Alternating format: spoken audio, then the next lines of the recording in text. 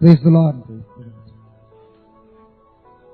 From the Gospel of Mark, chapter 5, verse 21. मार्कुचे शुभवर्तमान 22:5. And when Jesus had recrossed in the boat to the other side, a great crowd gathered about him, and Jesus was at the lake shore.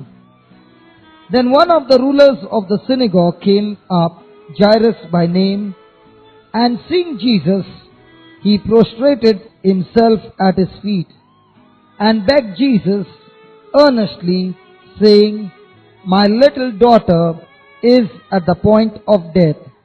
Come and lay your hands on her, so that she may be healed and live." And Jesus went with him, and a great crowd kept following him and pressed him from all sides. Praise the Lord. Praise the Lord.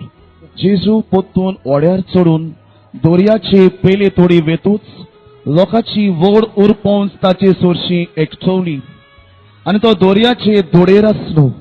तेन्ना देवस्थानाच्या वडिलांतलो एकलो जायरूस म्हणलोलो आयलो आनी ताका पळोवन ताचे पांयां पडलो आनी ताचे कडेन एक व्हड उपकार असो मागूंक लागलो.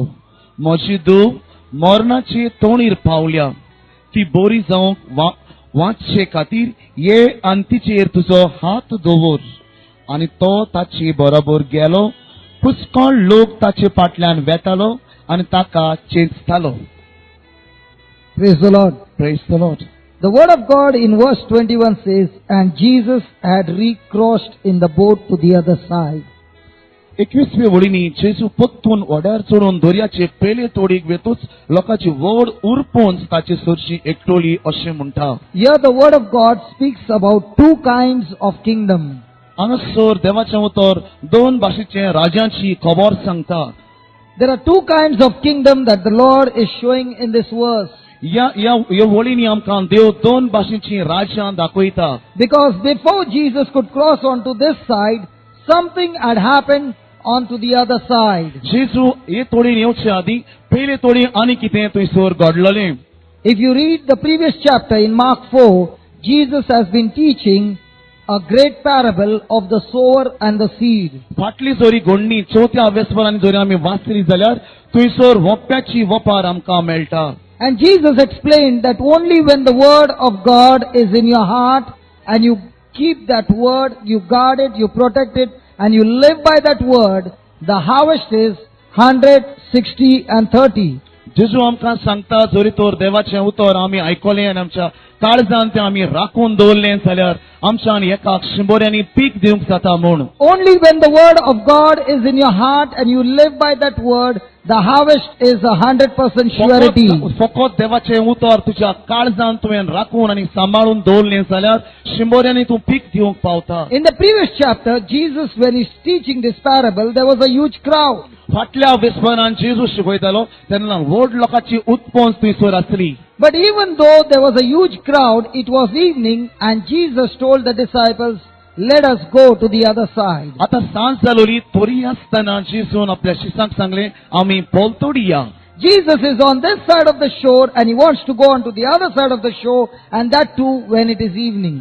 जेजू आलतोडी आसा आनी तोरी आसतना ताका आतां सांजे वेळार पोलतोडी वचोंक जाय. Why do you think Jesus wants to go to the other side? जेजू कित्याक म्हूण दुसरे सायडीन वचूंक जाय आसलें. Why do you think Jesus wanted to go on to the other कित्याक side? म्हूण जेजूक दुसरे बाजून सायडीन वचूंक जाय आसलें. The word of God says, on the other side there was a man who was attacked by demons for quite many years, and he was tormented by those demons.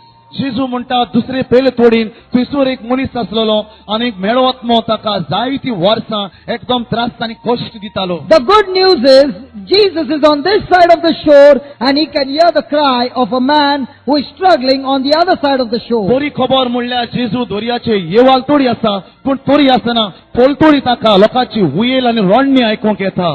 Praise the Lord. Praise the Lord. Even though there is a huge crowd all around him, but he can still hear the cry of a man quite far, but he can hear that cry and he decides to go and save him. ताचे भोंवतणी इतली लोकांची उत्पोंज आसा, इतली लोकांचो बोवाळ आसा, तोरी आसतना पोलतोडी एका मनशाचो रडटलो आवाज ताच्या कानार पडटा आणि तो आयकता. Might be you are sitting here and you are also crying over there. I want to tell you, Jesus can hear that voice. घोडीक तूं हांगासर बसून आसा आनी रडटाय जायत पूण आतां हो आवाज जेजू तुजो You आयकता. are in crying in that trouble and you're saying, who can save me? Jesus is the answer because He alone is your Savior. तुज्या कश्टांनी तूं रडटा आनी बुडटा तरी आसतना जेजू तुज्या जिविताचो जबाब जावन आसा. I want you to just think about this, that man did not know Jesus. हांव तुमकां सांगूंक सोदतां की जेजूक तो मनीस वळखो नासलो. That man did not know Jesus. तो ताका वळखो नासलो. And yet Jesus goes to save him. तोरी आसतना जेजू ताचेशी ताका साल्वार करूंक वेता. How much more He wants to save you because कितलो He आजावन knows you. कितलो आजावन वतीक तो तुमकां साल्वार करूंक हांगासर येवचो ना. You know Him and you're calling out His name. He is surely to come. तुम्ही Praise the ताका Lord. वळखतात आनी ताच्या नांवान तुम्ही ताका उलो मारतात तोरी आसतना तो धांवन तुमकां येवचो ना.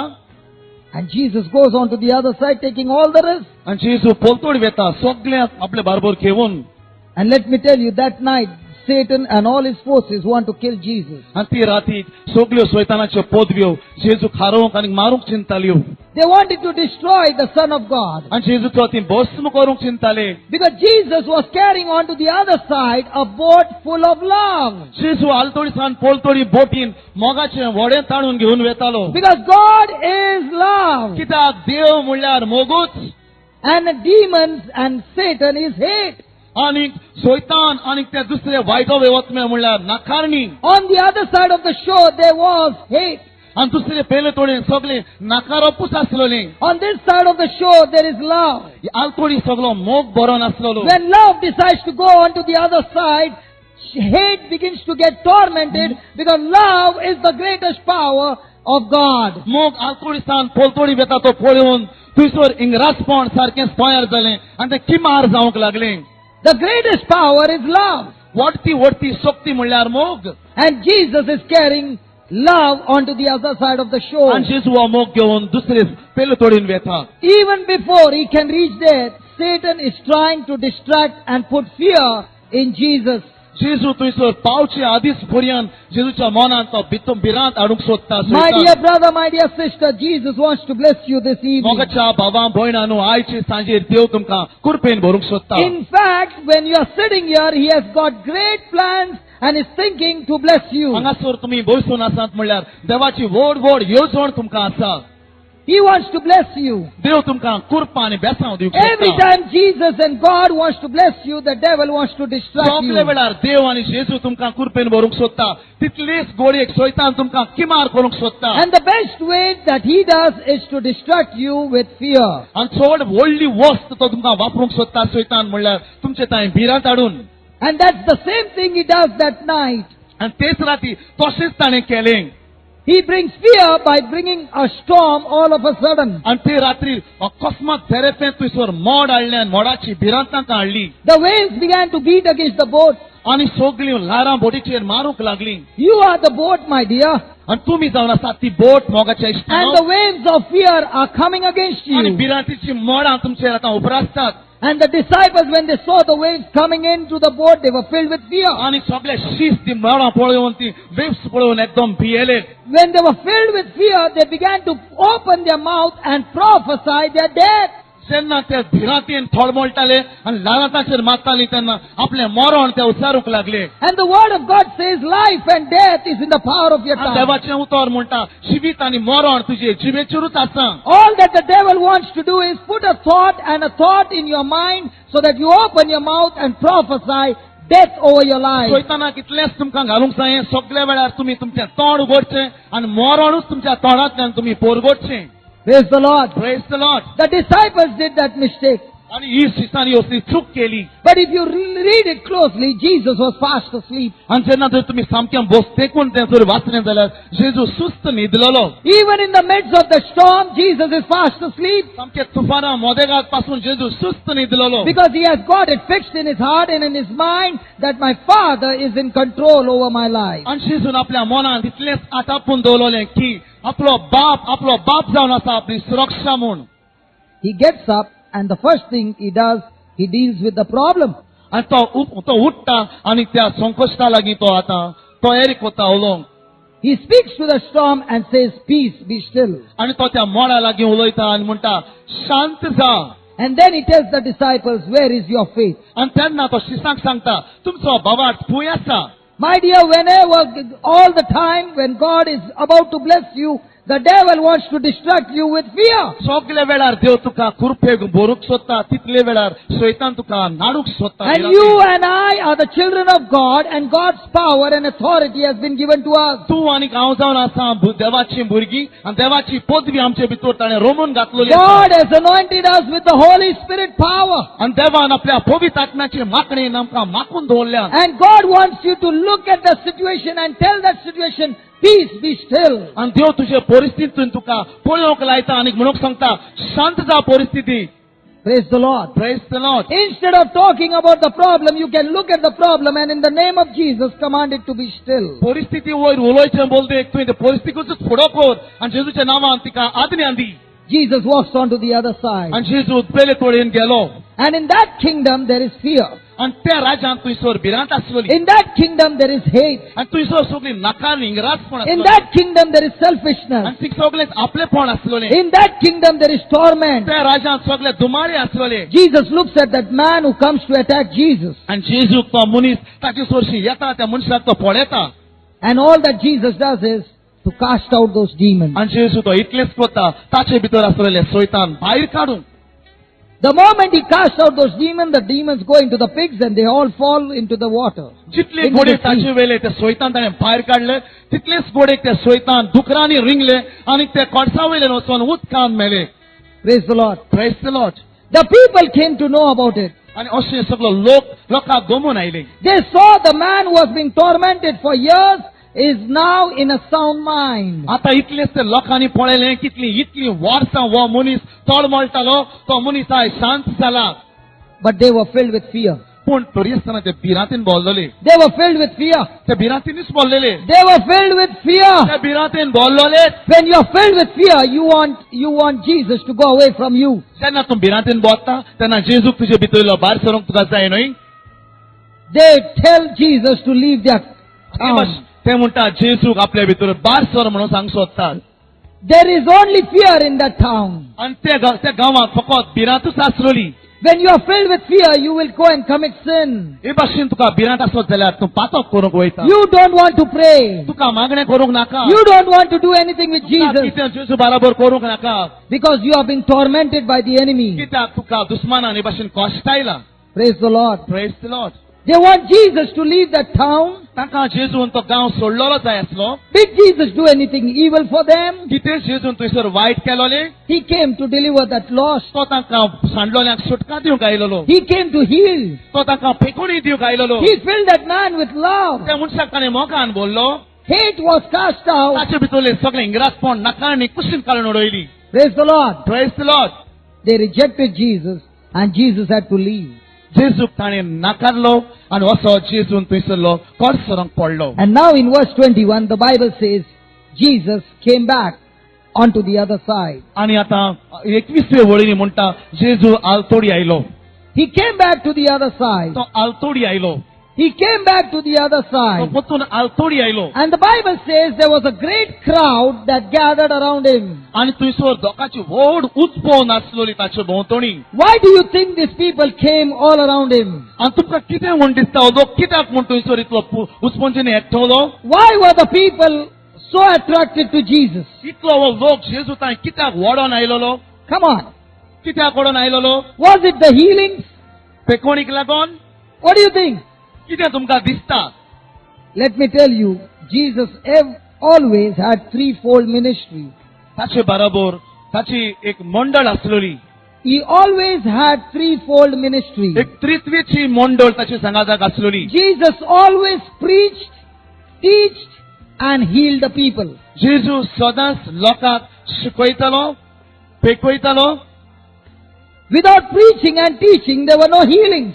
तो पेकोणी शिकयले बगर आनी ताचे भितर घातले बगर केन्नाच थंयसर पेकोणी नासलोली. And even today, the ministry is the same, preaching, teaching, and healing. आयज पासून तीच आसा.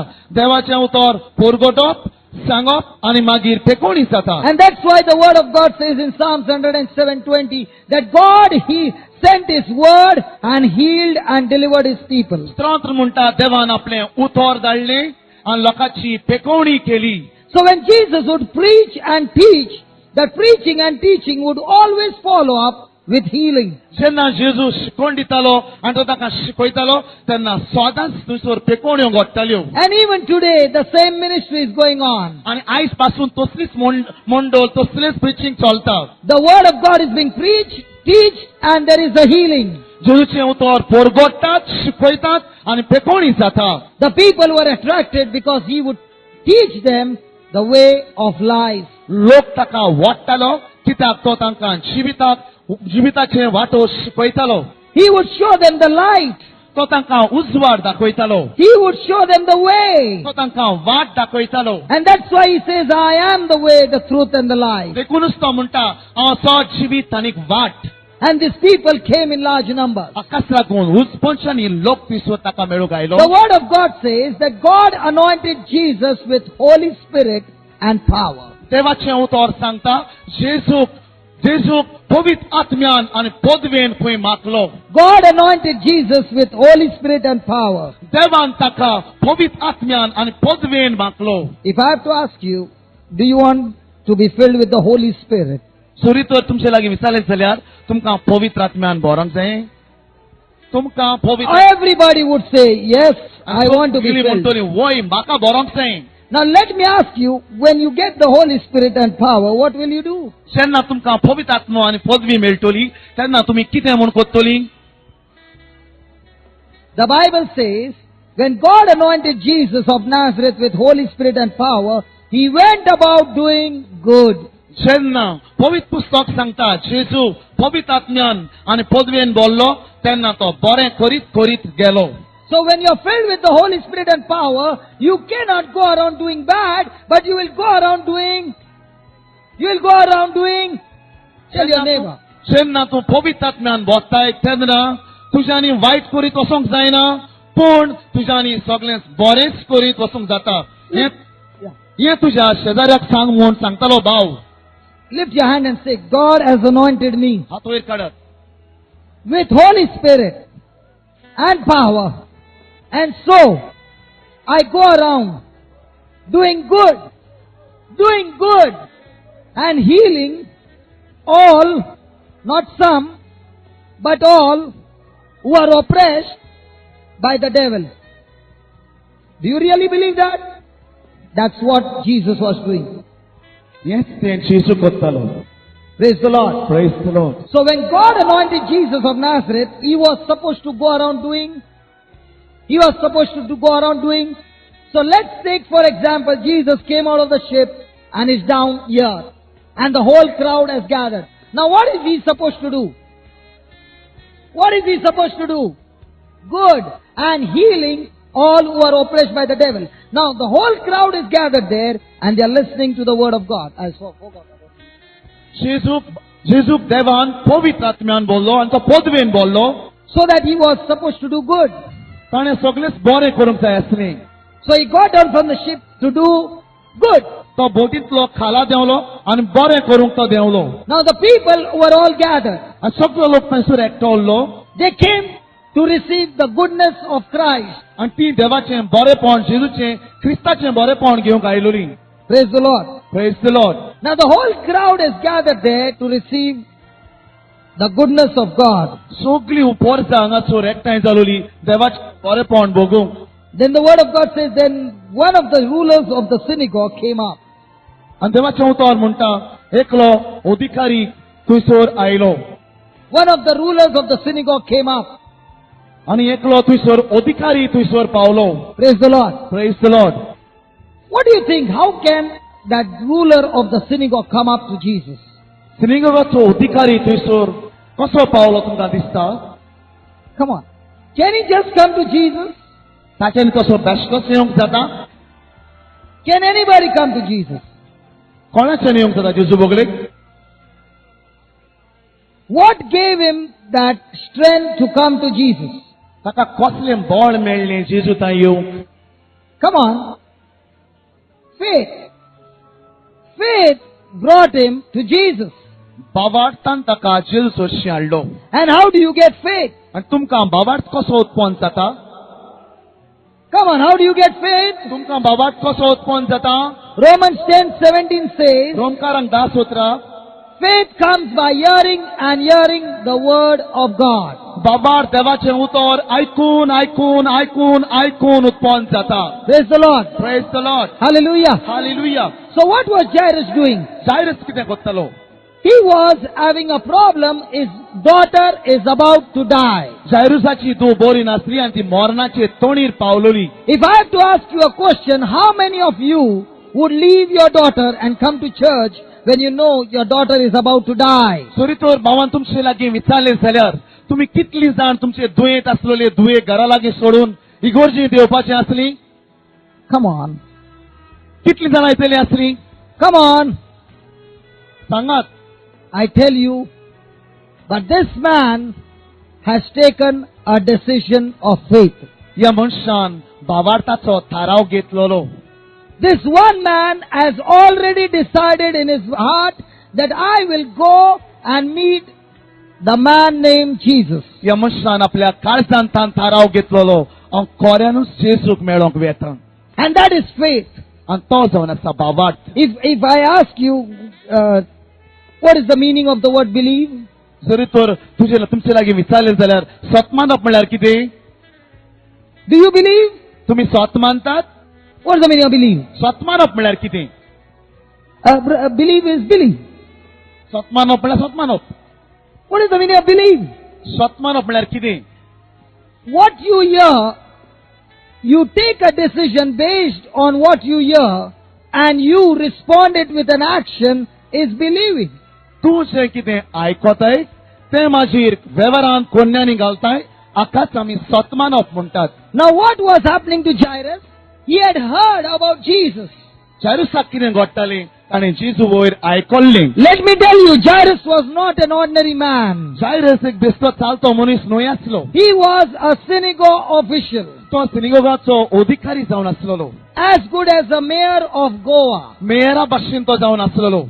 Come on, he was a big man. तो व्हडलो मनीस आसलेलो. And yet he takes a decision, I will go and meet this man, Jesus. हो येतो व्हडलो मनीस जावनूय तो एक थाराव घेता आनी म्हणटा हांव जेजूक जरूर वचून मेळटा. Faith is always activated when you take a decision and follow it with action. बाबार सदांच नेट घेता आनी तो एका कोरन्या वरवीं दाखोवन येता. That one decision was changing his destination. एक थाराव घेता तो ताचो शेवटूच बदलता. This one man's decision would change even Jesus' destination. ह्या मनशाचो एक थाराव जेजूचे पासून खंयसर वचप आसलो कोणेक बदलोंक शकताली. Your decision of faith can change God's destination. तुझे भावार्थाचो थाराव तो तूं घेताय ते पासून देवाचें मन बदलूंक जाता. Because Jesus was supposed to stand here and do good to all the crowd. जेजू हांगासर उबे रावन सगळे उत्पन्नीक बरो करचो आसलो. But this one man, Jairus, took a decision, I will go and meet Jesus. या जायरस ह्या मनशान थाराव घेतलो हांव वतलो आनी जेजूक मेळटलो. And the word of God says when he saw Jesus, he fell at his feet. देवाचें उतर सांगता जेन्ना तो जेजूक पळयलो ता ताका सोर पटून नमस्कार केले. Now let me tell you, before he could go to Jesus, there must have been many thoughts which were coming in his mind. Jezu बोगले घेवच्या आदी ताच्या मनान जायती चिंतनां घोडे घोळटाली आसली. What if your daughter dies? सोरी तो तूं मेली जाल्यार? What if Jesus says, I refuse to come to your house? सोरी तर जेजू म्हज्या घरा येवपाक येना जाल्यार कितें?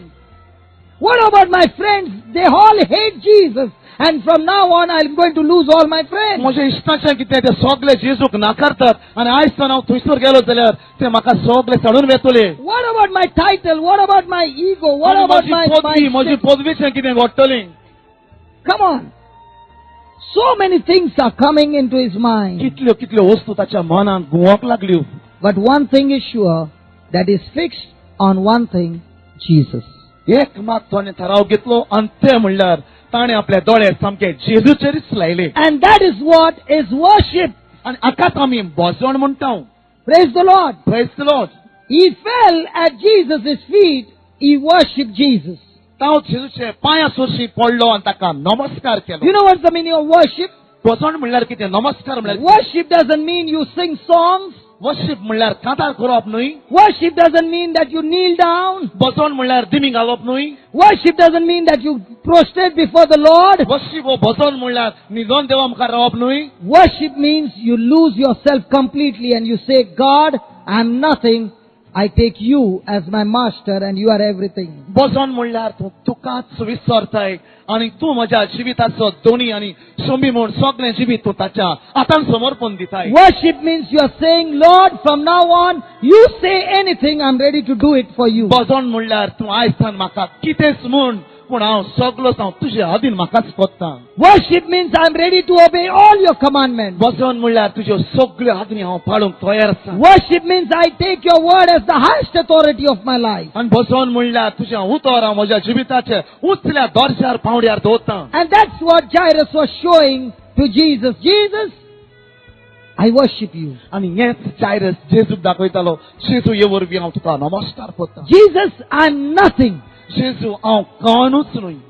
I fell at your feet. हांव तुज्या पांयां सरशीं पडटां. I've lost my identity. हांव म्हजें व्हडपण विसरलां.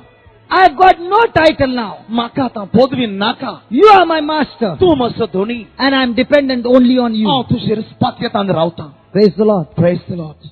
Now when Jairus fell at Jesus' feet, जेन्ना तो ताच्या पांयां पडलो Jesus did not ask Jairus, where have you come from? आनी जेजून ताचे लागीं विचारूंक ना तूं खंयसान आयलाय तो. Which village have you come from? तूं खंयच्या गांवांत वाड्यान तो आयला. Which caste do you belong तूं to? खंयच्या कास्ताचो. Are you a Hindu? तूं Hindu. Are you a Muslim? तूं मुस्लिम. Are you from New Life? तूं नव्या जिविताचो. Are you a Protestant? तूं Protestant. Are you a Catholic? तूं कातोलिक. He did not ask anything. कसलें ताणें कांयच ताच्या लागीं विचारूंक ना. He looked at his heart and said, I'm coming. तो ताचें काळीज पळयलें आनी म्हणलें हांव तुज्या घरांत येतां. Praise the Lord. Praise the Lord. The condition of your heart will draw Jesus to your home this evening. तुज्या काळजाची परिस्थिती तीच जेजूक तुज्या घरांत ओडून वचतली. I want to tell you the whole crowd was there, सगळो आख्खो उसबोशीचो लोक आसलो. but there was only one man who moved with faith. थंयसर एकूच मनीस आसलो तो बाबाटान मुखार सरलो. He began to worship Jesus. तो जेजूचे सोर पडून नमस्कार केलो. He surrendered everything to ताणें Jesus. सगळें जेजूक समर्पिलें. And after that, he poured out his heart. आनी ताच्या उपरांत आपलें काळीज ताका ओतून दिलें. He did not say his petitions before. ताणें आदींच फुडें सगळें गिळूंक ना आपल्या आवडे. First, he accepted him as his master. पयलो आपल्या दोनी आनी सोमी म्हूण मानून घेतलो. And that one man changed Jesus' destination. आनी एका मनशान जेजूचें सगळेंच बदललें. Jesus was supposed to stand here, जेजू थंयसर उबो रावंक जाय आसलो. but his way of worship took Jesus to his home. ताची बसोन पळोवन तो बदललो. You can change the destination हे परी तुज्यानी हें बदलूंक जाता. by the way you worship. कोण परी तूं नमस्कार करता. One man changed Jesus' direction. ह्याच मनशान जेजूची दिशा बदलली. Come on, you are that person that can change Jesus' direction. तूं तो मनीस आतां हांगासर जेजूची दिशा बदलूंक शकता. There was a huge crowd. हांगासर उसपंचनी लोक आसा. Jesus did not come to their house, तो ताच्या घरा लागीं वचोंक ना. but the person who worshipped Jesus came to his house. पूण जाणें ताका नमस्कार केलो तो ताचे घरा ताचे बोगलेक आयलो. Do you want Jesus to come to your house? जेजू तुमच्या घरांत आयिल्लो तुमकां जायो? Come on. वय की ना? If you want Jesus to come to your house, let go of everything जेजू जर तुज्या घरांत तुका आयलो जालो सगळें सोडून दी and trust in Him. आनी ताचेर विश्वास दवर. Trust in Him. विश्वास दवर. Be totally dependent on Him. सगळें ताचेरूच रावपाक येवन. And I'm telling you, even when you are taking this decision, even as you are taking this जें decision, ठराव घेताय तसोच तूं. there will be many thoughts that will come to destroy this आनी decision. तुज्या मनांत जायतीं चिंतनां येतलीं जी तुका कुशीन काडटा तसलीं. Because those thoughts are meant by coming from the devil to destroy that decision. असलीं चिंतनां सैतानांतल्यान येतात तुका मारूंक आनी इबाड करूंक. Praise the Lord. Praise the Lord. Praise the Lord. Praise the Lord. So Jesus got out of the ship and he was supposed to preach to the Jews people. बोटींतलो भायर सरलो आनी लोकांक शिकोवन दिवचो आसलो. When Jairus worshipped Jesus, जेन्ना जायरसान ताका नमस्कार केलो that worship changed his direction, ती बसोन जेजूची दिशा बदलता. and Jesus is going with Jairus. आनी जेजू जायरसा सांगाताक वेता. What about the crowd? आनी उत्पन्नचें कितें जातलें आतां? The crowd could have told Jairus, hey, listen, Jairus, we have been waiting here from morning. And who are you to take him home? आनी सगळे लोकांनी म्हणूंक जाताले, हे जायरस तू कोण रे? सकाळीतान आमी हांगासर ताची वाट पळोवन आसा आनी तू ताका खंय वताय? Come on, yes or no? वय की ना? In those days, Jesus could come with only one person. Praise the Lord. आनी त्या दिसांनी जेजू एकाच मनशा बरोबर येवंक शकतालो.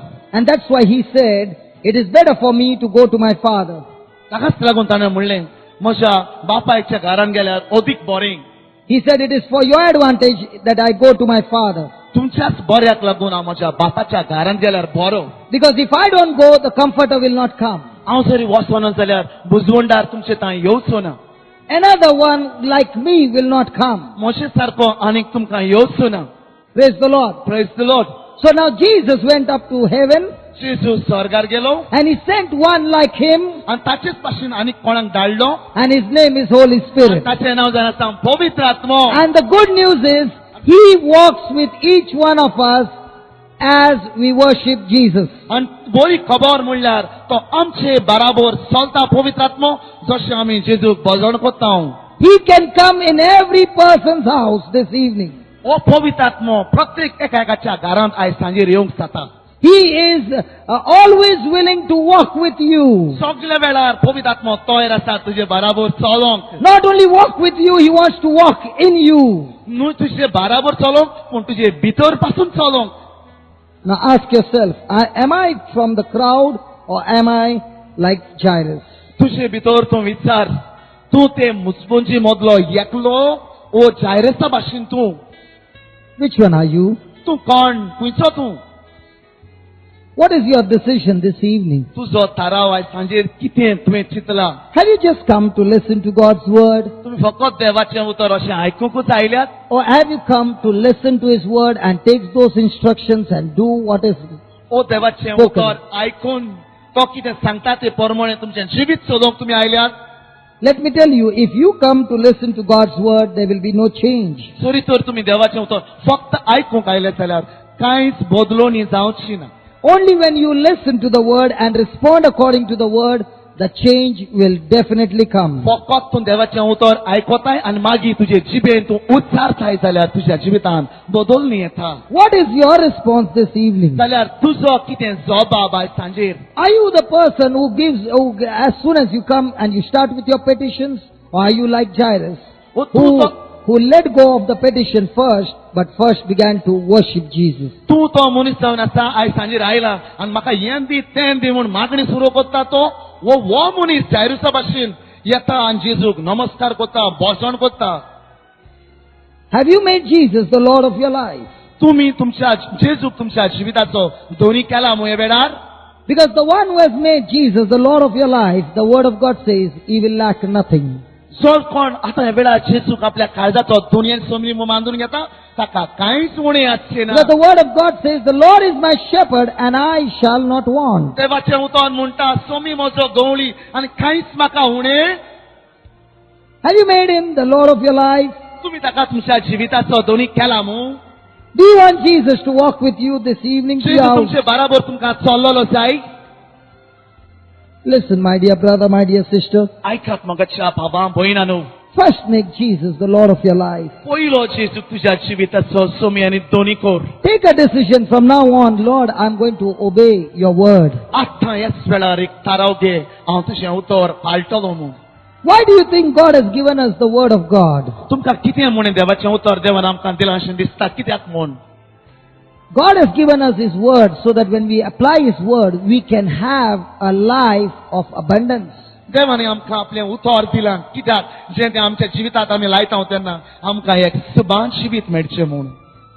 The application of the word of God in your life will bring forth life in abundance. देवाचें उतर तुज्या जिविताक लायता तेन्ना तुका गसगशांनी सुबान जिवीत व्हांवक लागता. That's why Jesus said, the one who obeys my word is a wise man. देखूनच जेजू म्हणटा म्हजें उतर आयकता तो एक शाणो मनीस. The one who disobeys my word is a foolish man. जो म्हजें उतर आयकना तो एक पिसो मनीस. Both these people had built their house, one on the rock, one on the sand, and the same kind of trouble came in both the houses. दोगांय मनशांनी दोगांय मनशांनी घरां बांदलीं आनी दोसली संकुश्टां मोडां दोगांयचेच घरांचेर मारलीं.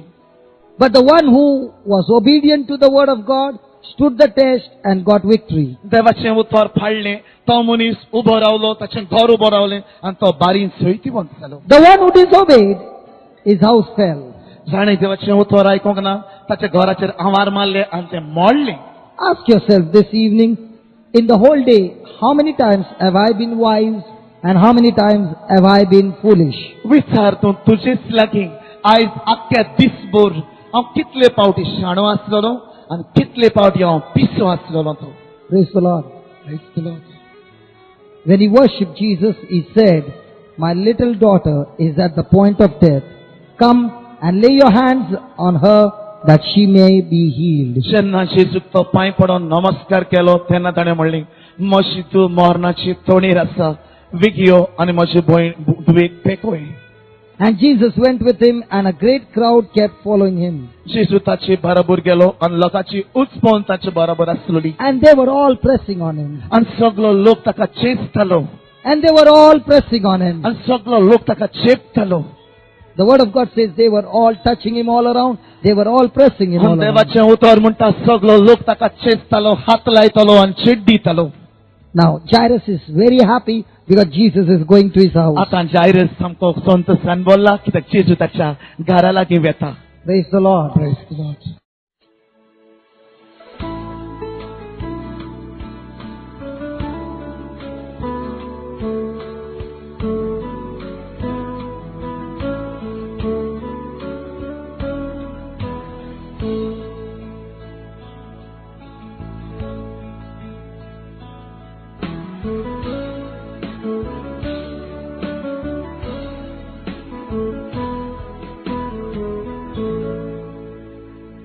Praise the Lord. Praise the Lord.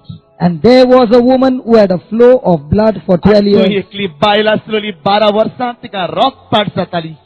I want to ask you, my dear, have you ever seen a woman who has been bleeding only for 6 months? केन्नाच तुमी एके वस्तोरीक पळयल्या जिका रक्तपात जाता ती 6 म्हयनेच?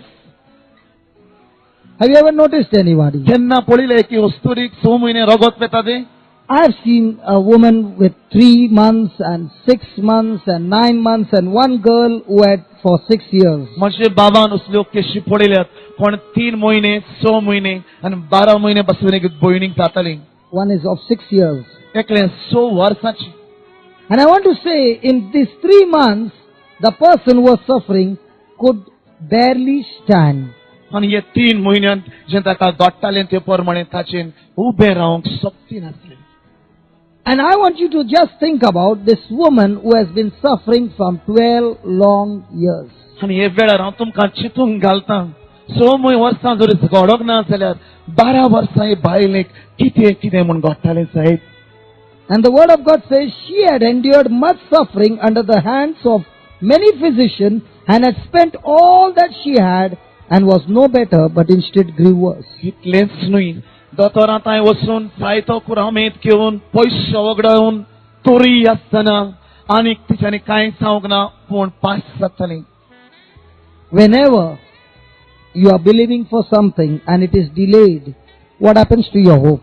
जेन्ना तुमी कितें सत मानतात आनी ते मागीर फाटीं मुखार वेता मेळना तुमच्या भावार्थाक तुमच्या भरवशाक कितें जाता? The word of God says when hope is deferred, it breaks your spirit. जेन्ना तुजो भरवसो हालता तेन्ना तुजो आत्म्याक ताचेर परिणाम जावंक पावता. The word of God says in Proverbs 18 that a broken spirit is not able to sustain trouble or sickness. म्हणणेचें पुस्तक 18व्या विसरान म्हणटा आमचे कुडींत एक मोडलेलो आत्मो घेवन रावंक जायना. So when your spirit is broken, you cannot overcome sickness. जेन्ना तुजे भितर मोडलेलो आत्मो आसता तेन्ना तुजे आनी कुडीचे दुयेंसाचेर जैत व्हरंक जायना. When your spirit is broken, you cannot overcome crisis and trouble in your life. तुजे जिविताचो तूं आत्मो मोडलेलो आसता तेन्ना संकश्ट आनी कश्ट आनी दुखांनी तुजे आनी जैत व्हरंक जायना. And this woman had been going to many doctors and she spent all the money and her condition became worse. आनी ही वस्तुरी जायत्या वयसां बोगलेक वयताली दुडू मोडटाली तोरी आसतना तिची पाश जाताली.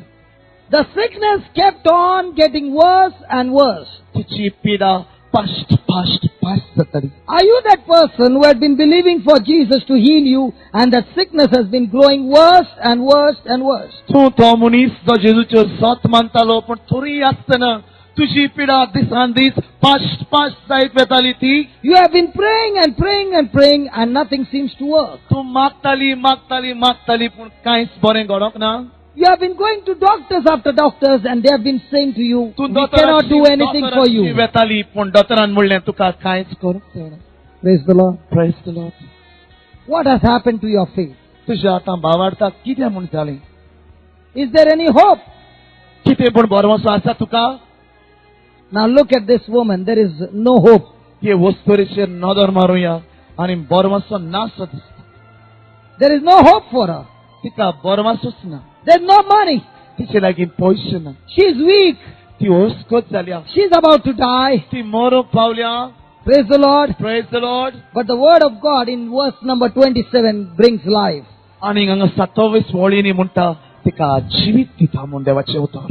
She had heard of the reports concerning Jesus. Praise the Lord. तिणें देवाचें आनी देवाच्या वचोऱ्यां वयर जायतें आयकलोलें. She heard about Jesus. तिणें जेजू वयर आयकलोलें. She heard about Jesus. तिणें जेजू वरवीं आयकलोलें. Even in that hopeless condition, she heard about Jesus. परमासो नासतना तेन्ना पासून तिणें जेजू वयर आयकलें. She had no money, yet she heard about Jesus. कांय पयशे नासलोले तरी आसतना जेजू वयर ती आयकता. She had no help anywhere, yet she heard about Jesus. कोणाचोच आदार नासलोलो पूण ती जेजू वयर आयकता. How can she hear about Jesus? कशें तिच्यांनी जेजू वयर आयकोंक जाता? Till God has sent a messenger to speak about him. कित्याक देवान आपलो दूत तिका उलोवंक धाडलो. Praise the Lord. Praise the Lord. I want to tell you, God always uses a person to bless you. देव सदांच तुमच्या जिवितांत एक मनीस तुमकां बेसांव आनी कुरपेन भरूंक धाडटा. When God has to bless you, He will always send a person in your life to bless you. देवाक तुमकां कुरपेन भरूंक जाय जाल्यार सदांच एक मनीस तयार करून धाडटा. Praise the Lord. Praise the Lord. Praise the Lord. Praise the Lord.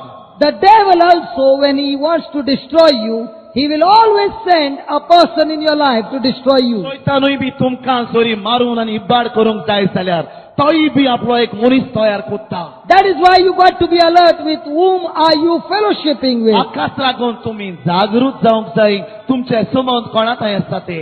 Every person coming into your life will either bring life or death, blessing or curse, destruction or prosperity in your life. जितले मनीस एक मनीस तुज्या जिवितान भितर सोदता सदांच तो तुका बरेपण हाडटा, जिवीत हाडटा, ना जाल्यार कोण एकलो तुका मरण आनी कश्ट हाडटा. If a person who comes into your life is not able to build you, surely that person will destroy you. तुज्या जिवितान कोण एक मनीस भितर सोदता आनी तो तुका घट करूंक जरी शकना जाल्यार तो तुजो इबाड कोतातूच. Praise the Lord. Praise the Lord. And the word of God says she heard about Jesus. आनी देवाचें उतर म्हणटा तिणें देवाचे उतरा वयर She आयकलें. heard about Jesus through a person. ताणें जेजू वयर आयकलें एका मनशा वरवीं.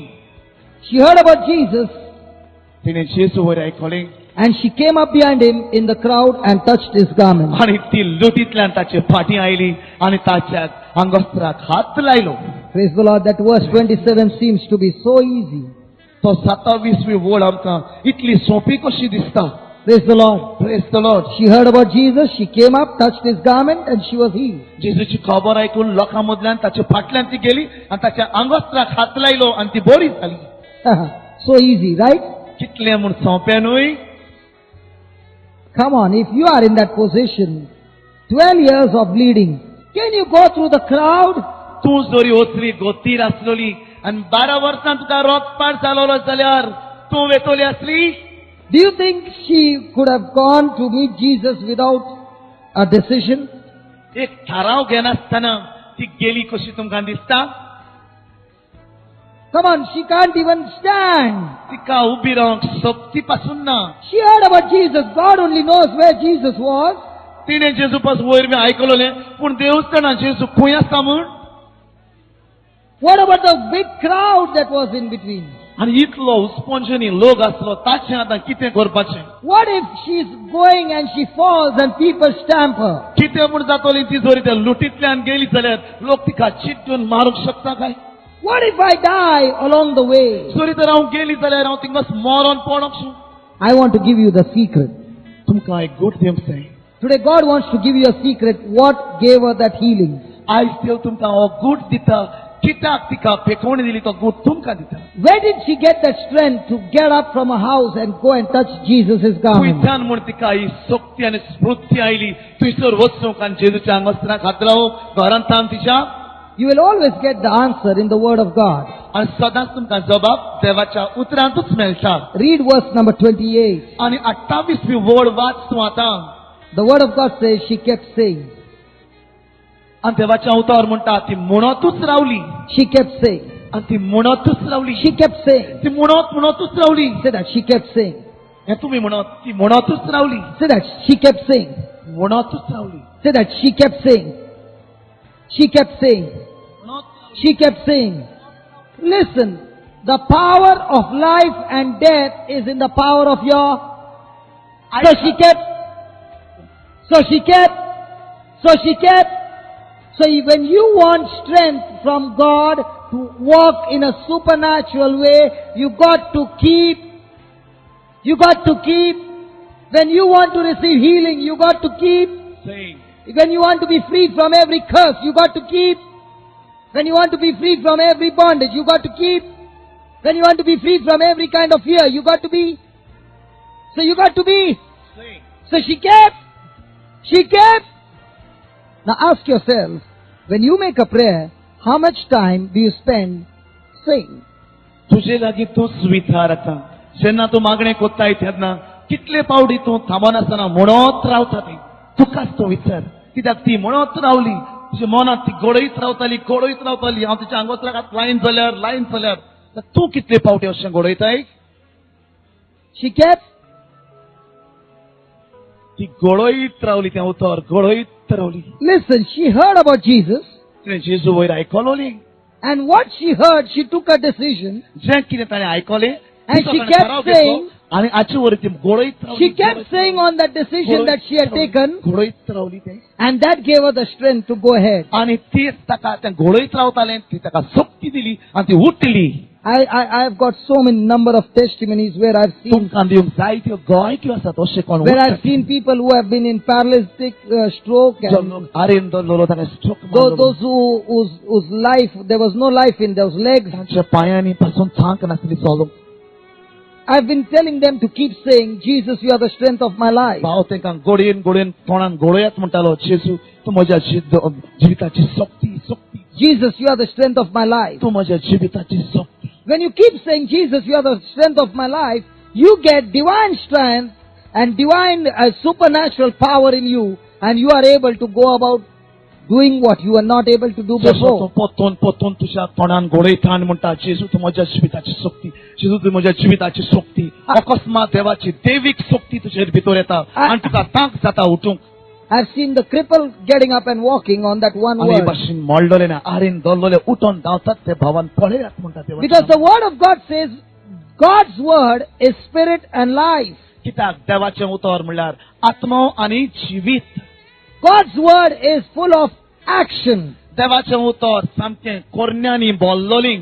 That's why the word of God is active. ताकाच लागून देवाचें उतर सुटसुडीत. The word of God is living just as you are living. The word of God is living. जशी तुम्ही आतां जिवी आसात तशेंच देवाचें उतर जितें जिवें. So when this living word enters your spirit gets strengthened, and the love and the life of God begins to operate in your body. जिवें जितें उतर जें तूं उच्चारता तें तुजें भितर सोंपता आनी तूं जिवी जाता आनी हे वरेन तूं जिवितान वावरूंक लागता. When the word of God is in your spirit, you are walking in the supernatural. जेन्ना देवाचें उतर तुज्या आत्म्यान बरोवन आसता तेन्ना तूं स्वयंबा वडतेन तूं चलोवंक लागता. The word of God is full of power. देवाचें उतर सामकें पदवेन बोल्लोलीं. What's the meaning of power? पदवी म्हणल्यार कितें? Now there's darkness here. हांगासर काळोख विस्तारला. When you put electric power, जेन्ना हांगासर इलेक्ट्रीक लायट घातल्या, when electric power is put on, the darkness is removed and light comes in. जेन्ना हांगासर बिजली आमी पेटयता तेन्ना हांगासर काळोख नोपयत जाता आनी उजवाड येता. So the meaning of the word power is, हे उतराचो पावर पदवीचे उतराचो अर्थ म्हणल्यार what is there is cast out and new things are set in His हांगासर power. कितें आसा ताका धांवडायतात आणि नवें कितें हांगासर हाडून घालतात उत्पन्न जाता हाका पदवी म्हणटात. And that is what the word of God says, that God's word is full of power. हाकाच लागून देवाचें उतर म्हणटात, देवाचें उतर पदवेदार, सौर पदवेदार. Praise the Lord. Praise the Lord. Praise the Lord. Praise the Lord. The word of God is operative. देवाचें उतर वावुरता चिरता. The word of God is operative. ते चिरता. That's why when you listen to God's word, the operation takes place. देवाचें उतर आयकता तेन्ना तुका operation जावन चिरता. You don't even know that the operation is going on. तुजे थंय असलें ऑपरेशन चिरणी जाल्यार म्हण तुका खबर पासून ना. And that's why the word of God says, I'll break that heart of stone and give you the heart of flesh. हाकाच लागून देवाचें उतर म्हणटा हांव तुजें फातरा सारकें काळीज काडटा आनी तुका एक मांसाचें काळीज घालता. How does he do that? कशें म्हण तो कोत्ताय? He does it with the word of आपल्या God. उतरान तो कोत्ता. And what is that stony heart? That stony heart is a selfish heart. आनी ती खोडपें काळीज म्हणल्यार कितें? आपलेपणाचें काळीज. He takes that selfish heart and gives a selfless आपलेपणाचें heart. काळीज तो काडटा आनी तुका एक बरें काळीज दिता. Praise the Lord. Praise the Lord. That's why when people listen to God's word, we see the lumps disappearing, the cancer getting healed, the HIV getting healed, so many sicknesses being healed. Because Why? Because the word of God is operative. कित्याक देवाचें उतर आयकता तेन्ना कोणाचें cancer जाता, कोणाची गुडाना जातात आनी कोणाची भितरली पेकोडी मेळटात. कित्याक देवाचें उतर तुका चिरून तुजें ऑपरेशन कोत्ता. The word of God is the same yesterday, today and forever. देवाचें उतर आयज काल आनी सदांकाल तेंच तें. The word of God is the truth. देवाचें उतर सत. Anything which is not in the word of God is not a truth. देवाच्या उतरा प्रमाणे जें कितें ना तें सत न्हय. Even the doctor's report is not a truth. ती डॉक्टराचो रिपोर्ट पासून एक पाटी सत न्हय. It is only a fact. तो एक फकत जावन आसा fact. It is not a truth, it's a fact. तो एक ट्रूथ, तें एक सत न्हय, पूण ती एक फकत सांगलोली सांगणी. And what's the difference between a fact and a truth? एक सांगलोले सांगणे मध्ये आणि स्वतः मध्ये कितें अंतर आसा? Truth can never be changed. Facts are always changeable. बदलूंक जायना, पूण सांगलोली वस्त बदलूंक जाता. So doctors' reports are always subject to change. आणि दोतोराचे रिपोर्ट सदांच बदलोवपाक येता. Every fact in your life is subject to change. सांगलोले आहा तितलेंच तुज्या जिवितांतलें बदलोंक जाता. Every fact is a temporary. सगळें जें सांगलोलें आसा तें तुका थोडेंच तोगपाचें. It is momentary. तें थोडेच वेळाक. But the truth can never change. आनी सत केन्नाच बदलचें ना. So when you apply the truth and take a decision on the truth, that truth has the power to bring new facts in your जेन्ना life. तूं सत तुज्या हातान घेताय, थोड्यान मनान घेताय आनी ताचे वयर तूं थाराव घेताय तेन्ना तूं शांतीक पावताय. This woman with the issue of blood, the fact was that she was suffering from 12 years of sickness. ही आतां रक्तपाट जालोली बायल, तिची खरी सांगलोली गोंडी म्हणल्यार ती 12 वर्सां हे रक्तान बुडोवन आसलोली. We are in more advantage than this woman. हाच्याहून आमी चड बरी आसा येवन. This woman, when she was suffering, Jesus had not yet died on the cross. ही बायल जेन्ना कश्टांत आली तेन्ना जेजू खुर्सार मरूंक नासलोलो. The word of God in Isaiah 53 says that by his wounds we are healed. इसायास प्रवक्त्याच्या पुस्तकांत 53 वेसनान म्हणटा ताच्या गायांनीच आमी बरी जाली. The word of God in 53, 3, 4 and 5 says Jesus took all our sickness, all our disease, all our sorrow, all our grief in his body. हांगासर इसायास पुस्तकांतलें म्हणटा आमकां 53 वेसनान 3 आनी 4 वळोनी ताणें सगळें आमचें आपले कुडीर घेतलें. Praise the Lord. Praise the Lord. Praise the Lord. Praise the Lord. So by his wounds you are healed is the truth. ताच्या गायांनी तुम्ही बरी जाली हें सत. And when you apply this truth and take a decision and act accordingly, this truth will change every fact of doctor's report. जेन्ना हें सत तूं जिवितान घेताय आनी तुज्या जिविताक लायताय तेन्ना दोतोरांच्यो सांगण्यो सगळ्योच बदलतल्यो आनी सगळेंच नवें घडटलें. Because truth has the power to change every fact of your life. स्वताक पदवी आसा तुज्या जिवितांतले सगळ्यो सांगलोल्यो घडण्यो बदलूंक. And the secret to get that thing done is she kept saying. आनी तुज्या जिवितान हें तुका मेळून घेवंक एक गूट म्हणल्यार तुवें थांबोन आसतना घोळोवंक जाय. She kept saying. ती घोळयत रावली. She kept saying. ती घोळयत रावली. If you read Matthew 6:31, Jesus is talking about worry and fear. माथेवाच्या Shiv वर्तमान 6व्या वेसपोर 31व्या वळोनी जेजू थंयसर आमचे मनाचे भाराचे वयर उलयता. He speaks about worry and fear. आमची भिरांत आनी तकलेची चिंतनावर उलयता. He speaks about the tactics of the devil to destroy your life. आनी सैतानाच्यो मांडण्यो तुजें जिबीत इबाड आनी नश्ट करूंक जाय And, हाचेर उलयता. Jesus wants to give us this secret this evening. आनी जेजूक हाचे वयर पासून आमकां एक गूट दिवंक जायो. 6:31 says, 6:31 सो आनी 31 ओळ म्हणटा, do not worry saying. तुमी अशें म्हणूंक भियेनाकात. Do not worry saying. अशें म्हणून तुमी Beyond tumi munanakat. भिवून तुमी म्हणू नाकात. Praise the Lord. Praise the Lord. Do not worry saying. तुमी उस्त्या खोतींनी ओ भिवून ते म्हणू नाकात. Because when you're worried, you will speak the wrong words. जेन्ना तूं उस्त्या खोतीन म्हणटाय तेन्ना तूं वांकडें उतर म्हणूंक शकता.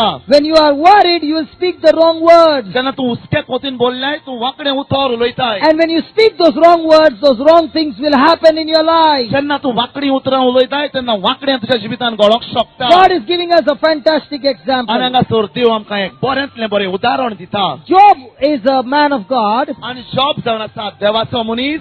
a man who is full of prayer. हो मनीस देव भक्तीचो आनी मागण्याचो. He is a person who is always serving God. हो मनीस सदांच देवाची खुशी पाळपी आनी देवा खातीर सेवा करपी.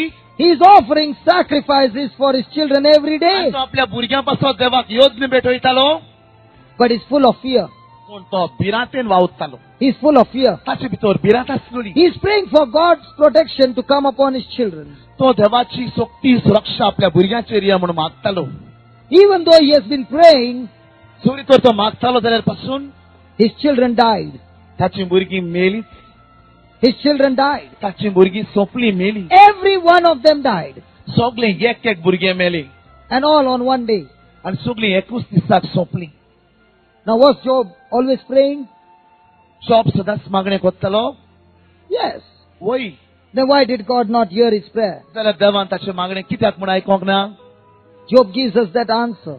आनी तो आतां हांगासर आमकां जबाब दिता. In Job 3:25, the word of God says, Job is saying, all those things that I feared has come upon me. Job 3:25 ह्यो वळींनी आमकां मेळटा. ज्यो वस्तू हांव भियेतालो त्यो सगळ्यो वस्तू म्हजेर आयल्यो. In other words, what I was believing the negative things to happen in my children's life happened because I believed it wrongly. जें कितें हांव वांकडें चिंततालो आनी सत मानतालो म्हज्या भुरग्यांच्या जिवितान तें सगळें म्हज्या जिवितान आयलें कित्याक हांवें तें वांकडें सत मानलें देखून. When I'm operating in worry, I'm saying, God, I don't believe in you. जेन्ना हांव उस्त्या खोतींनी वावुरतां तेन्ना हांव देवाक म्हणटा हांव तुका सत मानिना. You might say, I've got faith. तुमी कोणी म्हणत म्हाका बाबार्थ आसा. But that's not faith. पूण हो बाबार्थ न्हय. That's contaminated faith. हें जावन आसा वांकडो बाबार्थ. Faith is that assurance that you have. बाबार्थ म्हणल्यार थीरपण जें तुका आसा तें. That hope that you have that assurance without even seeing that it is done in the name of Jesus. तुजी थंय आसा तो बोरवासो पळयो नासतना पासून तूं सत मानता जेजू वरवीं.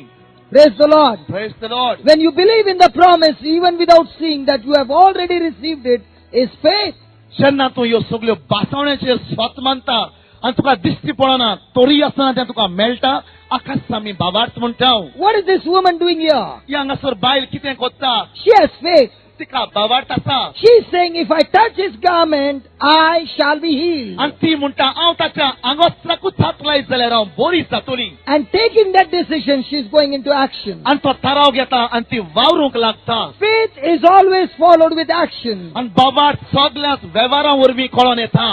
If the action is not in line with what you have taken a decision, then you are not operating in J faith. तूं कितें थाराव घेता तो देवाच्या उतरा प्रमाणे ना जाल्यार हें घडोंक जायना. Praise the Lord. Praise the Lord. Praise the Lord. Praise the Lord. If only I touch his garment, I shall be restored to health. And immediately, say that immediately. Say that आनी immediately. रोखडीच म्हणया. Say that immediately. तुम्ही रोखडीच When you are connected to God in faith, the connection is on, and immediately you receive the anointing of the Holy Spirit. तरी तर तूं देवाक चिटकोन आसय जाल्यार रोखडेच तुका पवित्र आत्म्या वरवीं अशें बरें घडटा. Faith connects you with God. बाबार्थ तुका देवा थंय सोयरीगत जोडटा. Fear connects you to the devil. आनी भिरांत तुका सैताना थंय सोयरीगत जोडटा. The devil cannot operate in your life if you have no fear. चोरी तोर तुका भिरांत ना जाल्यार सैतानाक चान्स ना तुज्या जिवितान वावरूंक. The devil requires fear to operate in your life. सैतानाक भिरांत जायी तुज्या जिवितान भितर सरोंक. Every time you are anxious and worried and you are operating in fear, you have given the devil an entrance to destroy your जितले life. घोडये तूं उसके खोत्यांनी बरोवन वावुरताय तितलेच घोडयेक सैतानाक तुवें चान्स दिला तुज्या जिवितान यो आनी काम कर म्हूण सांगूंक. Every time you are operating in faith, everything in heaven begins to flow into you. जितले भारी तूं भावार्थान वावरूंक लागल्या तितले फावटी तुवें स्वर्गाक उक्तो दवरला तुजे भितर येवंक आनी तिकाण करूंक. Faith connects you to the heart of God. आनी भावार्थ तुका देवाच्या काळजांत सोयरीगो जोडून दिता. Praise the Lord. Praise the Lord. Praise the Lord. Praise the Lord. Now ask yourself, are you praying with worry? तुजे लागीं विचार, तूं उस्त्या खोतींनी बरोवन मागणें कोत्ताय? Are you praying with anxiety? तूं सामकीच निराशपणान मागणें कोत्ताय? Are you praying with fear? तूं भिरांतीन बरोवन मागणें कोत्ताय? Or are you praying on the word of God? ओ तूं देवाच्या उतरा प्रमाणे मागणें कोत्ताय? Are you trusting in His word? तूं ताच्या उतराचेर विश्वास ठेवताय?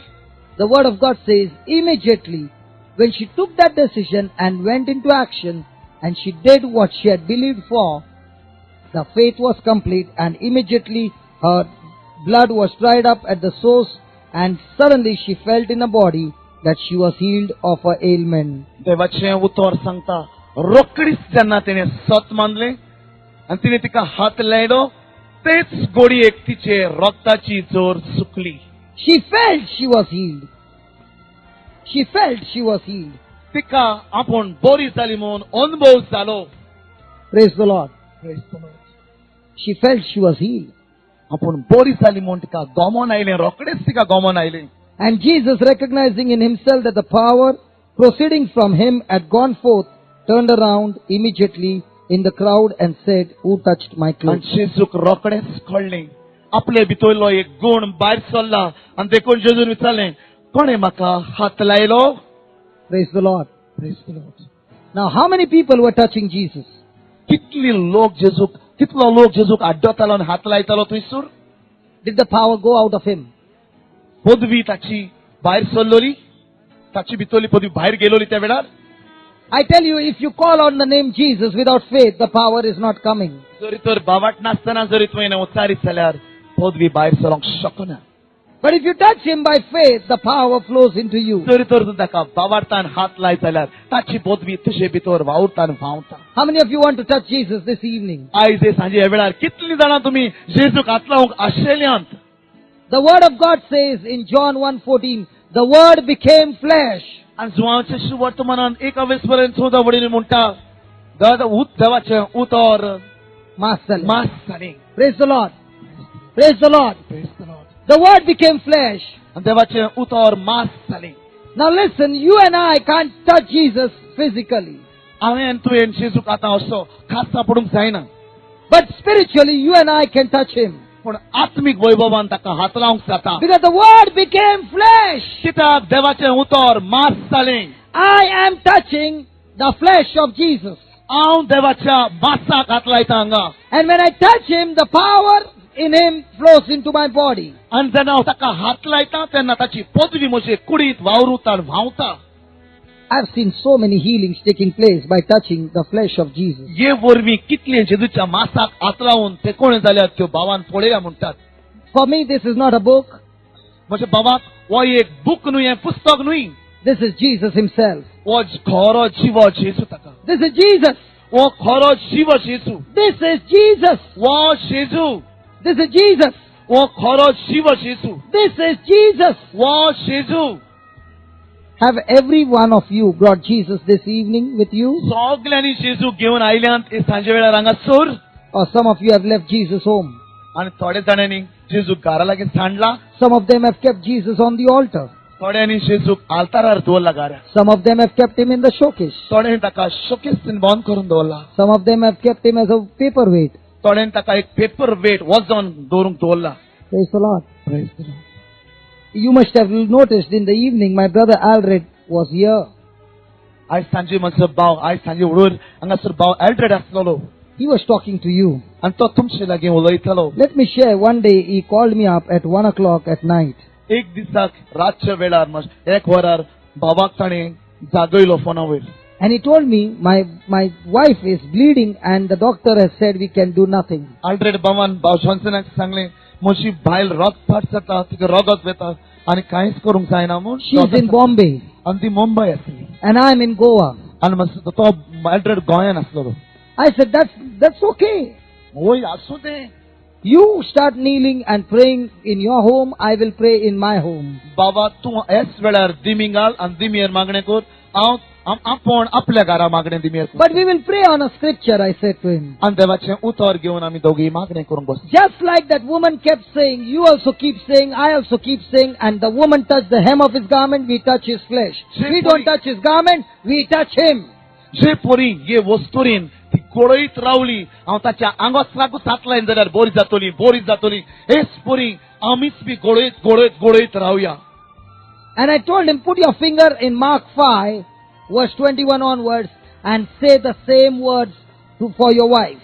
बाबान एल्ड्रेडाक सांगलें मार्कूच्या शिवट तो मनात 5व्या वेसपरांनी 21 वडीन तुजें बोट घाल थंयसर आनी तूं गोळयत Rao.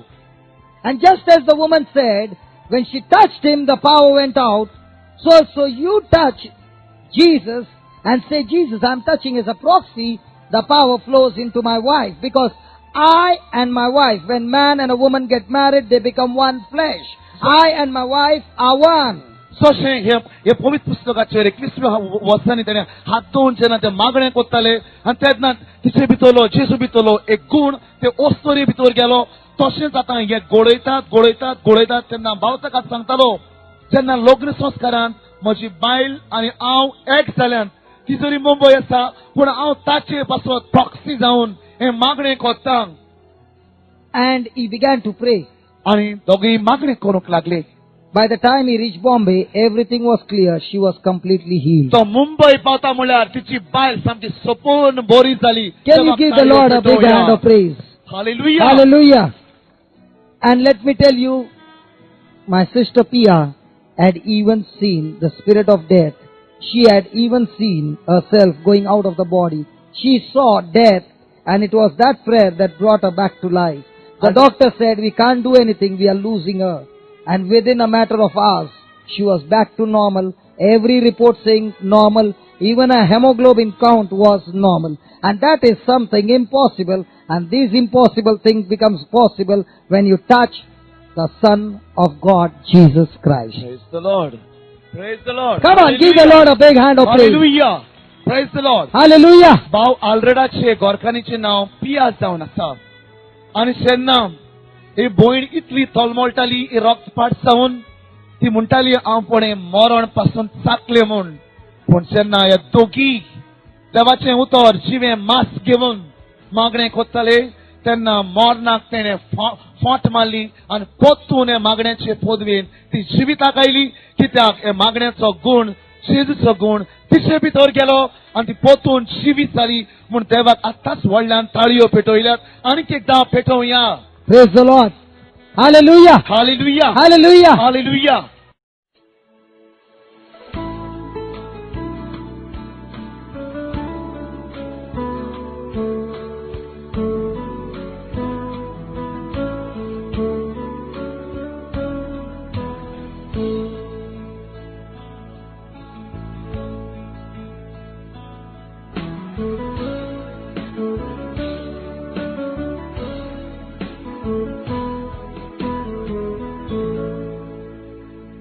Praise the Lord. Praise the Lord. Now, can you touch Jesus? तुमच्यांनी जेजूक हात लावंक जाता? Whenever you open the Bible, touch him and say, the power is flowing into me. केन्नाच तुमी जी बायबल पवित्र पुस्तकांत उगडटात तितलेच गोडेक म्हणात जेजूची पदवी म्हजे भितर व्हांवता. I want you to notice, Jesus is going with Jairus. जेजू जायरसा बरोबर वेता हे परी. The woman touched his garment. आनी वस्तोरीन ताच्या आंगोस्त्राक हात लायलो. The Bible says, Jesus पवित्र पुस्तक म्हणटा Jesus turned around. जेजून वळोन पळयलें. Now so many people were touching him. कितलो लोक म्हण ताका आपुट्टालो He did not turn around. पूण तो घुवंक ना. But when power began to flow out of him in faith, पदवी ताचे भितरली भायर सरली he turned around. आनी तो गवलो वळोन पळयली. Do you want Jesus to turn around this evening? आयज सांजेर जेजू तुका वळोन पळयलो तुका जाय? Do you want Jesus to turn around this evening? जेजू तुका वळोन पळयलो जाय? All you got to do is touch him by faith. सगळें तुवें करूंक जाय तें म्हणल्यार बाबार्थान ताच्या आंगोस्त्राक हात लाय. Praise the Lord. Praise the Lord. And the moment you touch him by faith, you find the power come into you and you find yourself, oh my God, I'm healed. बाबार्थान तूं ताका हात लायताय तेच घोडेक तुका कळोवन येतलें की हो ताची पदवी म्हजे भितर आयल्या आनी हांव बरोच जालां म्हाका फेकोणी मेळ्ळी. I want to tell you, listen, do I look like a handicap? हो म्हजो ओपांगूळ कसो तुमकां दिसता? ओपांगूळ Come on. Can you see here? तो Do I look like a handicap? ओपांगूळ जाणा न्हू ओपांगूळ म्हळ्यार तो Now, ओपांगूळ दिसता. now, this knee of mine is broken. ही ताची दोतोरां मोडल्यान Okay? And according to medical terms, I cannot jump. आनी हे भाशेन दोतोरां वरवीं ताका सांगलें ताचेर उडी मारूंक जावची ना. I was operated, ताका चिरलान ऑपरेशन केलां but it did not get cured. पूण तें बरें जावंक नासलें. But one day during the night vigil, when we were worshipping God and listening to the word of God, we were worshipping the Lord. The power of God came upon me and I fell on my knees. जेन्ना एक दीस रात्र जागरणाक तो गेलोलो तेन्ना ऑसिटीस देवाची देवाचो पदवी फावर ताच्या दिम्याचेर येता आनी ताचे दिम्यो सोपून बरेच जातात. I fell on my knees. आनी तो ताचे दिम्यो पडलो, दिम्येर सोर पडलो. Okay, have you ever heard when you fall on your knees get healed? तुम्ही केन्नाच आयकलां अश्यो दिम्यो खाला मारल्यो जाल्यार दिम्यो बऱ्यो जातात म्हूण? Your knees get damaged. तुजो दिम्यो ओदीक जाल्यार दूख जाता. But God healed me with that when I fell on my knees. पूण देवान ताका तो दिम्येर सोर पडलो आनी From that पडलो day तेन्ना तो on, the बरो legs जालो. are completely healed. आनी ते घोडेक सांग ताच्यानी नाचोंक जाता आनी भाशेन सोपून बरो जाला. ताळयो. Hallelujah. Praise the Lord. When you touch him by faith, the power comes into you. बाबार्थान ताका हात लायताय तेन्ना ताची पदवी तुजे भितर येता. I'm telling you, even as you're listening now, his power is flowing into you. आयकोताय तेन्ना पासून ताची पदवी तुजे भितर I'm येता. telling you, the power is flowing into you. आतांच पदवी येता. आतां The येता. glands are disappearing right now. सगळें तुजे भितर Curable, incurable diseases are going out of your body now. The power is flowing into you now. Jesus is here now. He's healing you now. Just close your eyes and receive the power. Just close your eyes and receive the power. Close your eyes and touch him. Hallelujah. Close your eyes and touch him. Hallelujah. He's turning around. Hallelujah. He's turning around. Hallelujah. He's turning around. Jesus. He's healing you right now. Jesus. He's healing you right now. Hallelujah. Might be you're at the end, but he's healing you. Hallelujah. No matter where you are, Hallelujah. he's healing you right now. Hallelujah. He's healing you right now. Hallelujah. He's the same Jesus. Hallelujah. Yesterday, Hallelujah. today, Amen. and forever. Amen. He's the same Amen. Jesus here. Amen. And he's healing you now. Amen. He's healing you now. Amen. He's setting you Amen. free now. Amen. He's setting you free now. Amen. Hallelujah. Amen. Speak it in Konkani. Come on, quickly. The power is flowing. Speak it in Konkani, brother. Hallelujah. हेच वेळार देवाची पदवी तुयच पदवी आमचे भितर ओखोंड येता आनी तोच जेजू आमकां हापोडटा. सो जे बायलेक जी रोगपार जाताली बायल जी चेपोन आपल्या भावाच्या वरवीं जेजूच्या आंगोस्त्राक हात लायलो तिणें परतून आपल्या मनांत घोळयलें आनी म्हणलें हांव ताच्या आंगोस्त्राक हात हात लायलो. त्याच घोड्याक ती वरी जाली आनी जेजूची पदवी ताचे भितर गेल्या. जाल्यार तुवें थाराव घेतलाय तुका हात लावंक न्हय. जेजूची आनी तो तुका सोपून फेकोवन दिता. परत आयल्या. There are mighty healings taking place right now. ती बरी जाली. Curable, incurable diseases are healed. तू बरी जाली. Jesus is here. Jesus is here. Jesus is here. Jesus is here. Touch him. Touch him. Touch him. तुझी पदवी आसा. Touch him. म्हजेर आयल्या. Touch him. म्हाका बरो करूंक. Touch him. सुटका दिवंक. Receive. निवळ करूंक. Hallelujah. Praise the Lord. Hallelujah. Hallelujah. Praise the Lord. There are mighty healings taking place right now. There are mighty healings taking place right now. Tu kau hat lai tha Jesus. Tu kau hat lai tha. Tu kau hat lai tha Jesus. Tu kau close your eyes and touch him. Boleh bon kodon Yesus hat layar. Tukang hat layar Yesus. Tukang hat layar. Everybody. Our time. Tukang hat layar Sakrai. Yesus. Tukang hat layar. Our time. Tukang hat layar Yesus. Tukang hat layar. Tukang hat layar Yesus. Tukang hat layar. Tukang hat layar Yesus. Tukang hat layar. Tukang hat layar Yesus. Tukang hat layar. Tukang hat layar Yesus. Tukang hat layar.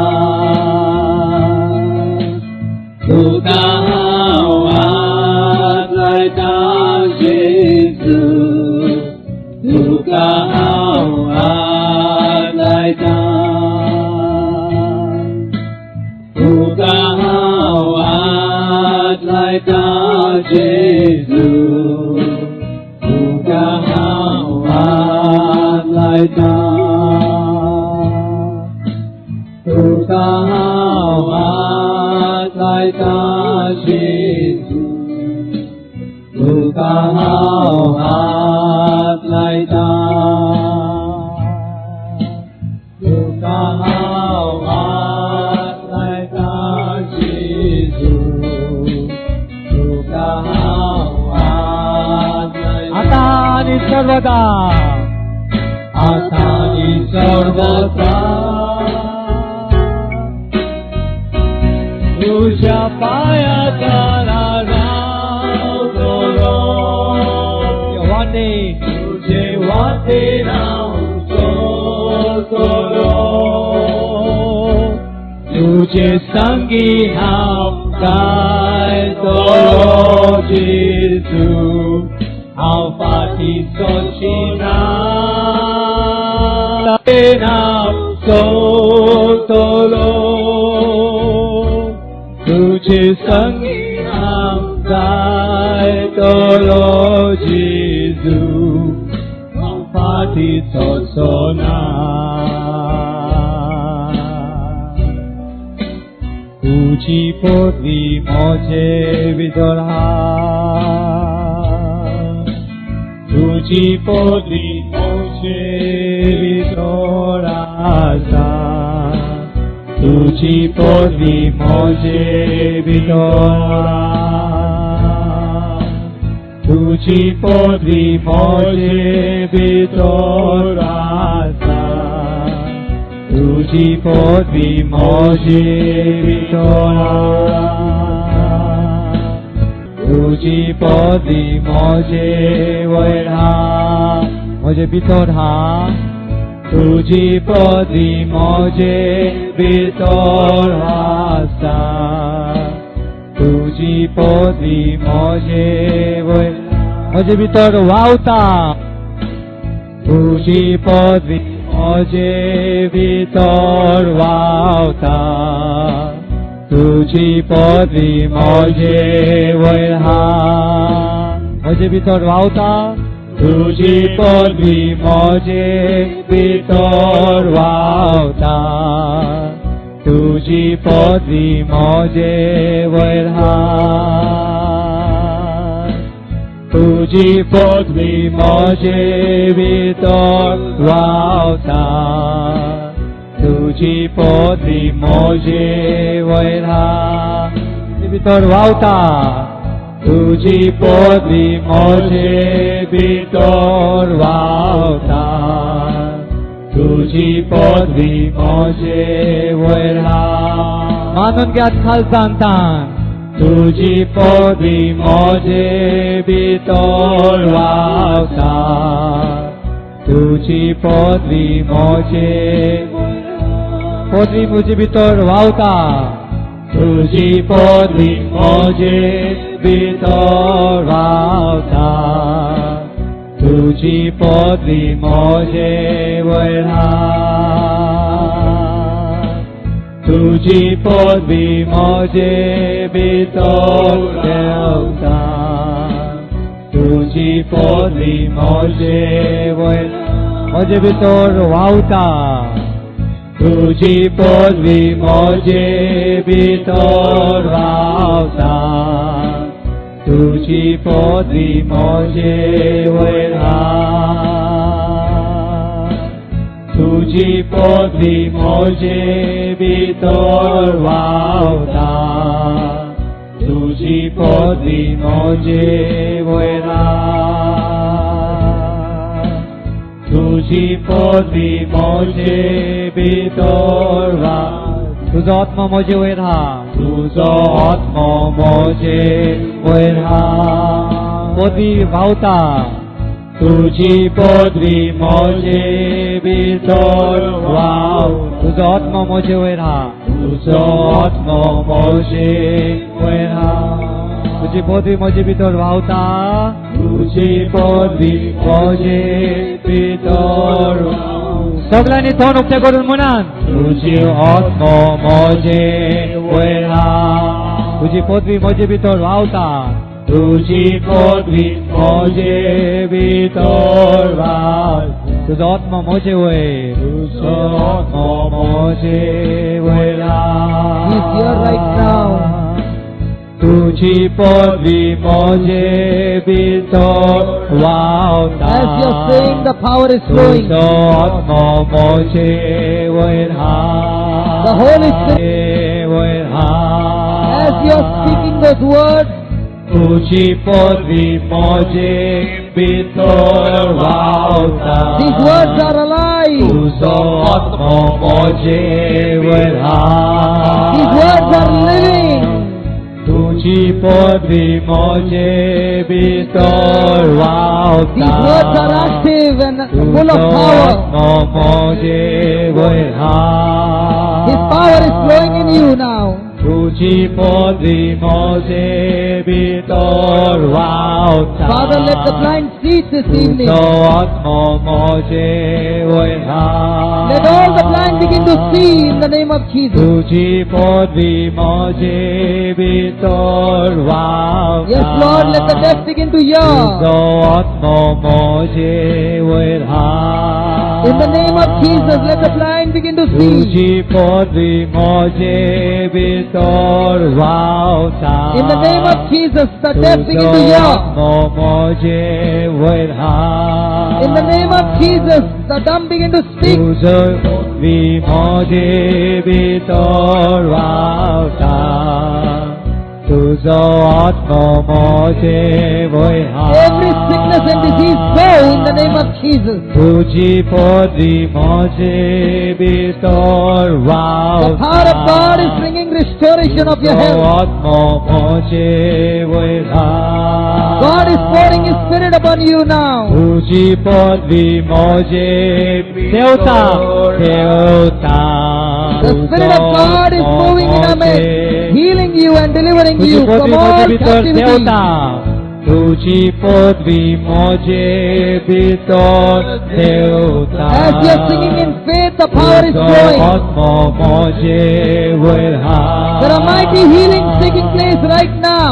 तुझी पदवी म्हजे भितर देवता Mighty deliverance taking place right तुझो now. आत्मा म्हजे वयर हा Every kind of sickness, curable, incurable तुझी sickness, पदवी be healed now म्हजे in Jesus' name. भितर देवता तुझो आत्मा Heart disease is being healed in the name of Jesus. तुझी पदवी म्हजे भितर There are mighty healings taking place right now. तुझो आत्मा म्हजे वयर हा God is blessing you with the gift of faith. तुझी मोदी मोजे भीतर देवता He's increasing your thirst for the word of God. Receive. He's blessing you with understanding of the word. तुझी मोदी मोजे भीतर देवता Yes, Lord. Lord मोजे Thank you, Jesus. तुझी मोदी मोजे भीतर देवता Thank you, Jesus. Hallelujah, hallelujah. Thank you, Jesus. Hallelujah, hallelujah. Thank you, Jesus. Jesus. Thank you, Jesus. Hallelujah, hallelujah. God is pouring His Spirit upon you now. Hallelujah, hallelujah. Your sons and daughters shall prophesy. Hallelujah, hallelujah. The young shall see visions now. Hallelujah, hallelujah. The old shall dream dreams in the name of Jesus. Hallelujah, hallelujah. Upon His servants and handmaids, God is pouring His Spirit. Hallelujah, hallelujah. Jesus. You shall prophesy in the name of Jesus. Hallelujah. Your children shall prophesy. Hallelujah, hallelujah. God is pouring His Spirit on your children. Hallelujah, hallelujah. God's Spirit is on your family members. Hallelujah, hallelujah, Jesus. The captives shall be set free now in the name of Jesus. Hallelujah, hallelujah, Jesus. God's favors are flowing in your life. Hallelujah, hallelujah. God's favors are coming upon your life. Hallelujah, hallelujah.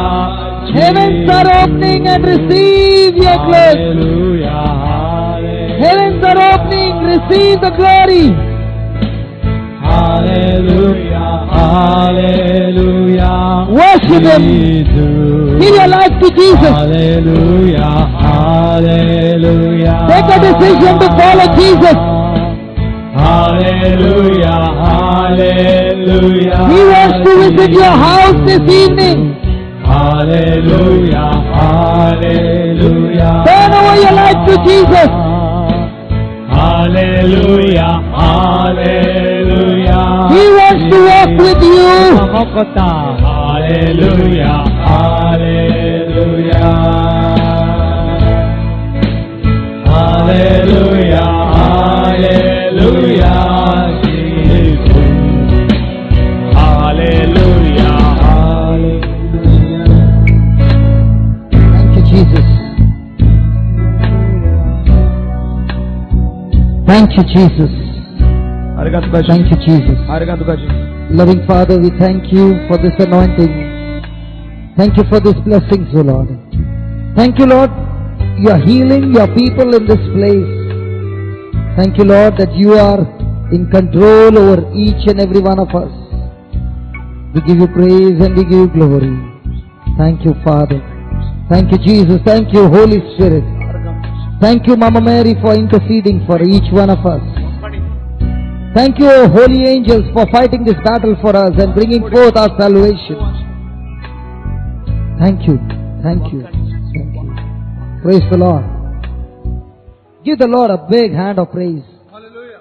Come on, give Him a big, big hand of praise. Hallelujah. There are many who have been healed of lumps. You will find those lumps have disappeared. By the time we finish with the word of God, just touch the place where you had lumps and their lumps are no more. There is a special anointing this evening. The lumps have disappeared. Cancer is being healed in a mighty way. You will find those lumps no more in your body.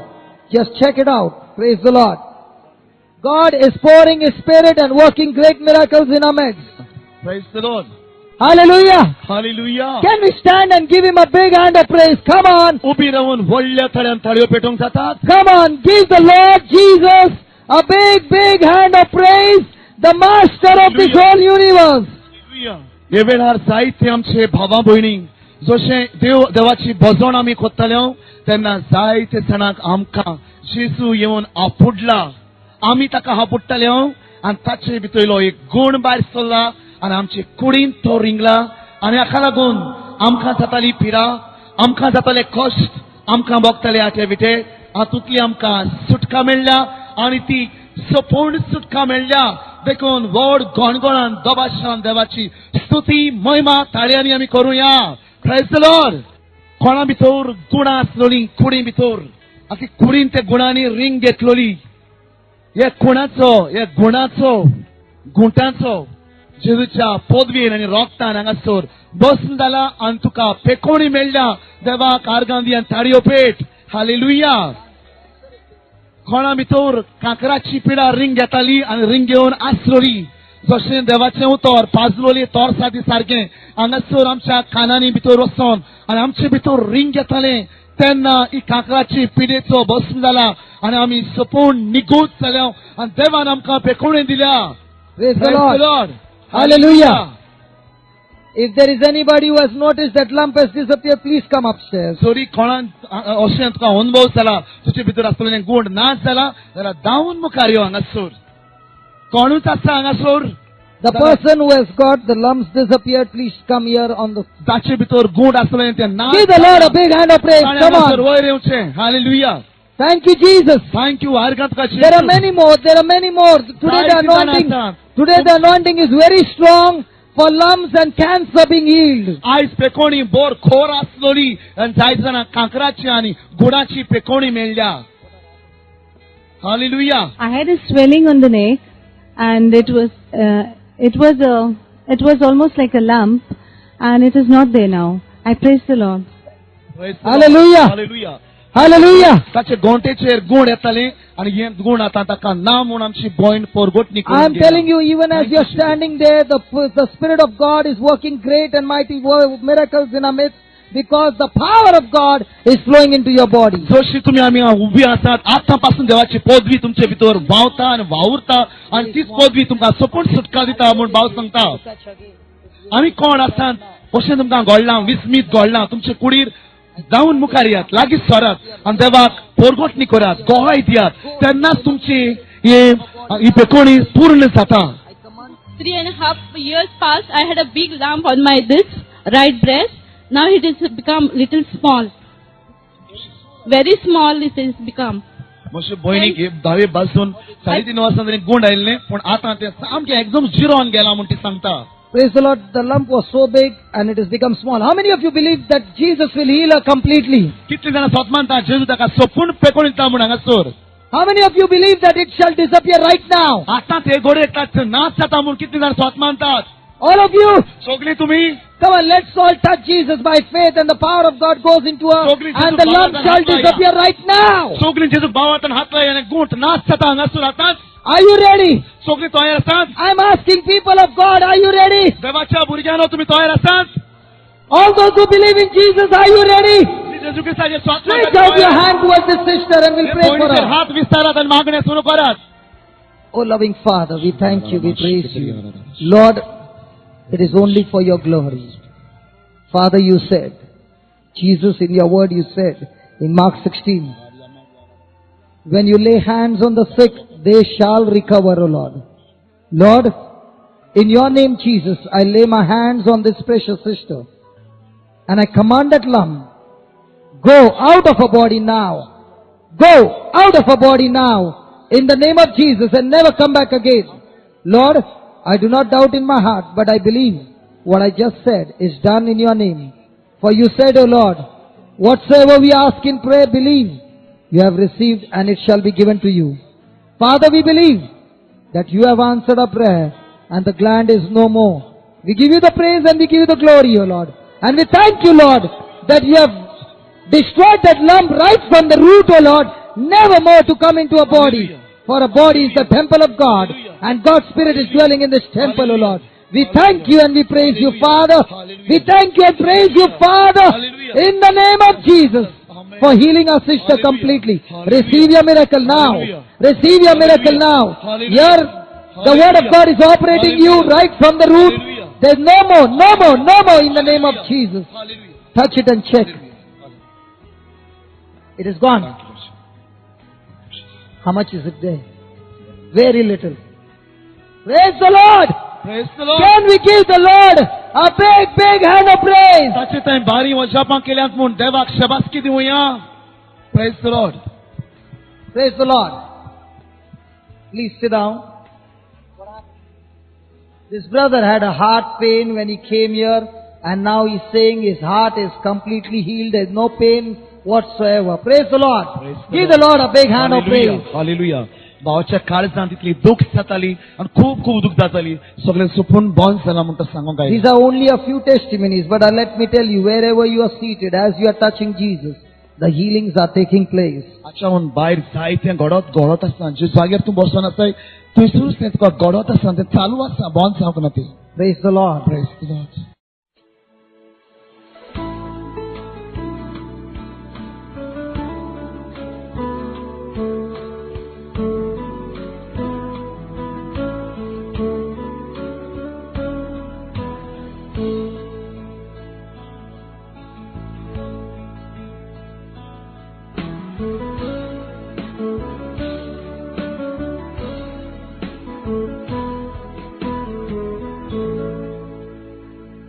Praise the Lord. Praise the Lord.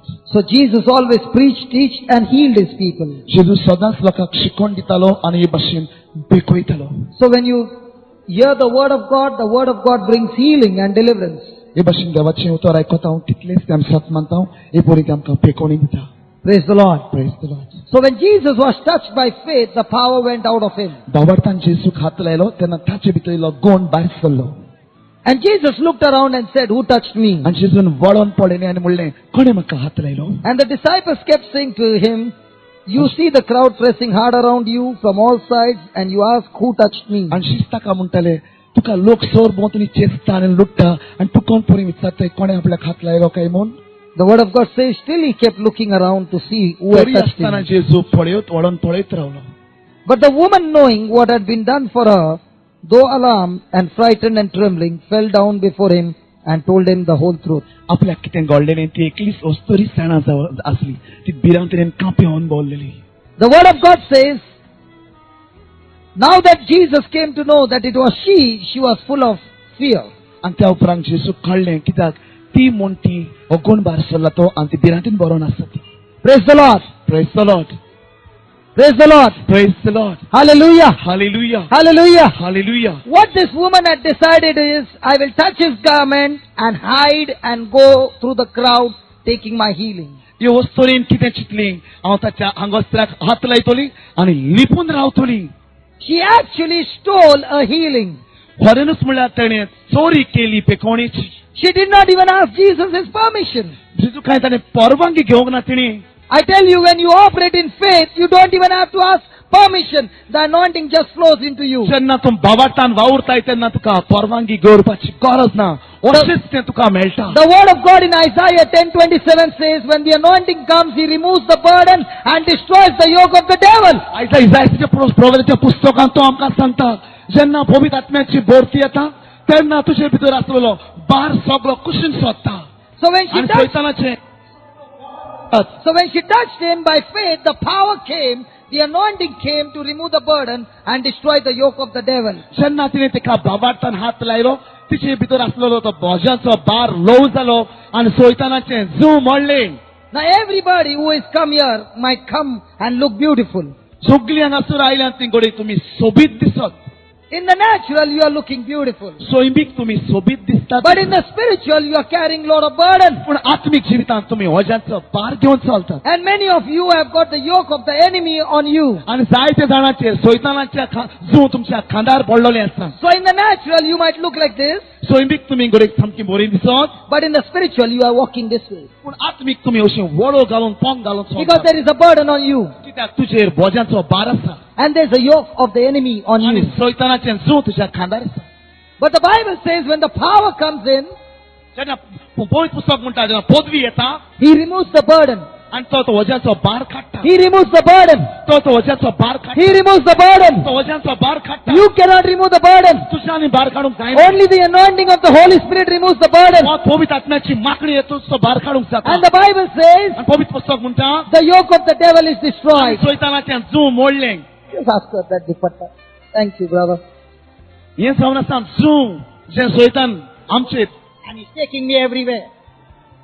हे बरी शैतान तुका जुवाक धरून वाडटा, जायते सुवातांनी वाडटा आनी वसोच तो तुका फिरयता, वसोच तो तुका मोड आनी शिवार कोत्ता आनी तुजें जिवीत हे बरी संकटान घालता. हो भार तुजेर आसा. But when the anointing comes, the Bible says the burden is removed. जेन्ना मागणी येता पवित्र आत्म्याची तेन्ना भार कुशीन सोडटा. And this yoke of the devil is not removed, it is destroyed by God. आनी शैतानाचें जूं काडूंक ना पूण ताचो भस्म केला देवान. Praise the Lord. Praise the Lord.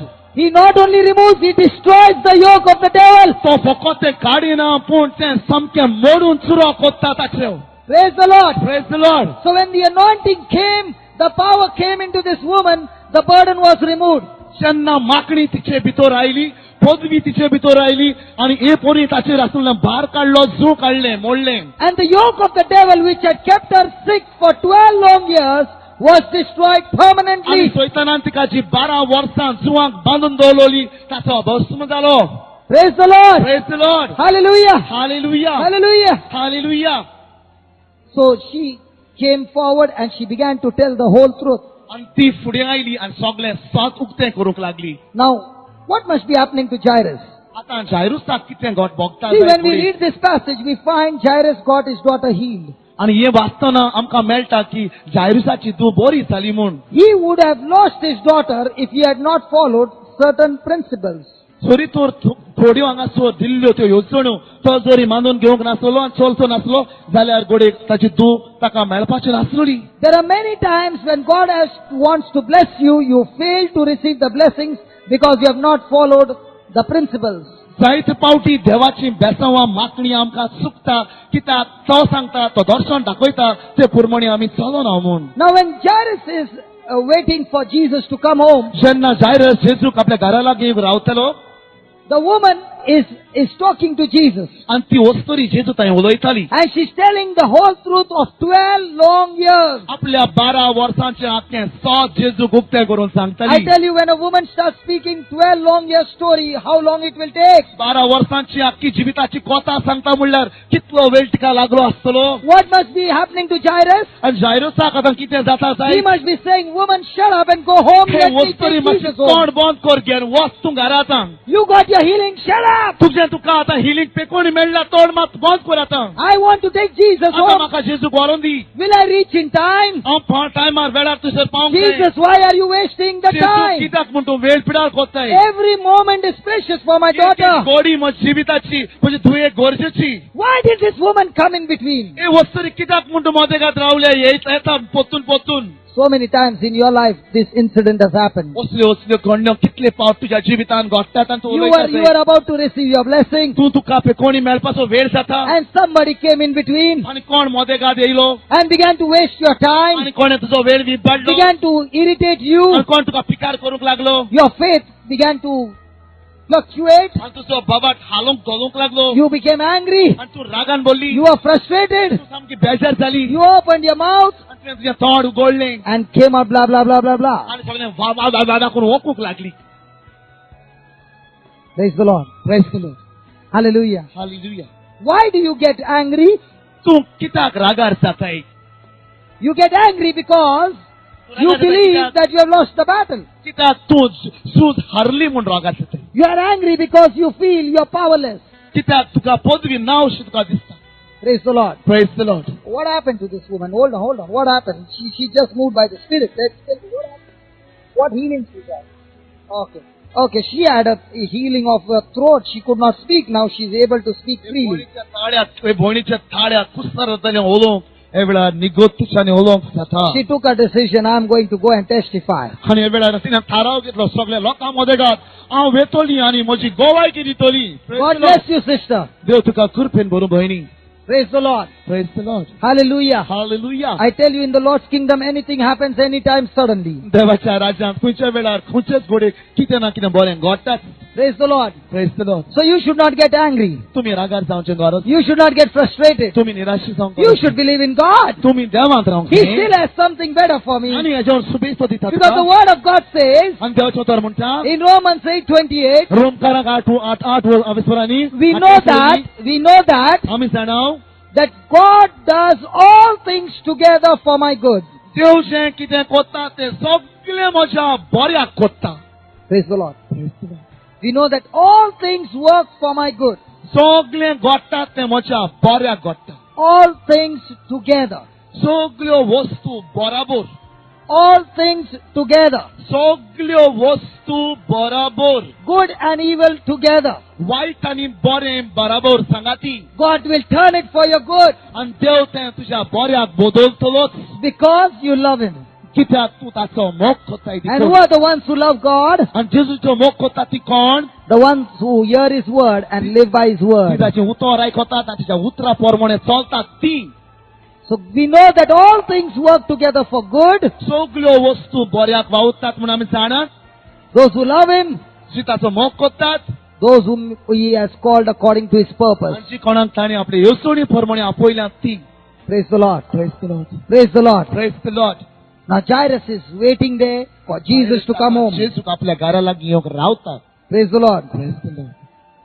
And Jesus said to her, आनी जेजून तिका म्हणली I want to tell you, this woman who came on top did not come just like that. ही वस्तुरी हांगासर आयलोली ती आपले वस्तुंगीत येवंक ना.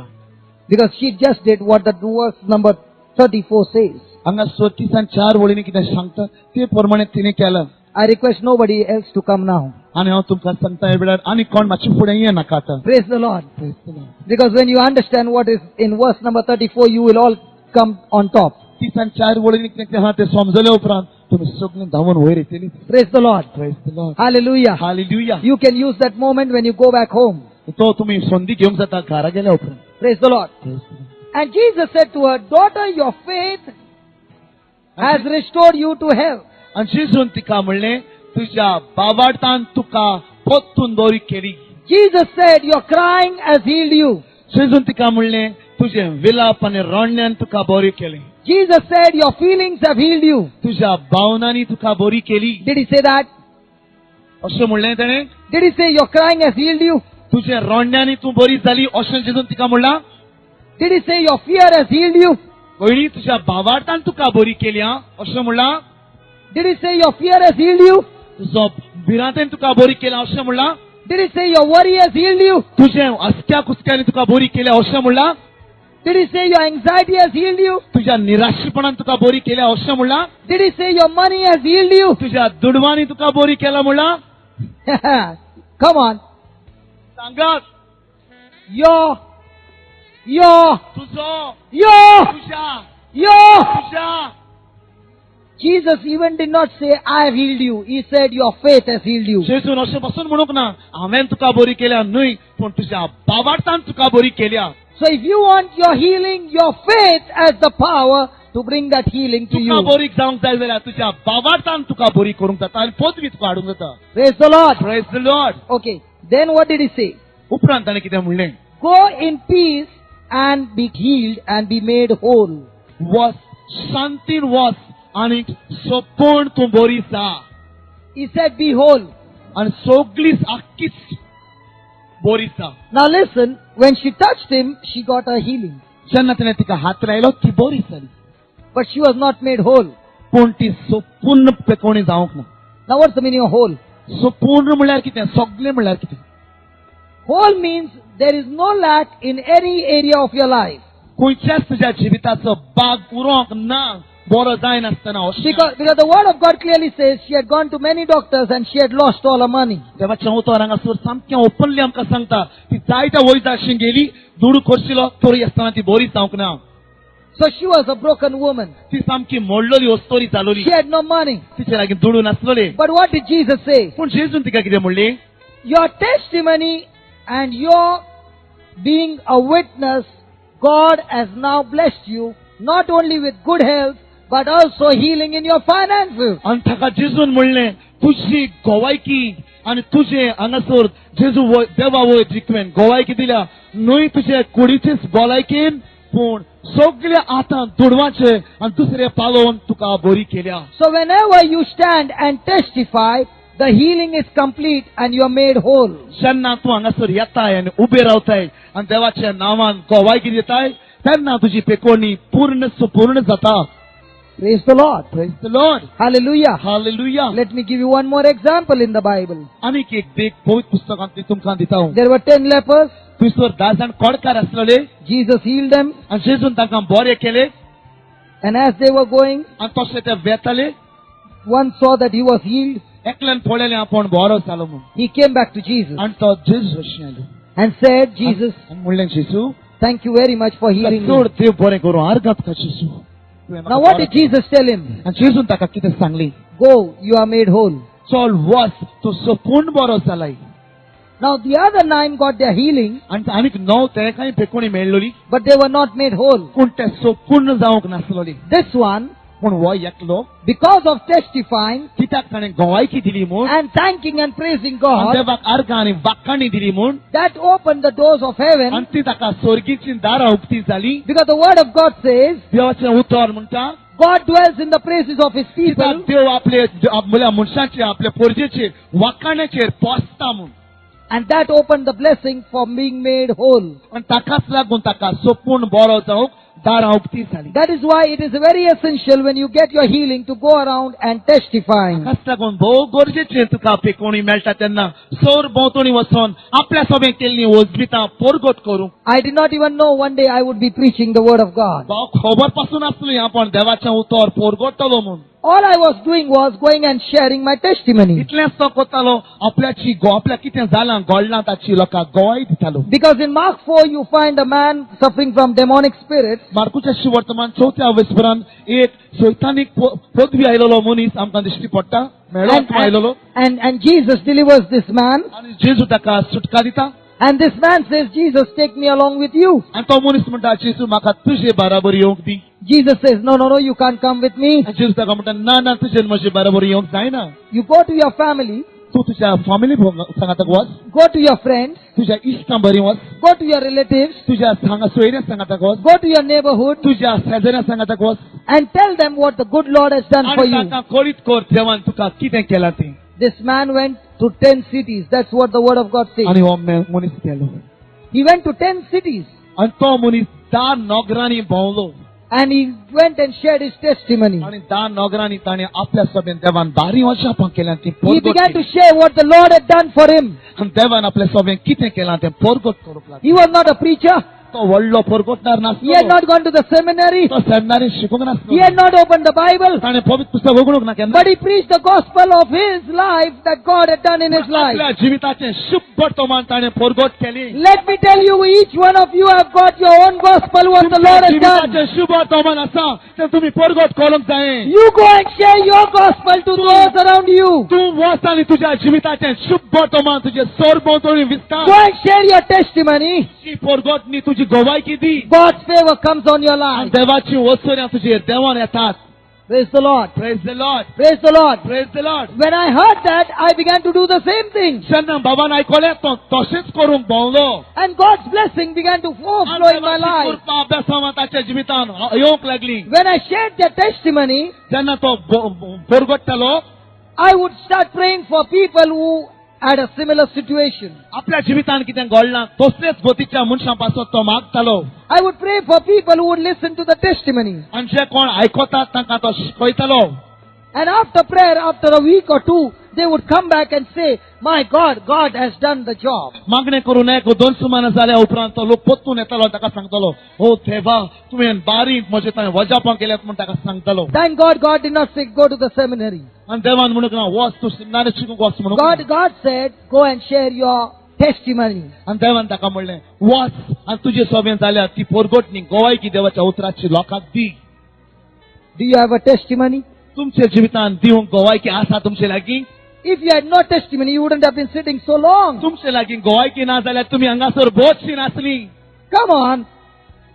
Do you have a testimony? तुमचे लागीं गोवायकी आसा. Hasn't God moved into your life? देव तुमच्या जीवितान वावुरला. Go and share what the Lord has done and be made whole. वच आनी ती पोरगोटणी कोर आनी तुका सुपूर्ण सुटका जोडून घे.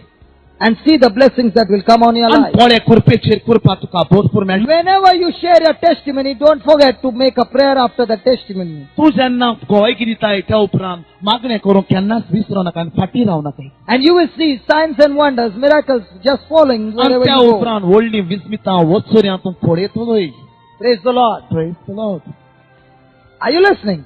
तुम्ही आयकतात? So are you now a person to share the gospel? आता तू तयार जाला शुभ वर्तमान वांटपाचो तयारी लागला.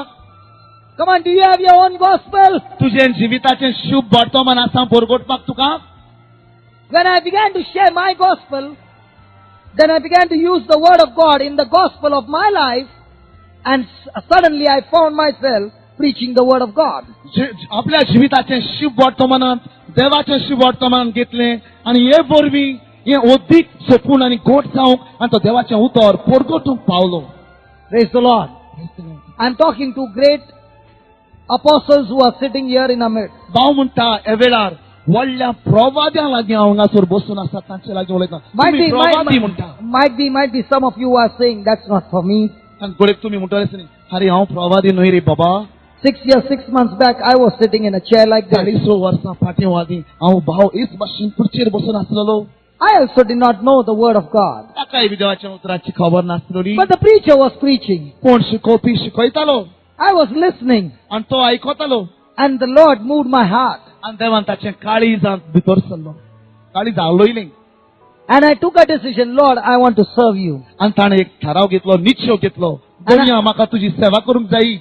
At that time, I never even believed that I would be standing here and speaking the word of God. त्या वेळार केन्नाच मानून घेवंक ना उबो रावतलो आनी असो देवाचें नांव परगोडटलो म्हूण. But let me tell you, it was in the plan of God that I would be standing and preaching the word of God. पूण देवाचे सोडवणेचे इतिहासान येवजणींत हें बरयन दवरलें आसलें. It was in the mind of God. हें देवाच्या मनांतूच आसलोलें अशें. And when it is in the mind of God, it will surely come to pass. हें देवाच्या मनांत आसा तें सदांच घडटाच घडटा. It doesn't matter who said what. कोणें कितें म्हणलां ताची पर्वा ना. It doesn't matter who is thinking what. कोण कितें चिंता हाची पर्वा ना. What matters is what God is thinking about me. पूण चड गरजेचें देव म्हजे वयर कितें चिंता तें. What matters is what God has planned for me. कितें देवाची येवजण म्हज्या जिवितांत तें चिंतूंक And what is in the mind of God will surely come to pass. देवाच्या मनांत जें कितें आसा तें सदांच घडोवन And I have got news for you. आनी बरी खबर तुमकां आसा. In the mind of God, there is a plan for your welfare and for your welfare and for your welfare and never for आनी destruction. देवाच्या मनांत इतली येवजण आसा तुमच्या फुडाराची आनी तुमच्या उदार फुडाराची आनी न्हय तुमचो भस्म करपाची.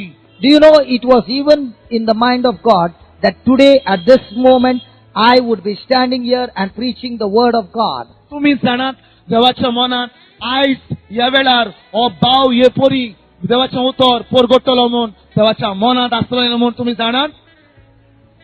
Even before my dad met my mother and my grandfather met my grandmother, it was in the mind of God. ताची आजी पोलची ताची आवय बापायचो आनी आजा पोजांचो एकवट जावचे आदी पासून भाव उबो रावन देवाचें उतर परगोडटलो म्हूण Do you understand what I'm saying? So it is in the mind of God that you are supposed to be a great man and a great woman of God. अशेंच तें देवाचें मनांत आसा. तुमी देवाचे व्हडले भक्त आनी व्हडले मनीस म्हूण हें देवाच्या मनांत आसा. I want you to renew your mind now. हे वेळार देवाच्या उतरान नवसोडणी मनाची जावंक आमी तुमचे लागीं मागता. There are great apostles of God sitting here in our midst. हांगासर देवाचे व्हडले भक्त आनी शीस आसात. There are great preachers who are here in this place. हांगासर व्हडले बसून परगोटणार आसात. There are great evangelists who are sitting here. हांगासर व्हडले प्रवादी देवाचे उतर परगोटणार आसात. There are great pastors sitting here. हांगासर व्हडले मार्गदर्शन पॅस्टर्स आसात. There are great teachers who are sitting here. हांगासर बरे गुरुजी आसात. Now you got to say, oh Lord, you are speaking to me. हो देवा तूं म्हजे लागीं उलयता ह्या वेळार. Are you listening? तुमी आयकतात. You got to tell your own self. तुमी तुमकांच विचारूंक जाय. See, this is what Jesus is teaching in verse number 35. While he was still speaking, while जेन्ना Jesus was still speaking to जेन्ना the जेजू असो woman, उलयतालो They came from the ruler's house, who said to Jairus, your daughter has died. Why bother? मनीस पावले आणि ताका सांगले तुझी तू भायर पडली ओ मेली. What would you do? तुमकां सांगल्यार तुमी कितें कोत्तेली आसली? What would you do?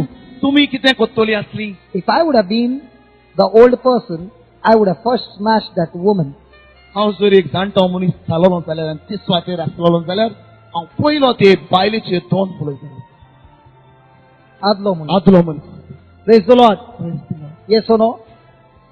Why did this woman come? I would have cursed her. हे वस्तरी तू कित्याक म्हूण मोदे आयली म्हूण हांव तुका कडेन शिरापता. What must be happening to Jairus?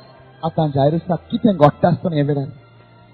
Jairus is about to lose a great miracle for his daughter. आतां जायरस हे वेळार एक व्हडली व्हडती मिलाग्र आतां लूज पोतो बिटार जावंक वेचो आसा. And Jesus is giving a remedy for all of us. आनी जेजू हे वेळार आमकां एक उपाय दिता. Listen to the next word. What is he saying? दुसऱ्या उतरांनी आयकात. Overhearing but ignoring what they said. ताणें आयकलें आनी आयकोना जाल्ल्या भाशेन केलें. ताणें आयकलें आनी आयकोना जाल्ल्या भाशेन केलें. Jesus ignored the message. ताणें आयकोना जाल्ल्या भाशेन केलें. Jesus disregarded the message. ताणें नाकारलें तें कितें सांगलें तें ताणें. There are many things that you got to learn to disregard. हे भाशेन तुमी हे भाशेन नाकारणी दिवंक जायतें तुमी शिकोंक जाय. There are many things that you got to ignore. जायते वस्तू तुमी हे भाशेन पयसावंक जावं तें शिकोंक आसता. You got to always be attracted to the word of God. सदांच तुमी देवाच्या उतराक चिटकोवन रावंक शिकोंक. Anything which is not in line with the word of God has to be ignored. जें देवाच्या उतरा बंदरीन संबंध ना तें सगळें पयसावंक जाय.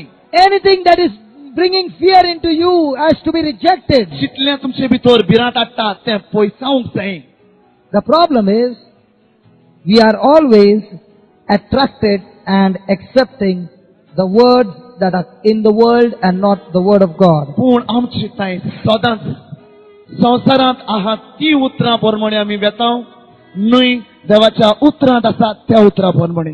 And Jesus is quickly telling Jairus, who is about to lose, he's saying, do not fear, have faith in God. जेजू ताका रोकडो सांगता जो खालाक पडूंक वेतालो आनी ताका जेजू म्हणटा भियेनाका Have faith in God. आनी देवान बाबार दवर. Have faith in God constantly.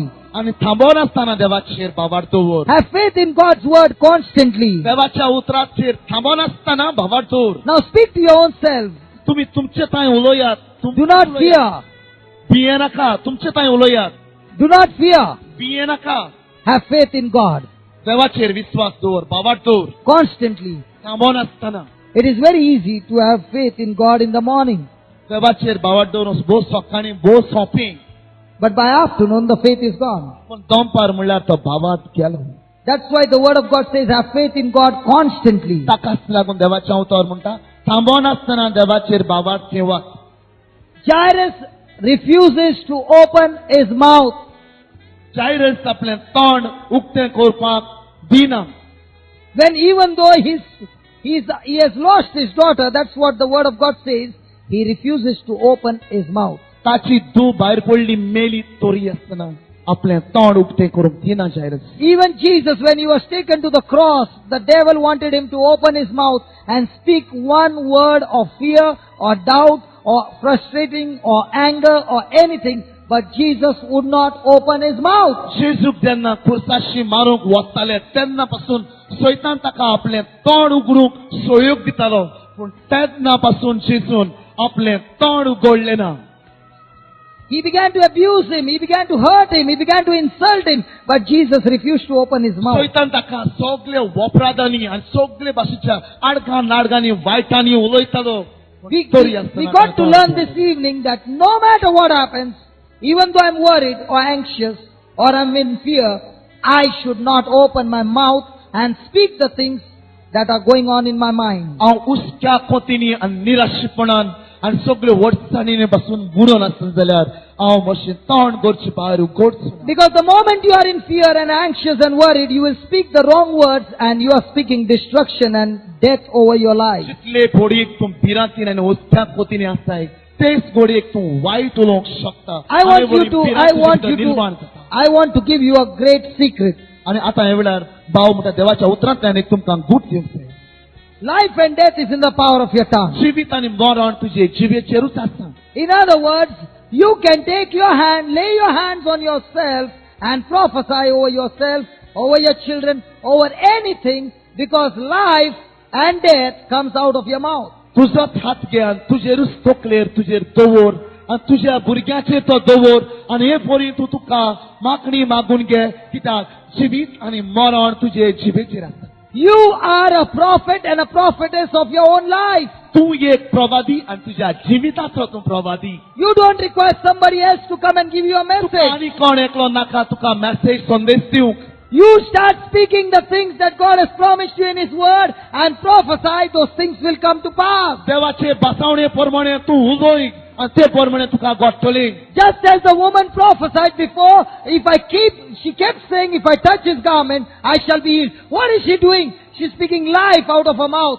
And what she spoke came to pass. जशें ते वस्तोरेन बाकीत केलें आनी ती म्हणूंक लागली हांव ताच्या आंगोस्त्राकूच हात लायन जाल्यार बरी जातली आनी जशीं उतरां ताचे जिबेंतल्यान तोंडांतल्यान भायर सरली हे वरवीं ताच्या तोंडांतल्यान जिबीत भायर सरलें आनी ती बरी जाली. Jairus also began to say, Lord Jesus, come to my house and lay hands on my daughter and she'll be healed. Now what is he speaking? Lies. Jairus बी तशेंच करूंक लागलो हे दुनिया म्हज्या घरा लागीं यो आनी ती बरी जातली. आतां जायरूस कितें म्हूण उलयतालो जिबीत मरण उलयतालो. And what is speaking, God, Jesus is doing the same. आनी जेजूय बी हांगासर आतां तेंच तें उलयता तें कोत्ता. But before the process can get over, the devil has brought his agents and is bringing fear into Jairus. हें सगळें घडचे आदींच हे वेळार सैतानान आपल्यो मांडण्यो येवजून जायरूसाच्या काळजांत आतां बिराण निर्माण करपाची तयारी केल्या. I tell you, no blessing will come into your life before the testing. तुमच्या जिवितांत बेसांव येवचे ना तुमची परीक्षा जाल्या शिवाय. Every time before the blessing comes, there is a testing. तुका कृपा येवचे पयलीं तुका पयली परीक्षा येतली. After every testing, there is a blessing. आनी माझी परीक्षा जाल्या उपरांत तुका बेसांवां मेळटली. So it depends on you whether you pass the test or not. तुजेर दल्लोलें आसा तूं परीक्षेंत पास जाताय ओ फेल जाताय. Jairus is about to fail. जायरूस हे वेळार फेल जावचोच आसलेलो And Jesus is showing him where he can fail. आनी जेजू ताका दाखयता तूं खंय चुकोंक आनी फेल जावंक And Jesus is saying, fear not. आनी जेजू ताका म्हणटा तूं भिये नाका Because that's where you will fail. हांगासर तूं भियेतलो आनी पडटलो. He's saying, believe that word what you spoke to me on that beach, on the bank of the river, that same thing I will do it in your life. ते वेळेर ते दर्याचे देगेर जे तुवें म्हजे थंय उलयलोलें तें उतर आजून पासून गांठीक मारून गोट सांबाळ आनी हांव तें करूंक वेता. Praise the Lord. Praise the Lord. Praise the Lord. Praise the Lord. Praise the Lord. Praise the Lord. And Jesus permitted no one to accompany him, Peter, James and John, the brother of James. Pedro सुवांव Jacob हाचे भायर कोणाकूच आपल्या भितर त्या घरान भितर येवंक ताणें परवानगी दिवंक ना. When they arrived at the house of the ruler of the synagogue, he looked and he saw the people were weeping and wailing loudly. जेन्ना ते त्या घरा लागीं पावले तेन्ना ताणें पळयलें सगळो लोक उयेल आनी बोब मारून रडटालो. Now what must be happening to Jairus? आतां जायरूसाक कितें म्हूण भोगतलें. He had made his spirit strong आनी हे वेळार ताणें आपलो आत्मो घट्ट दवरलो and he has come to his house. आनी तो ताच्या घरान गेलो. Now with his eyes he can see the people crying. आनी ताच्या दोळ्यांनी ताणें पळयलां आतां लोक रडटात तो. Who do you think these people were? हे लोक कोण तुका अशे दिसतात. They were his relatives, ही ताची सोयरी, they were his in-laws, ती ताची सामकी गोची सासू सासू, they were his relatives, they were his friends, ते ताचे इश्ट मित्र, they were his neighbors, ती ताची शेजारी they were his family members. ताची कुटुंबाचे वांगडी. And all of them must have told him before going to Jesus, you stay with your daughter. And he said, nothing doing, I'm going to ताणें meet Jesus. सगळ्यांनी घडये ताका सांगलोलें आसतलें तूं हांगासर तुजे दुयेंस राव आनी ती खंयच वचपाचें तुका काम ना. This man of faith had refused everything and he had gone to meet Jesus. ह्या भावार्थान बोललोल्या मनशाक हें सगळें नाका म्हणलें आनी तो जेजूशी गेलो. And now when he sees that his daughter is dead and they're crying, he is sure that his daughter is dead. आतां सगळो लोक रडटा आनी आवाज आयकोन ताका खरेंच गमन आयलें की ताची धूव मेली म्हूण. Now will not fear come? आतां भिरांत ताचे भितर येवची ना. Come on. भिरांत येची ना. Can he still keep on believing? आतां स्वतमानीत रावतलो तो. With his natural mind, he has lost the battle. स्वयंबीक मनान तो आपलो झूज हारलो. But he's still believing on that word that Jesus said. पूण तरी आसतना जेजू ताचे लागीं उलयली ती उतरां तो स्वतमानता आजून पासून. Praise the Lord. And when Jesus went in, The Bible says, गेलो भितर and, गेलो and when Jesus had gone in, he said to those people who were crying, why do you make an uproar and weep? The little girl is not dead, but she's Jeju sleeping. तेन्ना भितर गेलो तेन्ना लोक रडटात ताका ताणें म्हणलें तुम्ही कित्याक विलाप आनी बोबो मारून रडटात चेडूं न्हिदलां. Listen, this is one of the greatest secrets of people who are operating in faith. भावार्थान वावुरतात तांच्या जिविताचो एक मुखेल गूट जावन आसा असलो. People of faith always speak what God has promised in His Word, what they want to see. भावार्थाची मनशां सदांच देवाच्यो बासावण्यो तोंडान घेवन उलयतात. They always speak what they believe in and what they want to see. जी सदांच म्हणटात आनी स्वत मानतात आनी तेंच ते पळोवंक सोदतात तेंच ती उलयतात. They never speak what they see. ती दिश्टी पडटा ती केन्नाच ते उलयनात. The girl is dead that Jesus can see, ते चेडूं मेला ते ताका दिश्टी पडटा जेजू but yet Jesus is saying she's sleeping. तरी आसतना जेजू म्हणटा ते न्हिदलां. If you read in the whole Bible, right from Genesis to Revelation, God never speaks what is there. He always speaks what He wants to be there. सगळ्या पवित्र पुस्तकांत जरी आमी पळयत जाल्यार सुरवातेक ते शेवटाक ते पर्यंत जेजू देव केन्नाच आसा तें उलयना पूण करूंक जाय तें उलयता. The just shall live by faith and not by sight. प्रमाणीक मनीस आपल्या भावार्था प्रमाणे जियेतलो न्हय ताच्या दिसता ताचे प्रमाणे. The person of faith always speaks what he wants to see and not what he sees. भावार्थाचो मनीस सदांच आपल्याक कितें पळोवंक जाय तें उलयता दिश्टी पडटा तें उलयना. Let's take for example, the man was blind. Jesus never said he's blind. कुड्ड्या मनशाक ताणें म्हणलो ना तूं कुड्डो आसा अशें ताका म्हणोंक ना. He said receive sight. ताणें ताका म्हणलां तुका नदर घे. The paralytic man, Jesus never said you are suffering from paralysis. त्या आरकाराक ताणें म्हणलो ना तूं आरेन धरला म्हूण. He said rise up and walk. आनी ताणें म्हणलें उठ आनी तूं चलोंक लाग. Jairus' daughter was dead. He did not say she's dead. He said she's sleeping. जायरसाची तूं मेलोली पूण तें ताका म्हणूंक ना तूं मेल्या म्हूण. He said she's sleeping. आनी ताणें ताका म्हणलें तें न्हिदलां. Lazarus was dead and buried. He did not say Lazarus is dead. He said Lazarus she's मेलोलो sleeping. मेलोलो ना ताका पुल्लोलो पूण ताणें म्हणूंक ना तो मेला म्हूण. When Jesus stood before the tomb of Lazarus, he did not say come out. He said Lazarus come out. जेन्ना तो ताचे फोंडाशी आसलेलो लाजरस तेन्ना ताणें म्हणोंक ना भायर सर म्हणोंक ना. He said Lazarus come out. पूण ताणें म्हणलें लाजारूस भायर sir. If Jesus had to say come out, all the dead would come out. जेजून जरी म्हणलोलें भायर सोरात सगळे मेलोले भायर सरपाची. And that's why Jesus had to say, Lazarus, I'm talking to you only. All the others remain there. ताकाच Lazarus लागून come out. जेजून म्हणलें ताचेच नांव घेवन म्हणलें लाजारूस तूं भायर सर. लाजारूस भायर sir. That is the power of Jesus. आनी हीच ती देवाची पदवी. And Jesus is teaching us that you and I are created in the likeness and image of Him. तेंच देव आयज आमकां शिकयता ताच्या सारक्याची आनी रुपकाराची ताणें आमकां रोचल्या. He's teaching us that the same anointing, the same power is in you and me because we are the children of God. तीच मागणी तीच पदवी आमचेर आसा ह्या वेळार कित्याक आमी सगळीं देवाची भुरगीं. Jesus is saying, I am the Lord of your life and the same power is in you. जेजू आमकां म्हणटा हांव तुमच्या जिविताचो दोनी देखून सगळे म्हजी पदवी तुमचे भितर आसा. Therefore He's saying, don't open your mouth and speak the things which are there because the moment you speak them, they will multiply. तूं तुजें तोंड उगडून दिसती पडटा त्यो वस्तूंवर उलय नाका कित्याक त्यो वाडोवंक आनी चोडोवंक लागतल्यो. So if you're sick and you say, I'm suffering from diabetes, it's going to increase. जरी तर तूं दुयेंत आसा आनी तुका डायबिटीस आहा आनी तूं जर म्हणटा म्हाका डायबिटीस आहा म्हणून जाल्यार ती वाडटली आनी चडटली. So now what will you say? जाल्यार तूं कितें आतां म्हणटली. By the wounds of Jesus, I'm healed. कित्याक जेजूच्या गायानुच हांव बरी जाली. Just as Jesus is saying, she's sleeping. जशें जेजू म्हणटा तें चेडूं न्हिदलां. Praise the Lord. Praise the Lord. Ask yourself, what are the things that you speak? आतां तुजे लागीं तूं तुकाच विचार तूं कितें म्हणटाय तें. Are you speaking the things which are there? तूं आसाय त्यो वस्तू तुका आसाय त्यो वस्तू उलयताय.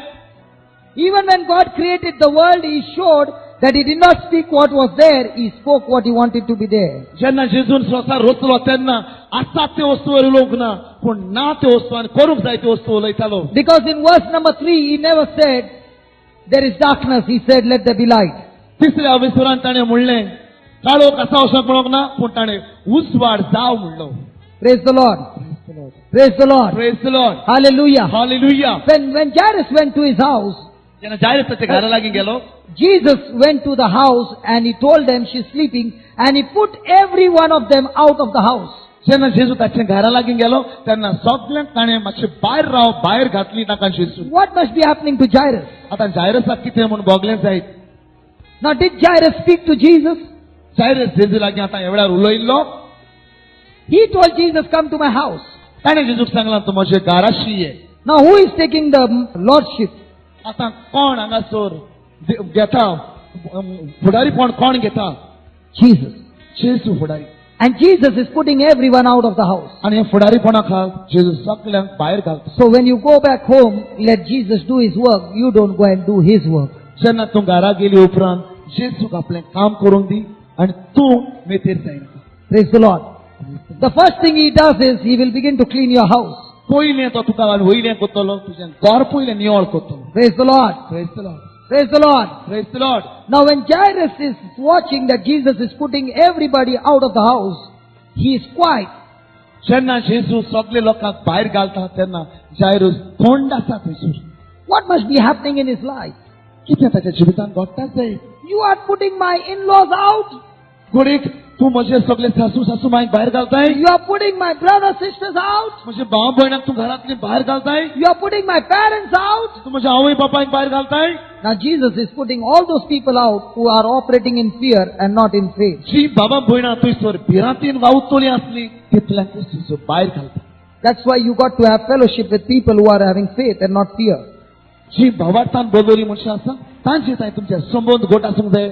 न्हय भिरांतीन आसा तांचे. If you are having fellowship with people who are speaking doubt and fear, you will end up doubting and fearing. जी भावां भयणां आसा तुमची दुबावांनी वावुरता तांचे थंय तुमचे सोयरीक चड घट आसा जाल्यार तुमीच दुबावांनी काबार जाता. These people who are destroying Jairus' faith, ही मनशां जायरसाचो भावार्थ पिडार कोत्तात and Jesus put them all out. आनी तेतूनच जेजून तांकां भायर घातलें. And here also Jairus has to hold his peace. आनी हांगासरूच पासून जायरसान आपली शांती समाधान सांबाळूंक जाय. And then only Jesus took Jairus, his wife, and went to the girl's room. आनी त्या उपरांत जेजून जायरसाक ताचे घरकान्नीक घेवन त्या चेडवाशीं गेलो He took his 3 apostles आनी ताच्या तिगोय शिसांक व्हेले and did exactly what Jairus had asked Jesus. आनी जायरसान जेजू लागीं विनवती केल्ली तशेंच थंयसर केलें. Jairus got his healing, his daughter back because he followed the principle of faith. आनी जायरसाची धूव ताका पोत्तून आसा तशी जिवी मेळ्ळी. Praise the Lord. Praise the Lord. Hallelujah. Hallelujah. Hallelujah. Hallelujah. So also before you get your miracle, before you get your blessing, you got to continuously, constantly operate in faith. Praise the Lord. तुमची बोत्सर्यां तुमची मिलाग्री तुमकां घडोवंक जाय जाल्यार तुमी ताबनासतना भावार्थान वावरूंक जाय. Praise the Lord.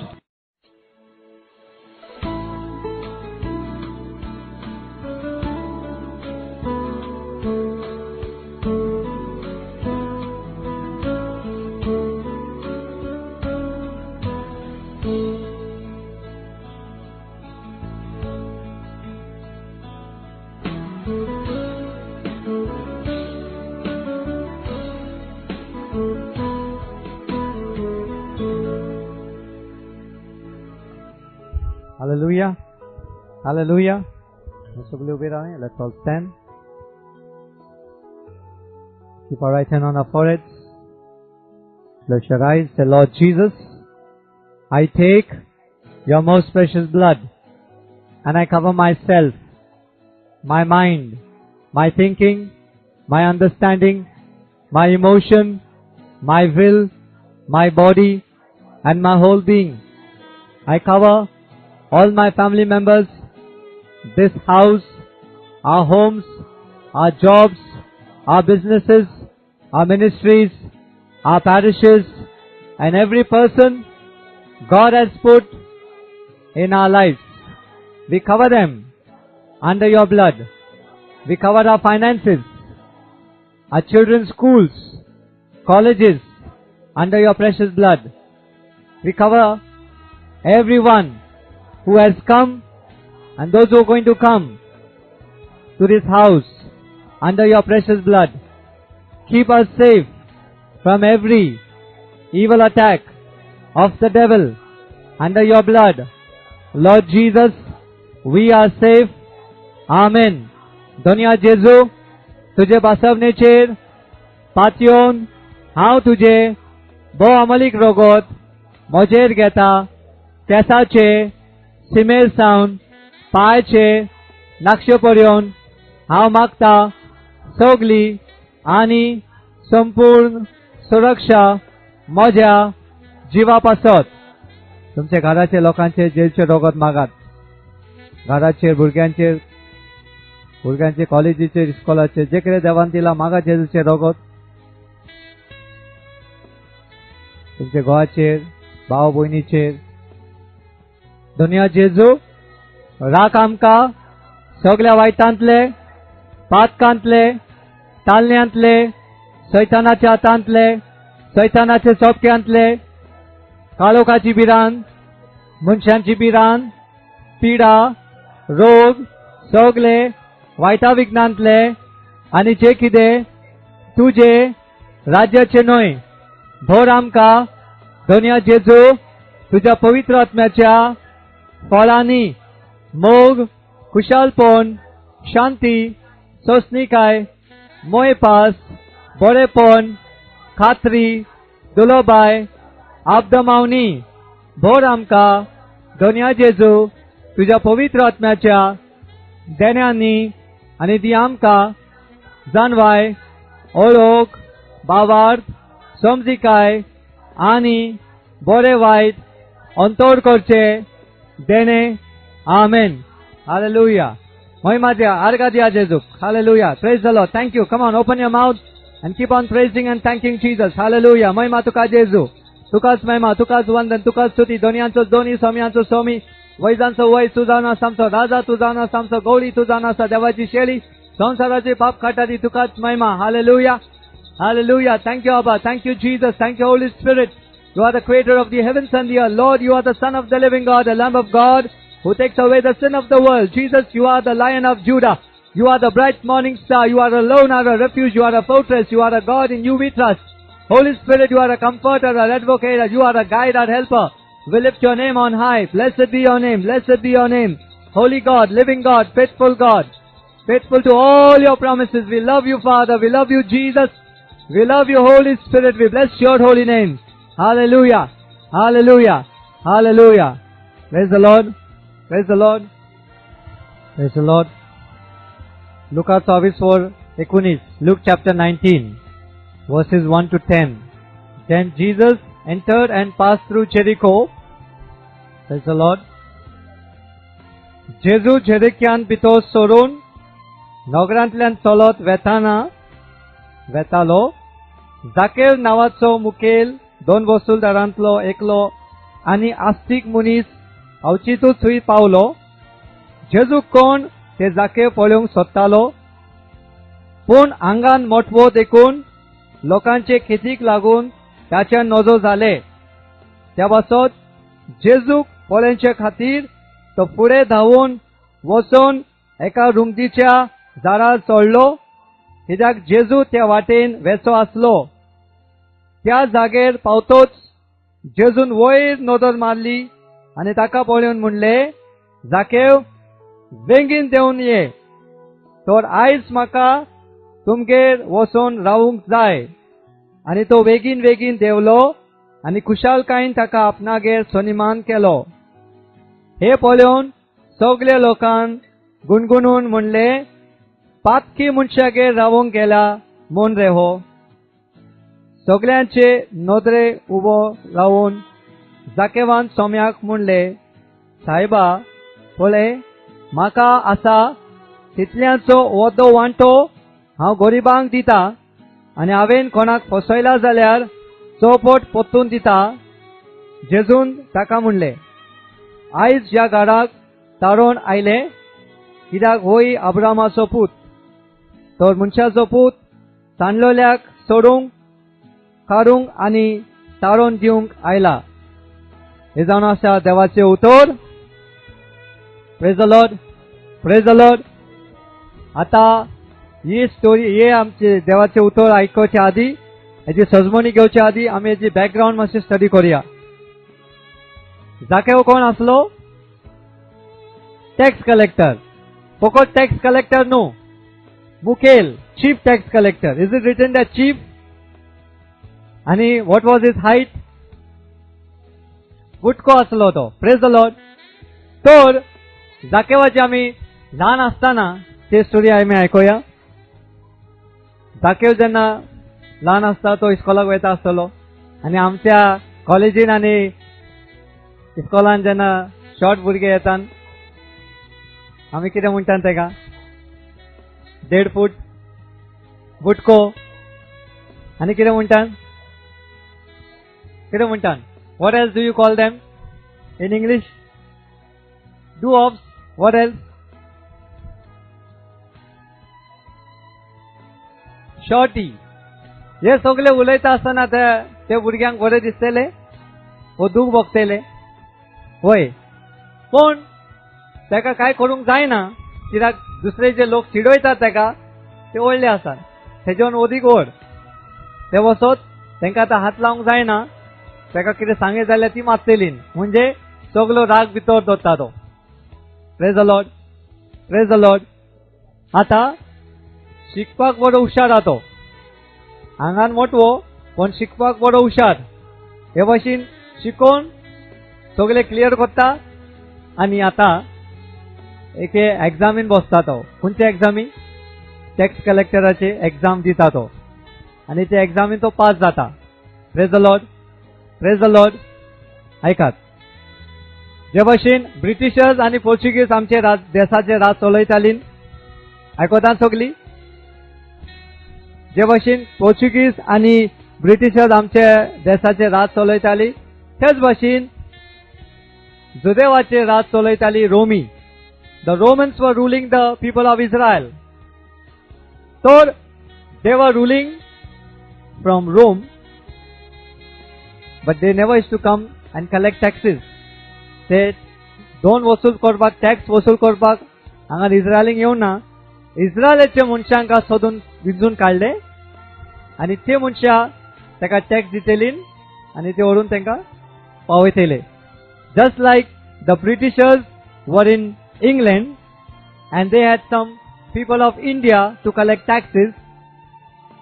तेच भाशेन त्या वेळार जुदेव लोक टॅक्स कलेक्टराची कामां करताली टॅक्स जमा करून तांकां दिताली रोमीकारांका प्रेज द लॉर्ड हुकूम कोण चलयता तुई रोमीकारा बसत काम कोण करता जुदेव तो हे फारिझीजांका खूब राग येतालो म्हणटा आमचे देशाचे रोमी चलयतात हुकूम आनी आमचेच मनशां तेंची कामां करतात तुमकां काय दिसतले बरें दिसतले म्हणजे आमचे दुश्मनाचेच कामां आमचे लोक करतात सो तांकां सदांकाळ पयस दवरताली प्रेज द लॉर्ड हालेलुया आता टॅक्स कलेक्टर न्हू ते खूब हुशार कोण सुबेज उलयला जाल्यार तांकां प्रॉब्लेम ना कोण उलयता तांकां प्रॉब्लेम आता तेंचा एक भयण आसा 1 2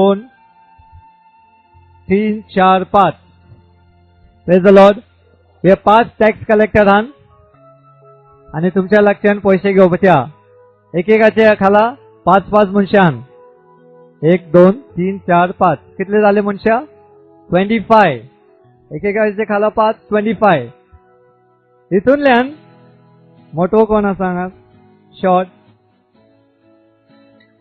माईक धरया ओके ही आंटी आमची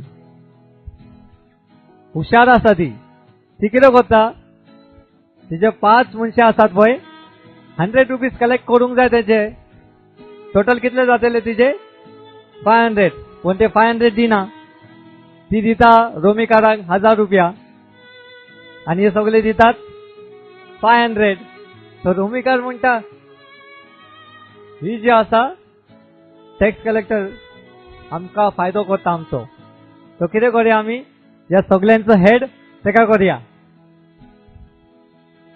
1000 रुपया तेका दिता न्हू ते आनी बाकीचे लोक कितले दितात तर हेका आमी तेंचो हेड करूया मुखेल चीफ हे भाशेन जाकेवूय तेच करता लोकांक लागच्यान पयशे लुटता आनी रोमीकारांका दिता रोमीकार म्हणटा रे हो तो आमचो फायद्याचो मनीस आहा हेका मातशे पोस्ट तेजे आनी उंच चुकवले आता प्रमोशन दिवया तेका टॅक्स कलेक्टराचे सोडून तेका आतां चीफ टॅक्स कलेक्टर मुखेल आता सगळे तेजे खाला जे आसान ते हाडून तेका पयशे दितले तो रोमीकारांका दितलो हालेलुया हालेलुया आता जेन्ना मनीस लोकांका लुटता त्याच्या जिवितान शांती आसतली कितें आसतले सदांकाळ दुख आनी पयशे आसत जाल्यार न्हू घरान जोगडी ना जाल्यार कोण शीक आसतलो ना कितें आसतलें वायट.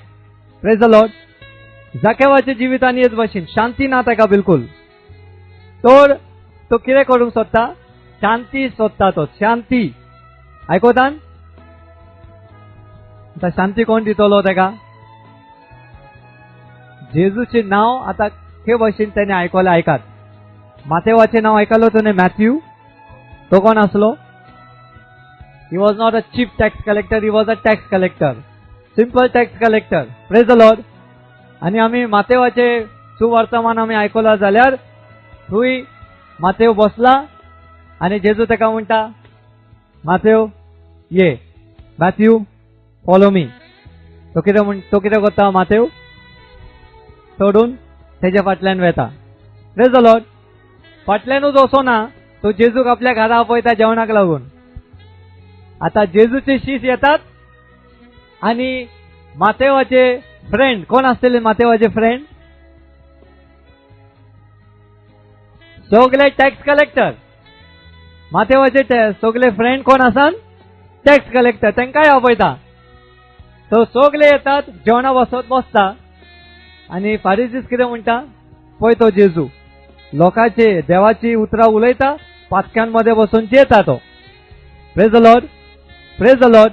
फारिजर चिंताली आम्ही नितीवण त्या बसत आम्ही पातक्या सांगाता आमचो कांयच संबंध ना, तांकां पयस दवरचे. Praise the Lord. Praise the Lord. आता सगळ्यांका पयस दवरले जाल्यार सर्गीच्या राज्यान पावतलो कोण? ती चिंता आमची सगळे व्हाईट कॉलर आसा आम्ही फकत आमकांच जागो बाकी आनी कोणाक ना. सगळे पयस. All of them out. Only we will go to heaven. This is what the Pharisees were thinking. Jezu जेन्ना येता लोकांका जेन्ना मोग दाखयता आता लोक तेच्या फाटल्यान येता.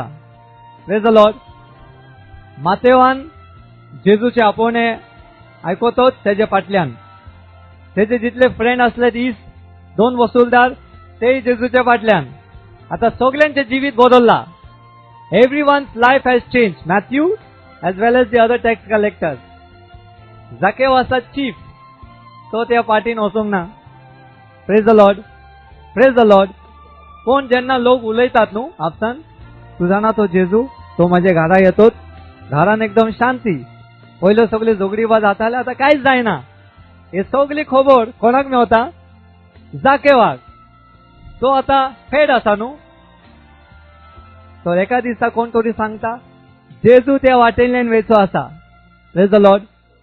आणि खंयच्या वाटेन? जेरिको. जेरिको जागो आसलो एक बिझनेस जायते जाताले. बिझनेस. हालेलुया. आमचे गोंयान जायते बिझनेस खंय जाता? बोटीचे. Which place? Vasco. There you have the airport, there you have the sea and also the land. So Vasco जे भाशेन बिझनेस थंय जाता तेच भाशेन जेरिको एक व्हडलो एक सिटी आसली आनी ती जायते लोक बिझनेसाक येताले. तो जेन्ना ऑक्ट्राय भरूंक जाय जाल्यार कोणाची गरज पडटा? टॅक्स कलेक्टराची. सो ते जायते बिझनेस जाताले. हालेलुया. हालेलुया. जाकेव जाय तांकां लुटतालो. आता तेजे जिवितान शांती ना. मातेवाच्या जिवितान कितें जाला? दुसरे लोकांच्या जिवितान कितें जाला तो आयकोता. आता तेजे भितर मातशे हे येता भरोसो की आता म्हाका कोण तरी म्हाका शांती दिवंक जाता. तो आता जेजू त्या वाटेन येता हे आयकोतोच तो पयले वचून धांवन झाडार बसता. आता म्हाका सांगा तो झाडार धांवन कित्याक वयता?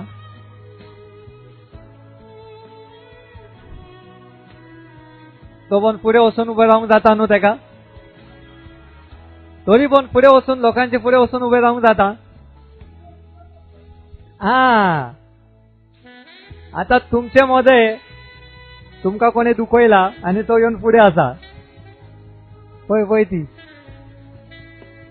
ती टिचर बसला फुडें. Praise the Lord. हे भाशेन लोक ताका चिडयतले आनी जेजूची ओळख ताका मेवची ना. लोकांचे उतरां आयकोन आयकोन ताका बेजार येता. तो म्हणटलो आनी आतां म्हाका नाका जेजू. ते वसत कितें करता, कोणाची किटकिट नाका, धांवता पयले झाडार वचून बसता. Praise the Lord.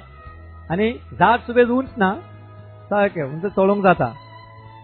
आतां जेजू तुयच्यान येता. Praise the Lord. तुमी जेजूचे सुवातेर आसतले आसले जाल्यार नजर मारतले असले वयर. If you were in the place of Jesus and knowing the character of Zacchaeus, would you look up and see who is that fellow? कितें करतले आसले तुमी? Ignore and pass. होय हो ना? पण जेजू नजर कित्याक मारता वयर?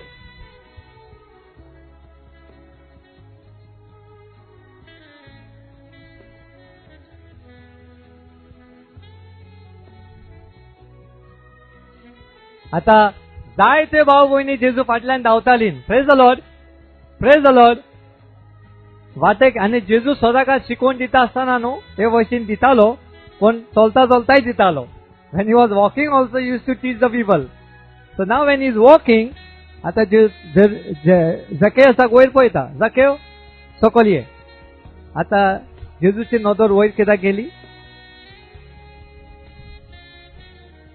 कित्याक पवित्र आत्मान सांगले, कोण तोरी तुका काळजांतान सोदूंक आयला. Somebody has come to seek you with all his heart. आमी हांगा जे बसले आहोत, तुम्ही जेजूक काळजांतान सोदूंक आयल्यान की तुमकां फकत पेकूनय जाय म्हूण सोदूंक आयल्यान? Have you come to seek Jesus, to find Jesus because there is trouble in your house?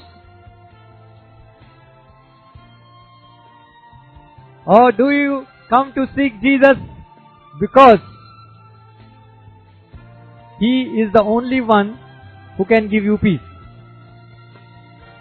आता झकेसा लगी जायते पैसे हा, पण शांती ना. तू पैसे सोदूंक आयला की जेजूक सोदूंक आयला? जेजूची उतरां आयकूंक आयला की जेजू लागच्यान हातीन कितें तेजे आसा तें पळोवंक आयला तू? Have you come to seek the face of Jesus, or have you come to seek the hand of Jesus?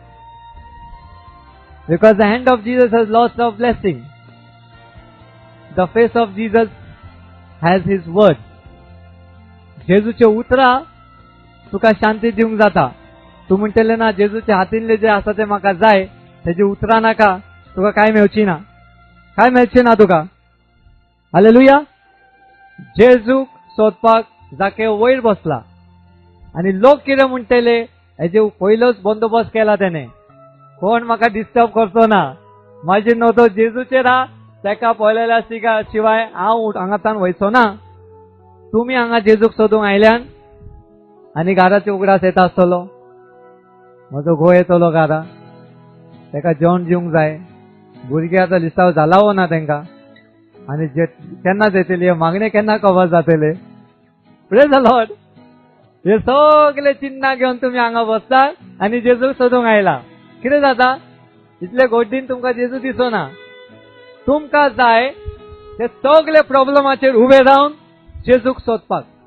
You have to climb over everything and seek Jesus.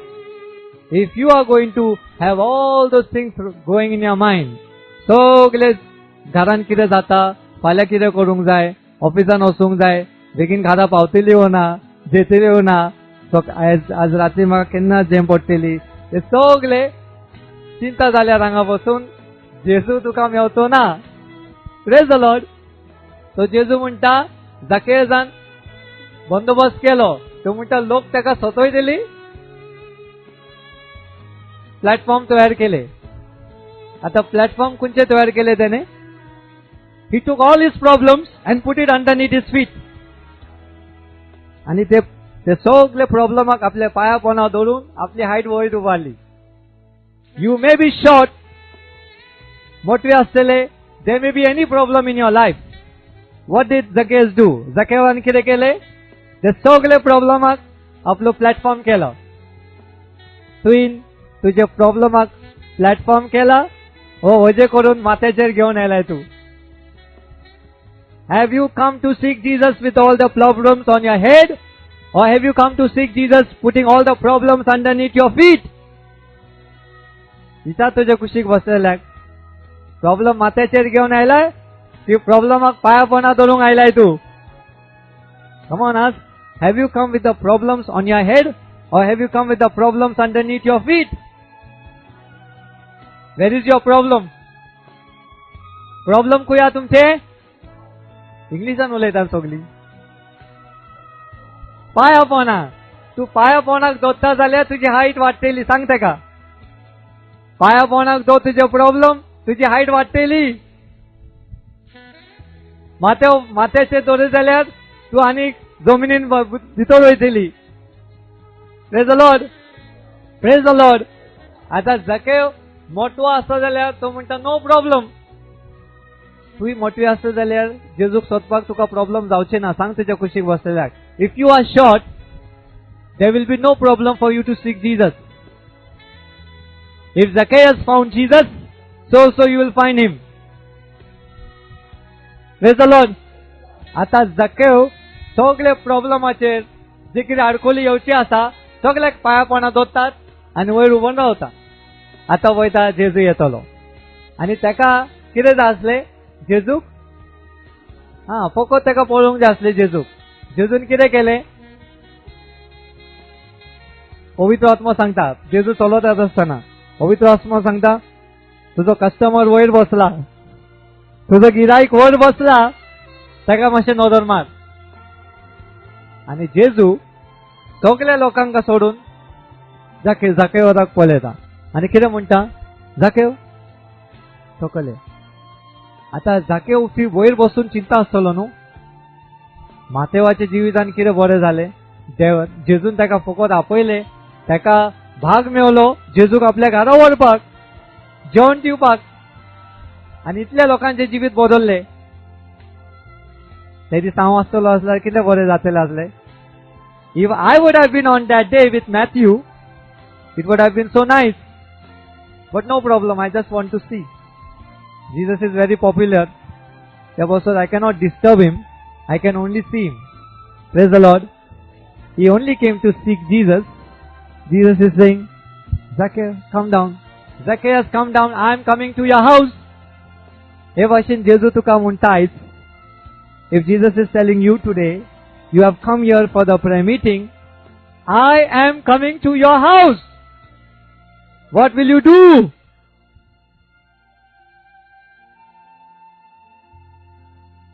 Welcome. आता जायते घरांनी आम्ही गेला तुमच्या घरा, राईट? आमचो बॉस जेजू म्हणटा हांव तुझ्या घरा येता. जेजू तू कित्याक येताय? तू तो प्रेज एंड वर्शिप करचो ना, तू देवाचे उतो सांगचो ना, फकत तू येवन कितें करतलो? मातशें तेका धाड, ते ब्रदराक धाड. Praise the Lord. आयकात, आमचो जो बॉस आसा न्हू, तो उलयना जाल्यार न्हू तेजे हाजीरपणूच पुरो. His presence is more than sufficient. Zacchaeus was just wanting to see him. What if the whole Jesus comes in your house? तो जेजू तुझ्या घरानूच ये जाल्यार जकेव फकत सोदूंक गेलोलो जेजू कोण? तो जेजू तुझ्या घरान येता जाल्यार तुझ्या जिवितान कितें जातलें? जकेव तेच भाशेन चिंतालो, फकत म्हाका पळोवंक जाय जेजू कोण? जेजू म्हणटा, तूं पळयलो म्हाका, आतां चल हांव तुज्या घरा येता, बेगीन सकल ये. जकेवान कितें केलें आसतलें? सोडूंक मातशें ट्राय केला आसतलो न्हू, स्लोली. पण देवंक सांगलें जाल्यार खे देवलो तो? उडकी मारला आसतली.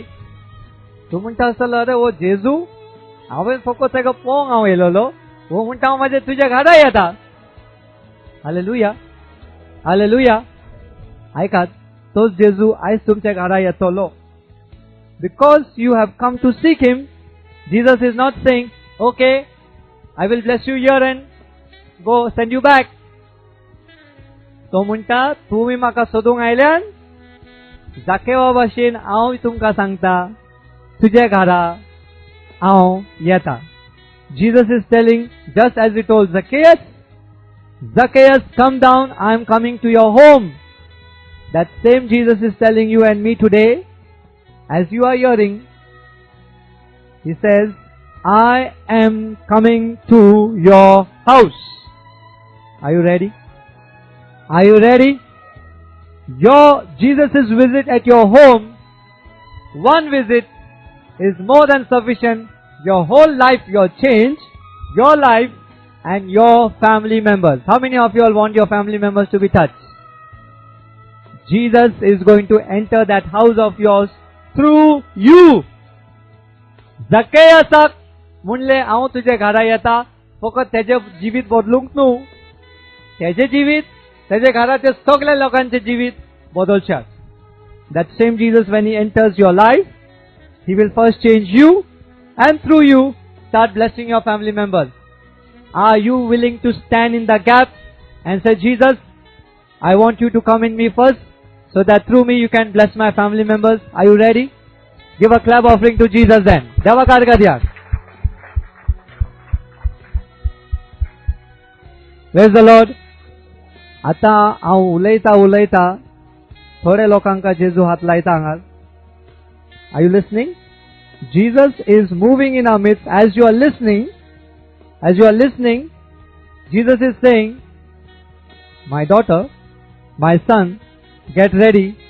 Before you cannot leave this place on your own. I am coming with you.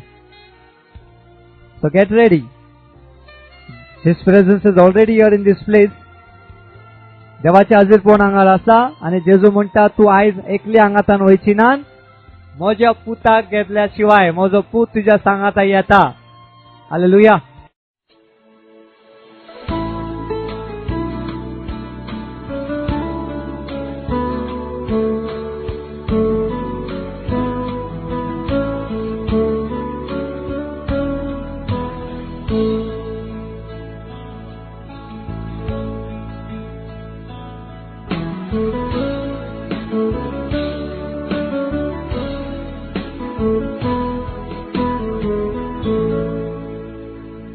Hallelujah.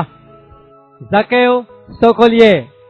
आता तुम्ही म्हाका सांगात इतले लोक तेजे फाटल्यान येतालीन आता कितें करतलीन ती नियाळ कोरान हे वाटेन जेजू वयता आनी हे वाटेन आमचे हे भयणीचे गोर आसा हे भुरग्यांचे गोर आसा आनी आमचे भयणीचे गोर आसा आनी जेजू कितें करता जाकेव हांव तुज्या घरा येता हांगातान टर्न मारून जकेवाच्या घरा वयतली. बाकीचे भयणी कितें करतली हो जेजू असो हो जाला पयले स्वाते तो तेका इतलो पॉप्युलर हा तो आनी वो वयता तेजे घरा पातकीचे घरा पातकी मनशाचे घरा म्हणजे आपले नाव पिड्यार करूंक वयता. वयो ना तुम्ही वयतले आसली जाकेवाचे घरा वयतले आसली तुम्ही म्हणटले तेजे घरा वचला म्हजो नाव सगळें पिड्यार जातले वाड्यान तो तेका चल हांव येता. पवित्र आत्मा तेका म्हणटा चल तेजे घरा वच. पवित्र आत्मा तू काय नको तो सगळ्यांका लुटता आनी म्हाका तेजे घरा धाडटा. तेजे नाव तो पिड्यार जालें म्हजें नाव पिड्यार जातलें कित्याक हांव म्हजें नाव पिड्यार करून घेवचो ना म्हणटा जेजू. आमचे जिवितान जायते फावटी जाता पवित्र आत्मा आमकां सांगता चल एक काम कर पवित्र आत्मा तू म्हाका काय सांगिनाका हांव जाणा हांव ते भयणीक वळखता तेका मातशें बोट हात धरूंक दिता बोट धरूंक दिता जाल्यार ती म्हजे हात धरतली आनी हात धरूंक दिता जाल्यार कमटी धरतली ती तेका पयस दवरलेले बरें नाजाल्यार प्रॉब्लेम म्हाका येतले. पूण जेजून कितें केलें पवित्र आत्म्याचें आयकलें. Hallelujah hallelujah.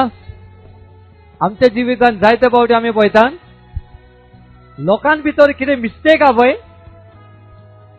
हे मिस्टेक न्हू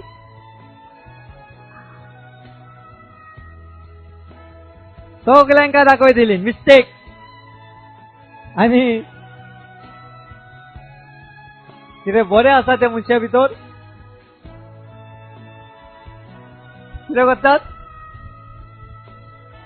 दाबून दवरतात कोणशाक बोमाय करा कोता तुम्ही करिना तुम्ही सगळी बरी आन प्रेज द लॉर्ड हालेलुया जेजू त्या जाकेवाक पळयतोच तेजे भितर कितें तरी बरें आसा ताका वयर काडूंक सोदता प्रेज द लॉर्ड तुम्ही हांगा जे बसल्यान तुमचे भितर सगळे बरें आसा म्हूण जेजून तुमकां आपोवंक ना हांगा everything is good in you therefore Jesus has not called you. There were lots of things, defects even in me. There are lots of defects in us, but Jesus is ignoring the defects and say that is which is good, I will lift it up. Praise the Lord. Praise the Lord. Janna devan ya sansar roslo. When God created the heavens and the earth, what did he say? When God created the birds, the animals, the mountains, what did he say? It is good. But when he created human beings, what did he say? What did he say? It is very good. जेन्ना देवान हे सगळे जनावरांका आनी सुकण्यांका रोसले तेन्ना तो म्हणटा हे बरें पण जेन्ना मनशाक रोचलो तो म्हणटा एकदम बरें हालेलुया तो म्हणजे हे सगळे संवसारान जिते आसा सगळ्यान परस एकदम बरो कोण आसा मनीस पण ते मनशान पातो करून कितें केले ते सगळे आशीर्वाद अधिकार ताका सैतानाच्या हातान दिले प्रेज द लॉर्ड पण जेजू ह्या संवसारान कितें करूंक आयलो ते लोक जो पडला ताका उखलपाक हालेलुया हालेलुया आता तुमचे भुरगे इस्कॉलाक वयतात आनी शर्टाचेर मातशें इंक उडयता कोण आनी तो भुरगो तुजो इंक घेवन येता तूं इस्कॉलाक वयता कॉलेजीक इस्कॉलाक वयता तेजे युनिफॉर्माचेर मातशें इंक उडयता कोण जाल्यार तूं तेजी कापडां भायर उडयतली कितें करतले धुतले आनी ते काडटले वय हो ना तेच भाशेन आमच्या जिवितान पातोक आमी कोत्ता जाल्यार देव आमकां काडून उडयचो ना प्रेज द लॉर्ड देव ते पातकाक काडून उडयतलो आमकां काडून उडयचो ना प्रेज द लॉर्ड आता ते शर्ट म्हणटा तेजो ड्रेस म्हणटा तूं म्हाका हात लायना काय एका सांगता जाल्यार भयणीक जाल्यार ते शर्ट साफ जातले जावचे ना तेच भाशेन जेन्ना आमी देवाक म्हणटा हांव पातकी देव कितें करता पण तूं म्हणटा तूं म्हाका हात लायना काय म्हाका कोणाची गरज ना तो तुका हात लायचो ना he will not touch you till you try to seek him praise the Lord हेच भाशेन हांगा जकेव जेजूक सोदूंक गेला त्या वसत पवित्र आत्मा सांगता हेजे घरा आमकां वचूंक जाय हालेलुया तो घरा वेतोच जेजू कोणाची पर्वा करिना लोक कितें म्हणटले ताका पडोवंक ना कित्याक फकत तो एकूच जाणा म्हाका देवान धाडला देवाची कामां करपाक तुका कोणे धाडला ह्या संवसारान तुमकां कोणे धाडला ह्या संवसारान देवान धाडला कोणाची कामां करतात तुमी कोणाची कामां करतात मागीर तुमच्या जिवितान तुम्ही भेदभाव करता हो ना भेदभाव करता हो ना म्हणजे तुम्ही देवाची कामां करिनात जेजू भेदभाव करिना हांगार तो सगळ्या लोकांक सांगता सारको आमकांय जेजू म्हणटा भेदभाव करिनाकान कित्याक ह्या संवसारान तुम्ही म्हणटले ती सारकी न्हू सोड तेका ही बरी ही म्हाका हेल्प करता चल तूं म्हाजें सांगता तुका हेल्प करता वो करिना पवित्र आत्मा म्हणटलो तेजे भितर जें कितें बरें आसा ताका उखल आमच्या घरांनी जायते भुरगे आमचे आसात शिकोना म्हणजे ताका पयस जाता जे भुरगे शिकता पळय बाबा बरो तूं ताका पयस करता आता तुम्ही म्हाका सांगात फकत शिकपाक तो फाटी बाकी दुसरे बरे गुण हाव ना मागीर ते कोण चॅक करतलो शिकना बरें चल ताका कुशीन काड तूं शिकता बरें चल तूं लागीं भेदभाव करता आमी मागीर आमी म्हणटा आमचे भुरगे आयकोना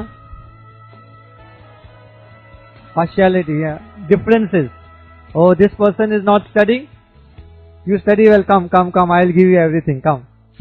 We are creating differences. आम्ही भेदभाव उत्पन्न करतात आणि मागीर वर जातोच आम्ही म्हणटा तो भुरगो सोरो पियेता. आता हे बी कोणी ओंपली? आवय बापाय. कित्याक ल्हान आसतना ते भुरगे शिकोना म्हणजे ताजे भितर सगळेच वायट आसा ते? बरें कांयच दिसोंक ना तुका? आसावो ना? पण आमचे नदरकूय असले लिस्तावाचेर, बाकी आनी काय आमी पळोवंक ना. संवसारान फकत लिस्तावच सारकी आनी काय ना? फकत तुमकां लिस्तावच जाय आनी कांयच ना? You only studies is there, nothing else is there in children. You must also see the other qualities also. Praise the Lord. Hallelujah. तर जेजून पळयलें की जाकेवाचे भितर कितें तरी बरें आसा. पातोक आसले पण बरें आसले तेका तो हायलायट करता. आमच्या जिवितांनी आमकां हेच भाशेन करूंक जाय. जो मनीस सुबेज आमकां दुखयता आमच्या घरान वा आमचे शेजारी, त्या मनशा भितर कितें बरें आसा तेजेर नजर दवरात. सदांकाळ तुमी तेंचे बसत बरेच मागतले. The moment you are thinking, oh, that person is this, you are highlighting all the weaknesses. You will never love that person. You will never like that person. You will always hate. Praise the Lord.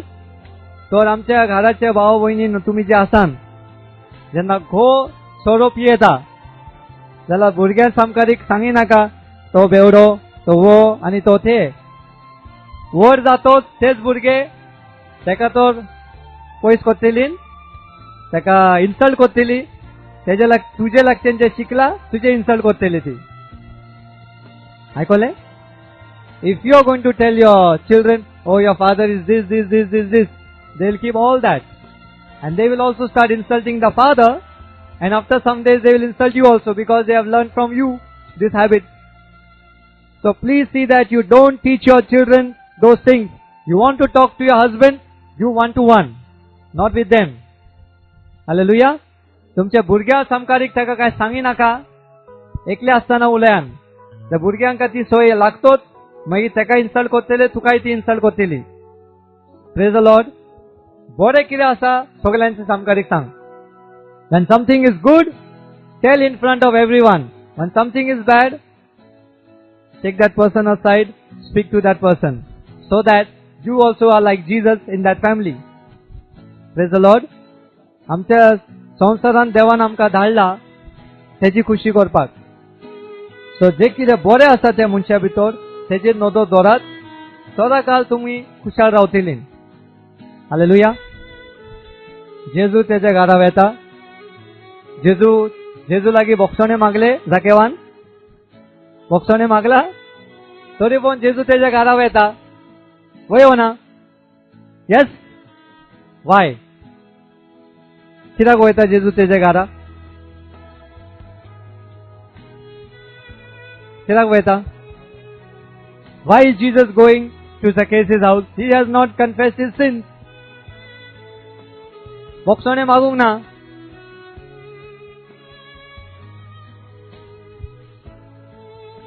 बोक्षणे मागचे आदी मन बदलप जावंक जाय. Praise the Lord.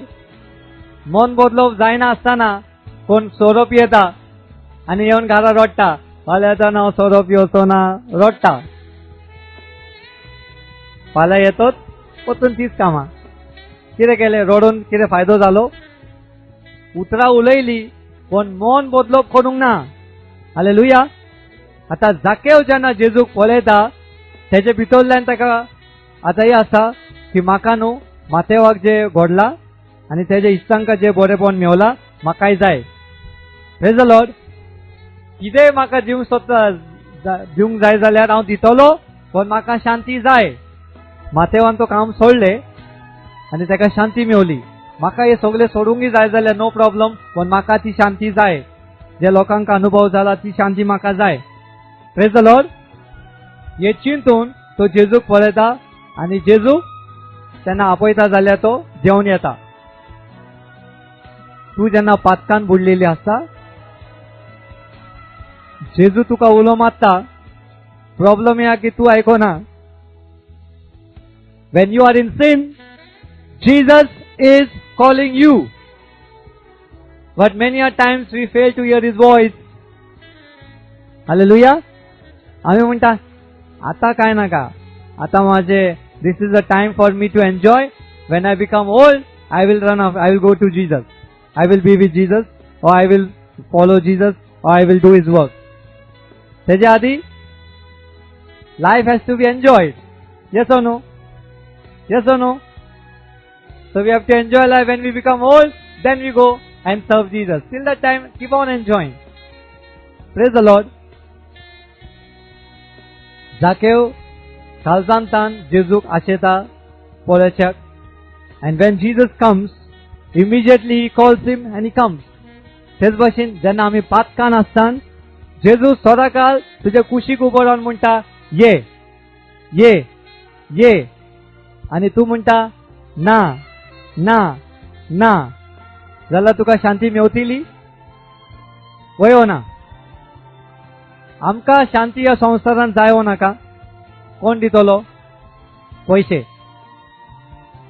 घर, friendship. कोण दिता आमकां शांती?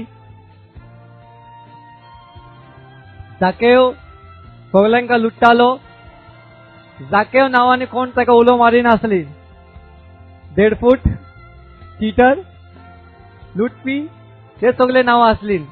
पण जेजू जेन्ना ताका उलो मारता, Zacchaeus, the name which was of Zacchaeus, Jesus is calling by that name. Jesus is not going to call you by any other name. Even if you are a cheater, even if you have been cheating people, He will not call you a cheater. He will call you by your name. Praise the Lord. So He respects you and He respects your name. तुझ्या नावाक आणि तुका तो मान दिता. जे भाशेन जाकेवाक दिलो मान, त्याच्या नावाने ताका उलो मारलो, तेच भाशेन तो तुका उलो मारता तुझ्या नावान.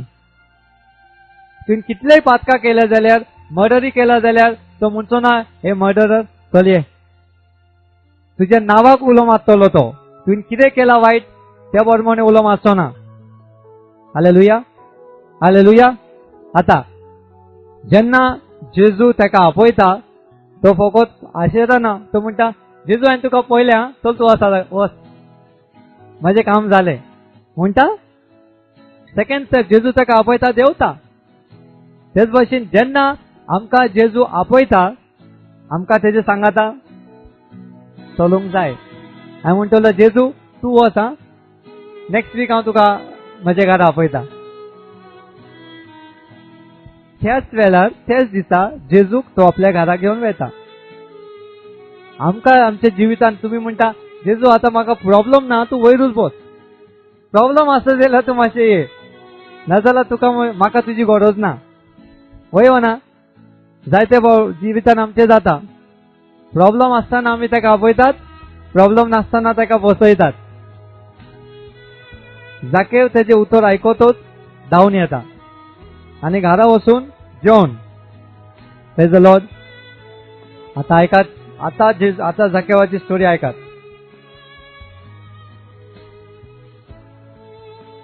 सगळे बसलेले आहान, जाकेव उबो रावता आणि पहिले उतर कितें म्हणटा?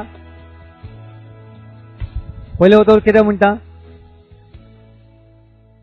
सायबा. He said Lord. Did he say Lord? Yes or no? ऐकात. Whenever you say Jesus, you are my Lord, salvation comes to you. जेन्ना तू जेजूक आपलो सोमी मानून घेता, साल्वासा तुका मेवता. जेजू तेज्या घरा गेला, साल्वासा अजून मेवंक ना. जेजू फकत तेज्या घरा गेलो. Praise the Lord, praise the Lord. जेन्ना तू जेजूक आपलो सोमी मानून घेता, तेन्ना तुका आणि तुझ्या घराक साल्वासा मेवतले. जेजूक आपलो सोमी मानून घेयना, साल्वासा मेवना. Praise the Lord, praise the Lord. Hallelujah, hallelujah. साल्वासा म्हणजे कितें? That is in English.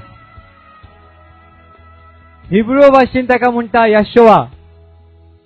Salvation means In Hebrew it's called Yeshua. It means deliverance, healing, protection, prosperity, blessing, hallelujah, preservation. In Greek, it is called soteria. That means pardon from sin, victory over sin, blessing, healing, deliverance, protection, all these things is come. That word is called salvation. आता जेजून जाकेवाक सांगले, तू म्हाका आपलो स्वामी मानून घेताय. व जाकेवानो सांगलो स्वामी.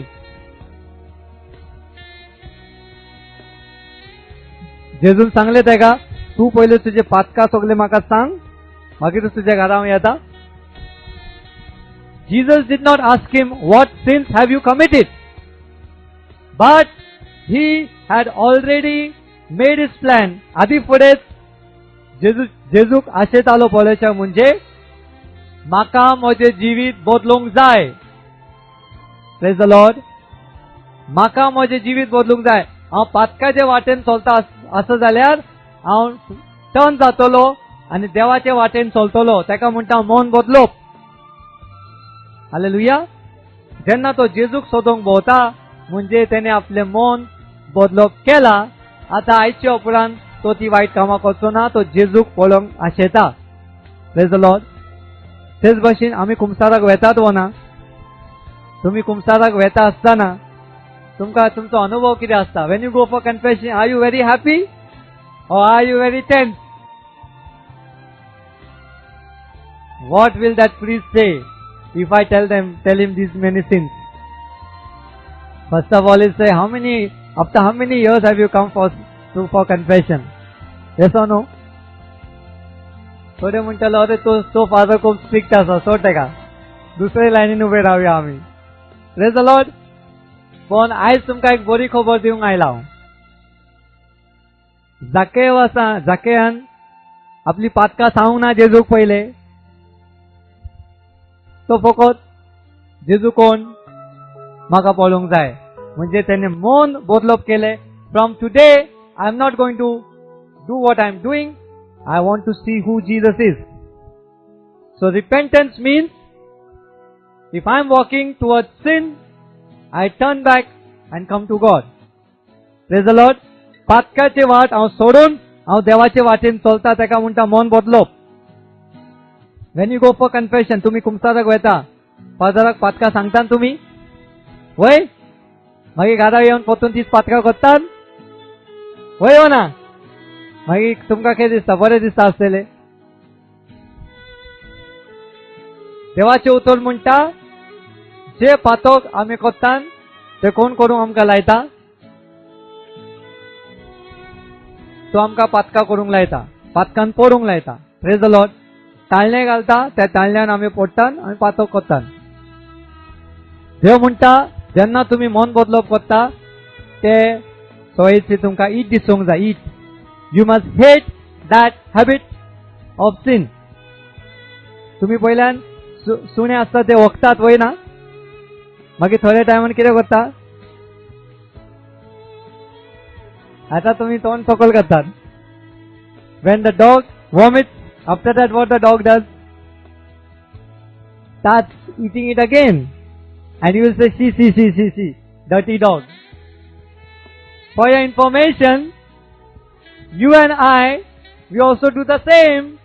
We go for confession, come back and do the same sin again. So, are we better than the dogs? आणि देवाचे उत्तर म्हणता, when you have that sin habit, you go for confession,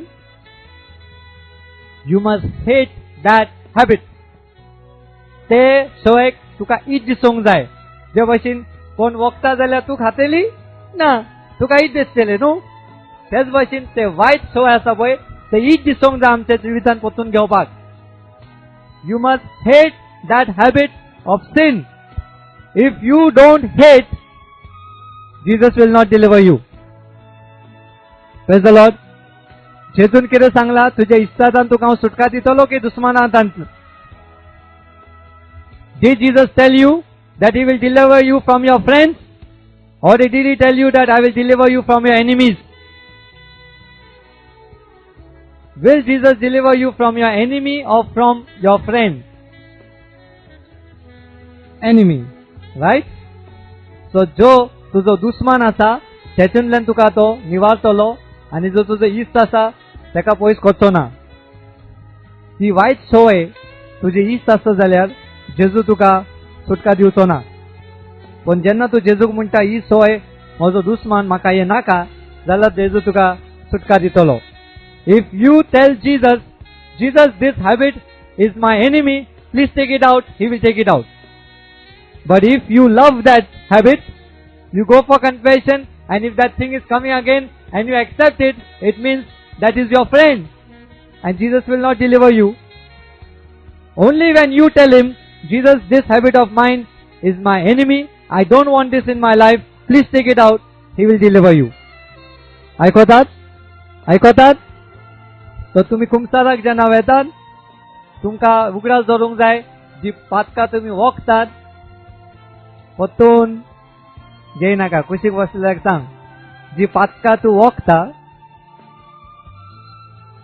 come on loudly, the sins that you are vomiting out, please don't eat it again.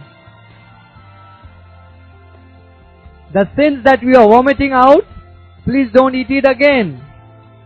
If you are vomiting out, hate that sin. Hate that sin.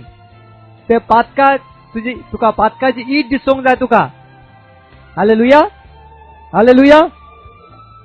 आणि second, ते पातकाक ते वायट सवयक शिराप घालूंक जाय. You must curse that habit that is causing you to sin. जेजून कितें केलें अंजिराच्या झाडाक? कित्याक ते फकत जागो घेतालो, फळां दिनासली. वायट सवय तुका बरी फळां दितली, सो तुका ते शिराप घालूंक जाय. You must curse that habit in your life so that it is cut off from the roots. तुम्ही त्या वायट सवयंका शिराप घालूंक जाय, मुळांतान तेका तुमच्या जिवितांतल्यान भायर काडपाक. Otherwise you go and confess your sin, everything is done at a branch level, the roots are still there. After coming from confession, more water is put on the roots, the plant grows again. So when you curse the habit, you are cutting that tree from the roots. No more plant. That sin will never come again in your life if you curse that habit, that sin in the name of Jesus. Hallelujah. Hallelujah. So you have to curse शिरापूंक जाय ते वायट सवयक. आनी दुसरे, ईट दिसूंक जाय, पोत्तून म्हाका तें नाका. Hallelujah.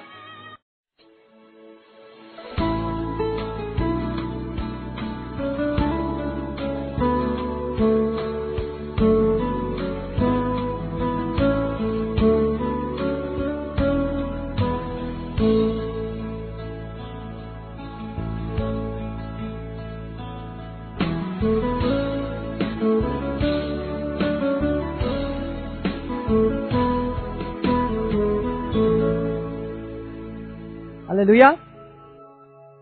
जाकेवान काय सांगू ना जेजू, हायन इतल्या लोकांका लुटला, इतल्या लोकांका लुटला, सांगला झाडार अवस्था ना.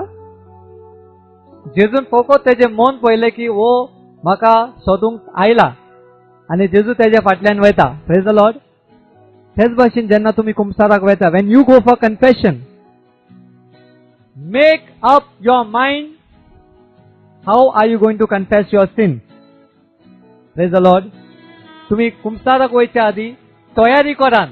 कित्याक कुमसा हे सॅक्रेमेंट ऑफ रेकन्सिलिएशन म्हणटा तेका. सारखे? सॅक्रेमेंट म्हणजे कितें? एक पवित्र, समथिंग सेक्रेट. जेन्ना तुमचे काजार जाता, खंयची कापडां घालून वयता तुम्ही? ही भाशेची कापडां.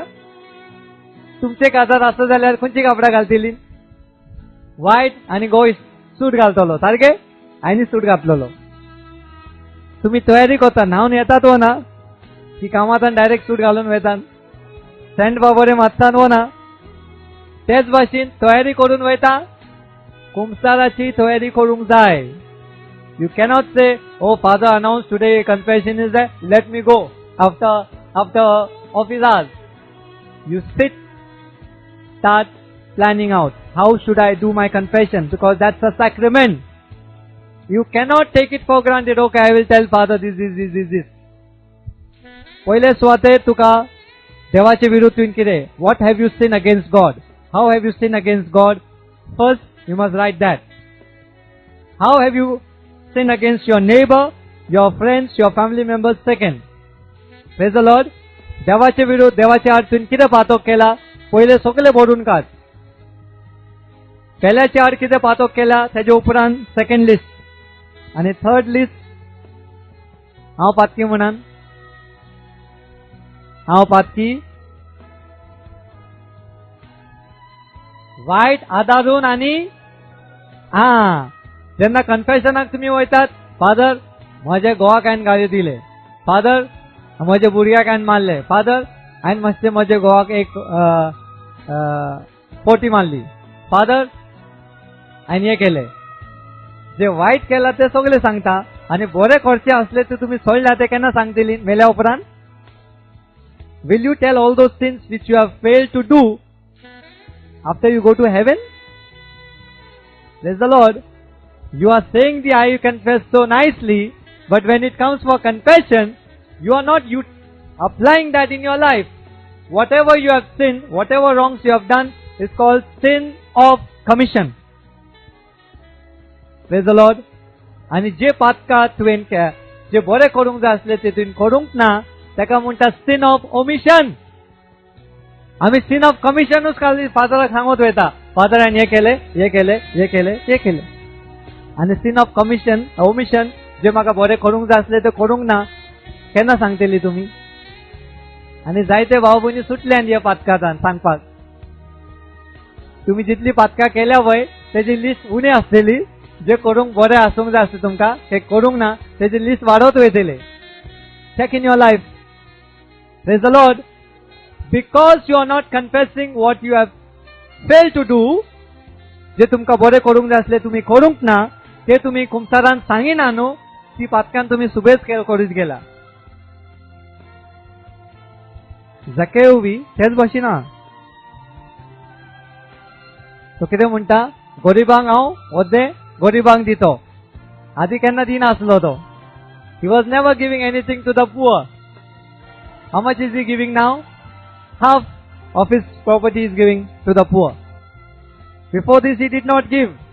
So that was the sin of omission.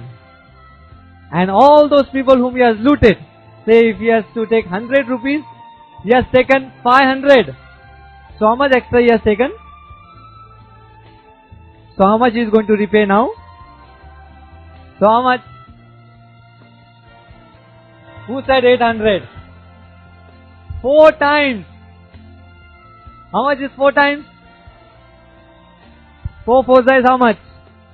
1600. Praise the Lord. If you ever have been cheated by Zacchaeus, Zacchaeus तुमका cheating करून तुमच्या लागच्यान पैसे घेतलो असलो आणि आता ह्या भाशेन बसला आणि Zacchaeus सगळ्यांका पैसे दिता, तुम्ही म्हणटले हा Zacchaeus म्हाकाय 400 रुपया दितलो होय, आणि मागीर तो काढून तुका 1600 दिता जाल्यार तू कितें करतले? उजवा दिसाचो की हांव मातशें सोपोन पळयता. Praise the Lord. तो म्हणटा लुटला हांवें 440, 4 times I am going to repay. Praise the Lord. तो म्हणटा did Zacchaeus say, okay, I have cheated him, from today onwards I will not cheat? He says that.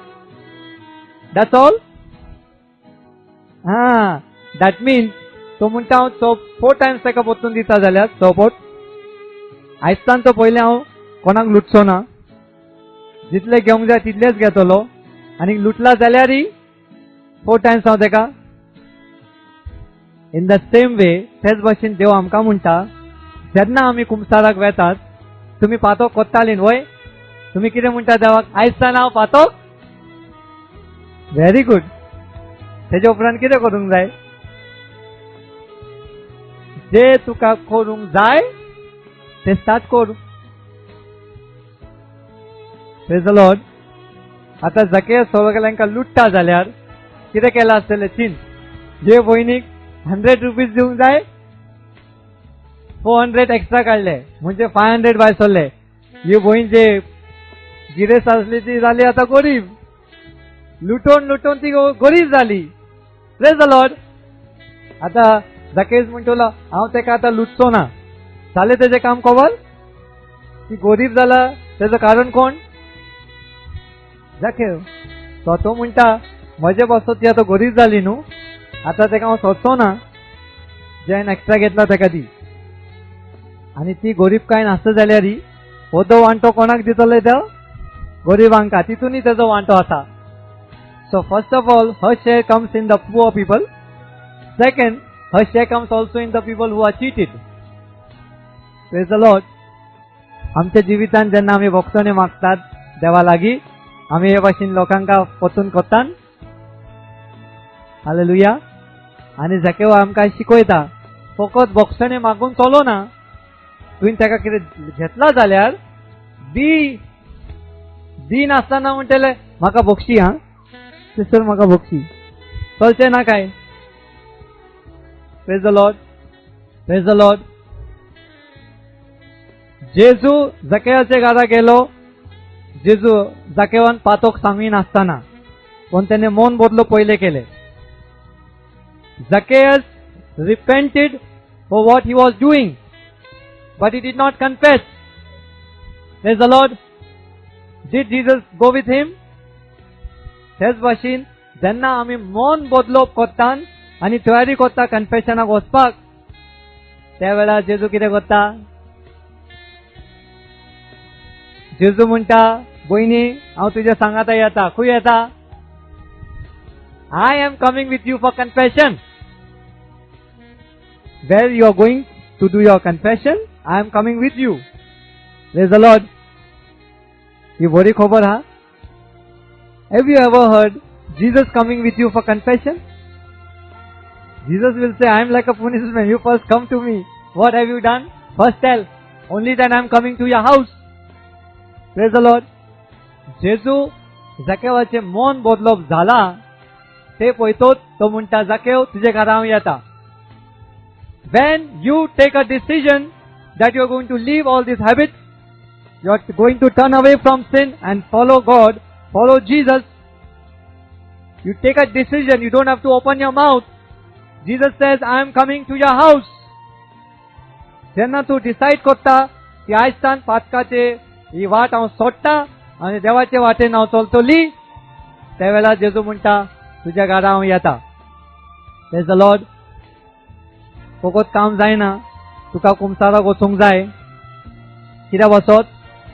कुमसाराक वचूंक ना ती पातकां तुवें चावूंक ना न्हू, सैतान तुका सोडचो ना. जेजू तुजे भितर येवंक सोदता, पण तुजी पातकां तूं सांगिना जाल्यार तो भितर सैतान तुका घट दवरतलो. हालेलुया. त्या वसत जेन्ना तूं भोगसणे मागूंक वयता वो कुमसाराक वयता, तू कितें करता? सैतानाचे तोंडाचेर कितें करताय तू? एक थापट. म्हणजे आयजसान तुका म्हजेर काय हक ना. You have no authority over me. When you open your mouth and say Jesus I am sorry, you are telling going before the priest and say this is what I have done, you are giving a tight slap to the devil. It says from today onwards you have no authority over me. Hallelujah. The devil will always say, सैतान म्हणटलो 10 पातकां केल्या न्हू, 5च सांग. 5 पातकांचो हांव discount दिता तुका. आयज आमी आयकता न्हू स्कीम आसा, एक घे एकाचेर एक वस्तू फ्री. वय ना? वय ना? सैतानी आमकां तेच भशेन म्हणटा, ऑफर दिता.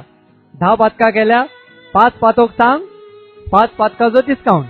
मागीर तुमी कितें करतात? बरें जालें, मातशें वजें उणें जालें आनी फादराक वचून 5 पातकां सांगतात आनी भायर सरता. सैतान म्हणटा एक मिनिट ती स्कीम आसली पळय ती आतांच कवर जाली. The discount which I gave you, it is not valid now, it is become invalid. So I am still holding you for the 5 sins. 5 पातकां बसत हांव तुका अजून घट दवरतलो. सो त्या बसत सैताना लागच्यान डिस्काउंट घेवं नाकान. जेजू तुका डिस्काउंट दिवचो ना जाल्यार सैतान दिवंक जाता? आता तुम्ही म्हाका सांगात आमची पातकां कित्याक सांगूंक इम्पॉर्टंट आसा? Why are we suppose to confess our sins? Just now I told you, when you confess your sin, Satan's hold over your life is broken. शैतानाचो हक तुजेर आसा तो तुम्ही मोडटात जेन्ना तू तोंड उक्तें करून तुजी पातकां सांगता. हालेलुया. सेकंड, देवाच्या उजवाडान तू येताय. Praise the Lord. Praise the Lord. Adam and Eve, when they sinned, what were they doing? They were running away from God. देवा लागच्यान धांवन गेली ती आनी खंय लिपल्यान? झाडा फाटल्यान. कित्याक वचत? They don't want to come in the presence of God because they have sinned, and that sin is not allowing them to come in God's presence. पातोक आदाम आनी एवाक देवाच्या हाजीरपणान येवंक दिना. Praise the Lord. पण देवान तांकां सोडलो. देव सोदीत तांकां थंय पावलो. Now God is speaking to Adam and Eve. तेच भशेन जेन्ना आमी पातकान रावतात शैतान सदांकाल म्हणटलो लिप लिप. पळय आतां देव येतलो तुका विचारपाक तुका कितें करूंक जाय? लिपोवंक जाय की देवा कडेन वचूंक जाय? Okay, now give me the answer. When you sin, are you a sinner first or a child of God first? तुम्ही देवाचे भुरगे पहिले वो पातकी पहिली? तुम्ही खात्री हा देवाची भुरगी पहिली तुम्ही? त्या वस्तोत केन्नाच धांवो नाकान पातोक केल्या उपरांत. If you are a daughter and a son of God first, the devil will tell you run. If you are a daughter of God, you will not run. If you think you are a sinner first, surely you will run. तू पातकी मानून घेता जाल्यार देवा लागच्यान पळय जावतली. पण देवाची धू तू पयली, देवाचो पूत पयलो हे तू मानून घेता जाल्यार तू पहिले पातो कोत्तोच देवा लागीं धांवन येतले on the spot. Say Jesus, I have sin, please forgive me. आयकोतात? जे भाव भयणी पातोक करून धांवतात तांकां देवसार म्हणटा तू पातकी पयली. ते बसो ते भाव भयणी धांवतात. पण देव म्हणटा तू पातकी पयली न्हू, तू देवाची धू पयली. So you are a daughter of God, son of God first. Run to God immediately after you committing a सिन.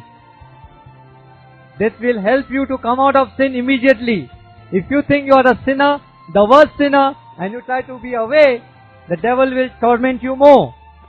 शैतान येवन तुका आनी सोतयतलो. त्या बसत आमकां कितें करूंक जाय? पातोक हांवें केला कळतोच जेजूक उलो मारात बेगीन. कित्याक तुमी देवाची भुरगीं पयली पातकी उपरांत. Praise the Lord. म्हणात हात वयर राबोन हांव जावन आसा देवाची धू, देवाचो पूत पयलो पातकी उपरांत. I am a child of God first, sinner second. Praise the Lord. जेन्ना तुम्ही पातो कोता जे उगडास दोरान, the moment you say I am a sinner, I am a sinner, you have sinned, but say I am a child of God, that will give you the boldness to come into the presence of God. If you say you are a sinner, the devil will not allow you to come before God. You say I am a child of God, he cannot touch you. Go into the presence of God and say I have sinned. It's better to come to God and say I have sinned than to tell the devil I am a sinner and not go to God. देवाच्या हाजीरपणान येवन म्हणूंक जाय देवा हांवें पातो केला, कबूल कर. The Lord will set you free. देवाक जाय तुका आशीर्वाद दिलेले. सो जेन्ना तुम्ही पातकाचे बोक्षणे मागतात तोंड उक्तें करून, when you are asking forgiveness and in confession, praise the Lord, God is interested in blessing you. And Satan is telling, शैतान म्हणटा पातका सांगी नाकाय. देव म्हणटलो तू खूप पातका केला, तुका बोक्षणे ना. देवतार म्हणटा तुका बोक्षणे मेवचे ना कित्याक तुजी पातका खूप व्हडली आसा. देव म्हणटा खंयची पातका आसूं दी, हांव बोक्षणे दिवंक तयार आसा. फकत बोक्षणे न्हू, तुका आशीर्वाद हांव दिवंक आयला. So God is interested in forgiving you first blessing you second. Hallelujah. Hallelujah. आता आमचो देव जावन आसा पवित्र. God is holy. He is also merciful. Hallelujah. जेन्ना तुमचे भुरगे इस्कोलांतान येतात, हात मेले आसा तेजे, आनी तुवें आतां कितें केला? जेवण केला आनी दवरला. Will you allow your children to eat the food? कित्याक बसत? हात जे धुले नासतना जेल्यार प्रॉब्लेम कित्याक? जेवण तो बरें आहा न्हू.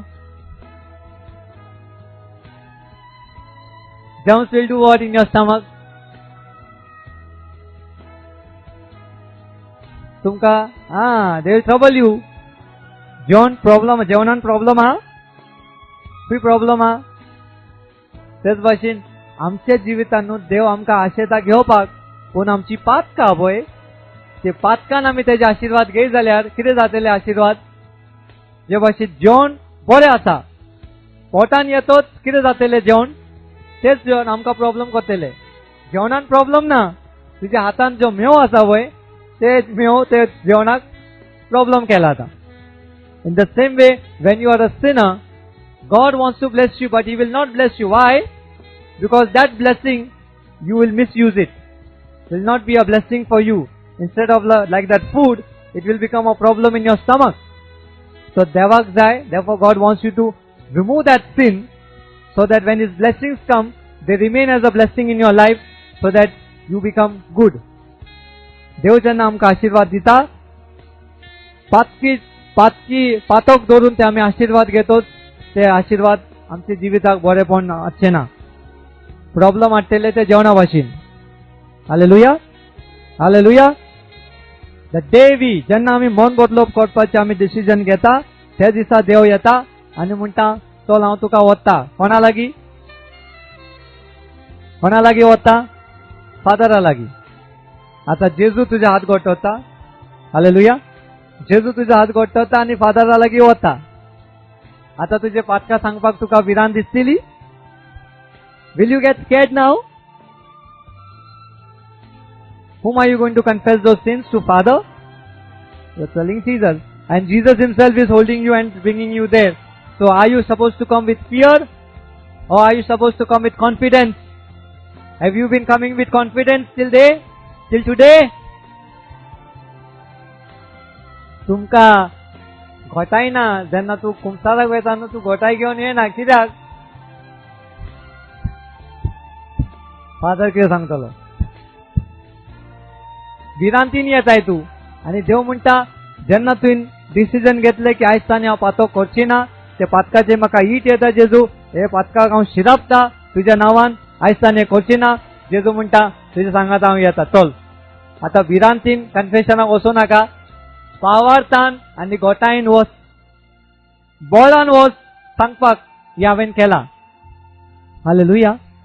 हालेलुया. आयज तान कुमसाराक वयता आसतना भियो नाकान, कित्याक तुवें डिसिजन घेतला आयज तान ती पातो करची ना. हालेलुया. तेन्ना तूं वयताय, जेजू तुज्या सांगाता येता, आतां तुका भिरांत दिसची ना. Praise the Lord. Praise the Lord. आनी जेन्ना तूं बोगसोने मागता, ते मन बदलोवपाचे फळां दिसून येवंक जाय. इफ जकेयस जेन्ना बोगसोने मागता जेजू लागचे की हांव हे भाशेन करतलो, कितें सांगूं सोदता तो? जेजू आयजतान हांव वायट करचो ना, पण बरें करतलो. आमच्या जिवितान जेन्ना आमी कितें वायट करताले, ते वायट करपाचे सोडात आनी कितें करूंक जाय? बरें. Praise the Lord. उबे रावया आमी. दोळे बंद करूया. क्लोज योर आयज. जेजू आमच्या घरा, आमच्या काळजान येवंक तयार आसा. लेट्स क्लोज योर आयज एंड मेक दिस प्रे. म्हणा, दोनिया जेजू, हांव तुका अर्घा दिता. म्हज्या पासत ह्या संवसारान तूं आयलो. तूं जावन आसाय जिव्या देवाचो एकलोच पूत. म्हज्या खातीर ह्या संवसारांत आयलो. म्हज्या पातका खातीर तुवें रगत व्हांवयलें आनी कुर्सार मेलो. तुका पुरलो आनी तिसऱ्या दिसा देवान तुका मेलेल्यांतलो पुनर्जीवन केलो आनी ह्या वेळार तूं देवाच्या कुशीक बसलाय म्हजे बसत विनोती करूंक. दोनया जेजू हांव कबूल करता हांवेन जायती पातकां केल्या म्हज्या चिंतनांनी म्हज्या उतरांनी म्हज्या करण्यांनी. देवाचे आड आनी पेल्याचे आड हे सगळे पातकां हांवेन केल्या. म्हाका बोगोस तुज्या रक्तान म्हाका धू म्हाका नितळ कर.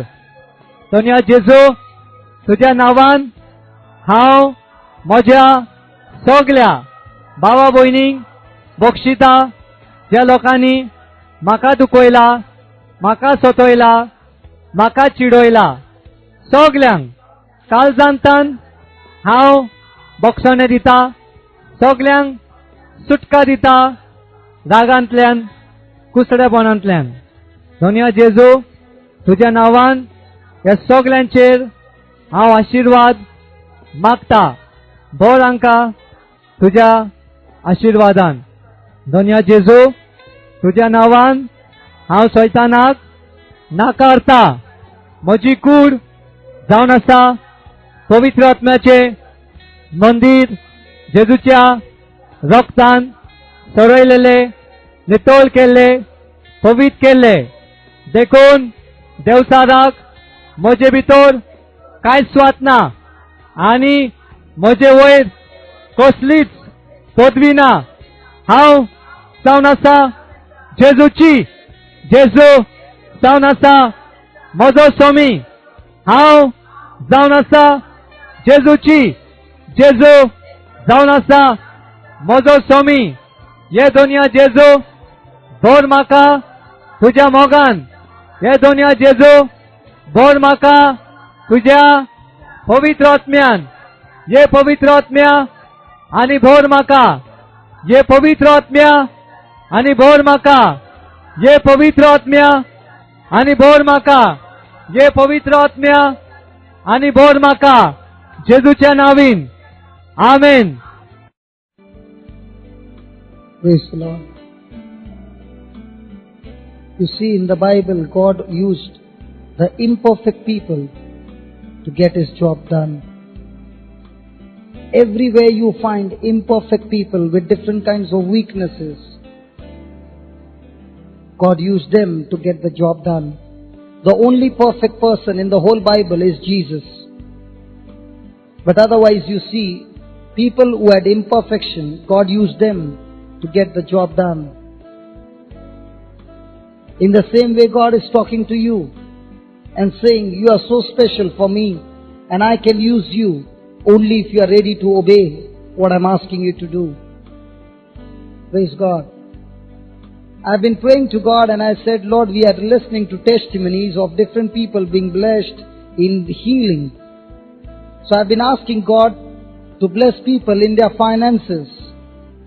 And this is what the Lord showed me, that people have failed to do this one thing, and because of which they have been losing the blessings on finances. Do you want to hear that? Very small, yes. Praise God. In the book of Deuteronomy 26 verse 1, when you have come into the land that the Lord your God is giving you as an inheritance to possess, and you possess it and settle in it. Now God is talking to His people and saying, when you have come into the land that the Lord your God is giving you as an inheritance to possess, and you possess it and settle in it, you shall take some of the first of all the fruits of the ground.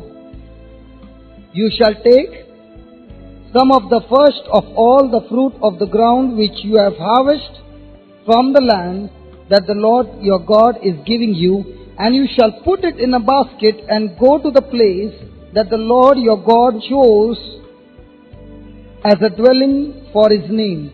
So he's saying you take the first fruits, put it in a basket, and go to the place that God has chosen. Okay?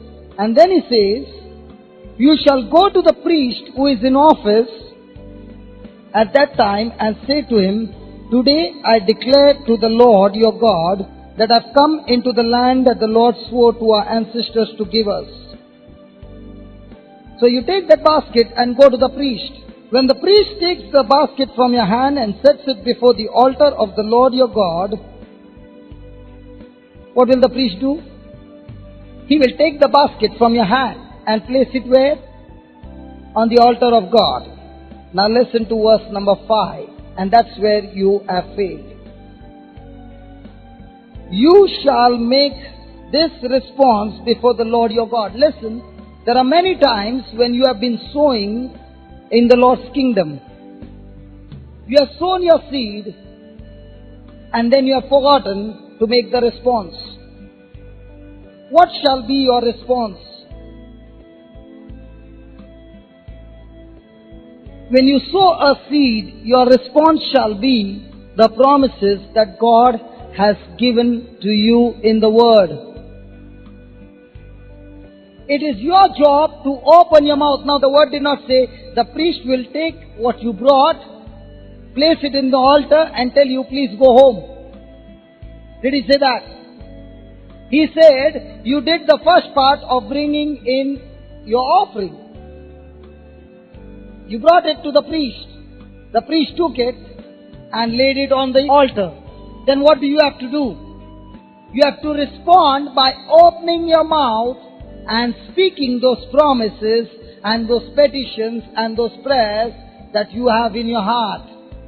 And you have to continue to do that till you see the manifestation happen in your life.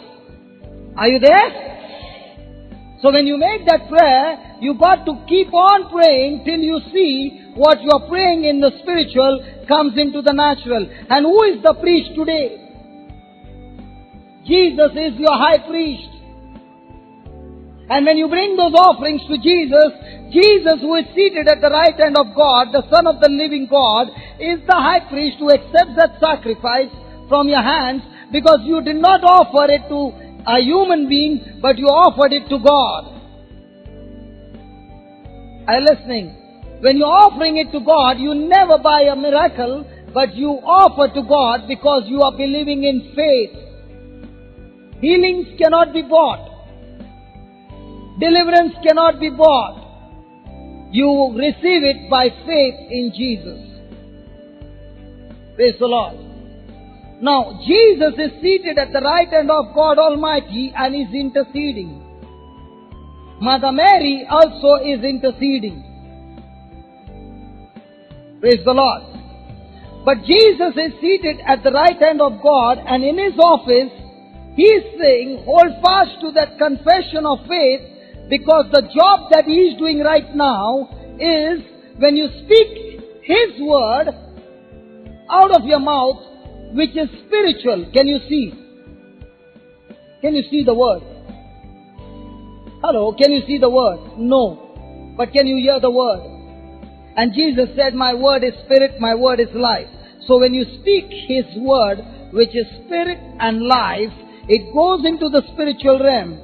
Now Jesus' job is to take that word and convert it into the physical realm, and what you prayed for in the spiritual realm gets converted and comes back to you into the physical realm. Now you can see those things have come to manifestation. Do you understand? Let's take for example our sister. She had 4 tumors, 3 cysts, 2 kidney stones. Now what was happening during the worship is, we were asking God to bring healing. Now when we were praying, there were words of healing going. Now when she was hearing those words, she connected with those words in faith and began to believe that God is doing something for her at that moment. That word which went into the spiritual, Jesus took his word and brought that word of healing inside of her, because she got connected by faith. So what went out in the spiritual realm came back into the natural realm, and when she went to the doctor, she found it's not there. In the same way, when you bring your offerings to God, you got to make petitions on those offerings. You got to pray on those offerings. You got to ask Jesus to seal those offerings with the blood of Jesus. So that these offerings that you bring, or these seeds that you are bringing, they are sown in good soil and they bring forth the harvest. Praise the Lord. Praise the Lord. Hallelujah. Hallelujah. One more thing that can get disqualified is in the book of Malachi. See, listen, chapter 3, verse 10. Bring all your tithes into the storehouse, that there may be food in my house, and prove me now by it, says the Lord of hosts, if I will not open the windows of heaven for you, and pour you out a blessing, that there shall not be room enough to receive it. Now this is the only place where God is challenging and saying, put me to test. God is saying, put me to test, whether I will not open the doors of heaven for you and pour out a blessing for you. Now, after everything is over, he says, and I will rebuke the devourer for your sake, and he will not destroy the fruits of your ground, neither shall your vine drop its fruit before the time in the field, says the Lord of hosts. He says, when you bring your tithes to the Lord will see to it that Satan and all his works are kept away from you. He will rebuke the devil. Then he says, and all nations shall call you happy and blessed. Say that. Nations call me blessed. Because I am a blessing. Say that, I am a blessing. Wherever I go. When I go, God's blessing follows me. Sometimes they overtake me. Before I reach that place, blessings have already been poured. Do you believe what you just said? Sure. Then give the Lord a big hand of praise. Come on. Thank you, Jesus. Thank you, Jesus. And all nations shall call you happy and blessed, for you shall be a land of delight, says the Lord of hosts. Now listen to this. This is where you make a blunder, and because of which you miss your blessing. Your words have been strong. Your words have been strong and hard against me. He says the word that is coming out of your mouth is not in line with the word of God, and because of which, even though I want to bless you, I can't do it because your words have stopped me from blessing you. So when you go from here, what words are you going to use from now on? You are going to use God's word and stop saying any word that is against the word of God. If you have been believing for a healing, go on confessing every time, Lord, by your wounds I'm healed. And even if the doctor says, who cares what the doctor says? The doctor did not create me. My God created me and He has declared I'm healed. If you are believing for favors, keep on confessing favor. Now listen. God's blessing will not come into your life till you start developing your character. Because if He blesses you and your character is not right, you will mess up the whole thing. And how do you build your character? First, by the Word of God. Receive the Word of God. That Word of God will bring you thoughts of God, or thoughts. The Word of God will determine your thoughts will determine your emotions will determine your decisions will determine your actions will determine your habits will determine your character. Now you are in a position to receive God's blessing. So when a person is building his character, you will always find blessings coming in search of him. Did you get that? When a person is operating in love, that love will attract God's blessing into your life. So out of all that you are seeking, you got to seek love. And what is love? God is love. That's why He's saying, seek you first love, and the fruit of love I got that. Lord, a good revelation. I got it right now. Praise the Lord. Seek you first love and the fruit of the Spirit of love, and all the rest will be added unto you. Praise the Lord. Praise the Lord. So of all that you are seeking, seek love. What kind of love? God kind of love. And where do I get that? Go and study 1 Corinthians chapter 13. It speaks about God's love. Praise the Lord. Praise the Lord. So my dear, the Bible says in Galatians chapter 6, verse 7, my dear, do not be deceived. God is not mocked. What a person sows, that and that and that he shall.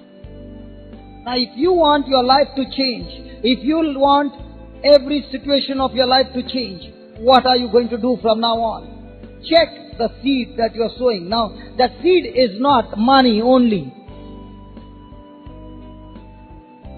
God has given us a bag full of seed. And the Bible is the bag full of seed. And this seed can be sown in a special soil, and that is your heart. Because God created man out of the soil, and this heart of yours is created by God using the soil of the earth. And this soil receives only this seed. When this seed is in this soil, it will produce this harvest. So God has given us a bag full of seed. It is your job to take this seed and sow it in your spirit. And when you continue to do it on a daily basis, you will find that the harvest has changed because you have changed the seed. If you plant a mango seed, do you get jackfruit? You know that.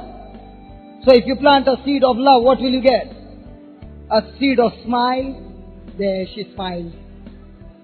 Praise the Lord. So what seed are you going to sow will determine the harvest that you will receive.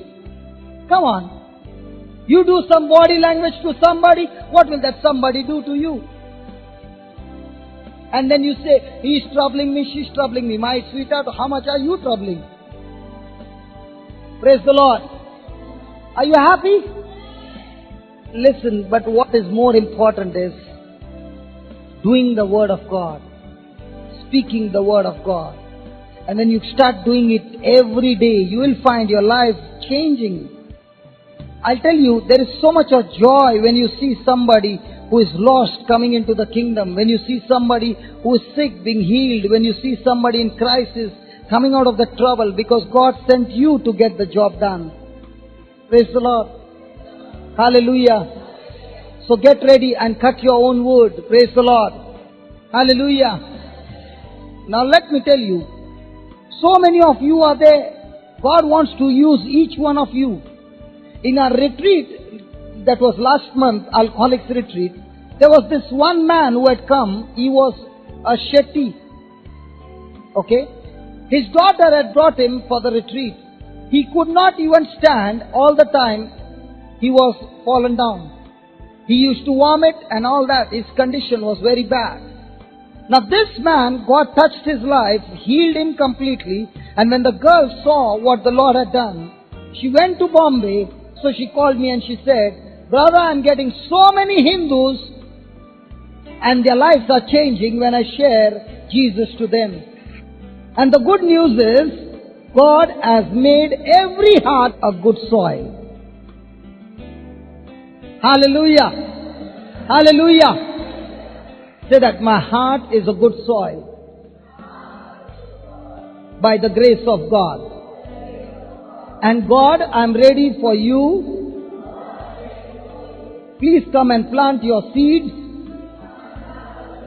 in this good soil, so that I can bring forth a harvest of 100-fold. And all this only by your grace. I receive this in the name of Jesus. Amen. Praise the Lord. Tell your neighbor, I got good soil. My heart is a good soil. Praise the Lord. Praise the Lord. Listen, the devil is not scared of you.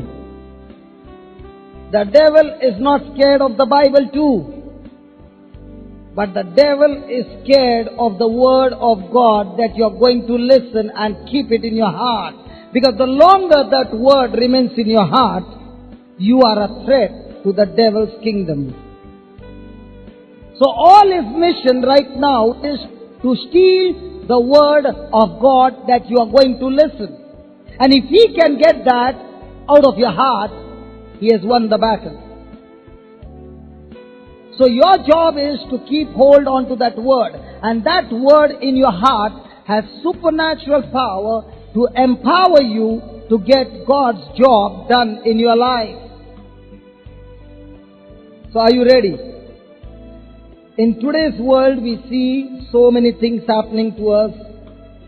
And so many crises, so many problems, so many sickness around. Yes? And look at what the word of God says. And check your heart. And listen, is this word applicable to me? It says in Proverbs 18 verse 14. In 18 verse 14, Proverbs 18 verse 14, the word of God says, the strong spirit of a man sustains him in bodily pain or trouble. A strong spirit of a man sustains him in bodily pain or sickness or in trouble. In other words, he's saying, when your spirit is strong, your strong spirit can help you to overcome every sickness, disease, and trouble in your life. And then he continues to say, but a weak and broken spirit, who can bear? He says, a weak and broken spirit, who can bear? In other words, he's saying, when you have a strong spirit in you, you will be able to overcome troubles and crises in your life. But when your spirit is weak, even though things that you are capable of doing, you will not have the strength to overcome those things, and those things will come and destroy your life. The very purpose of the devil working in your life is only to see that your spirit is weakened. If he can get your spirit weakened, then he has won the battle. Because the Bible says, when your spirit is strong, even sickness has no power over you. Praise the Lord.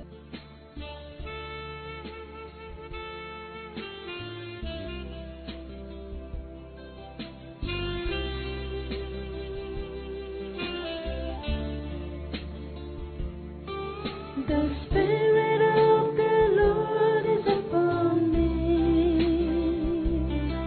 My God Himself has anointed me.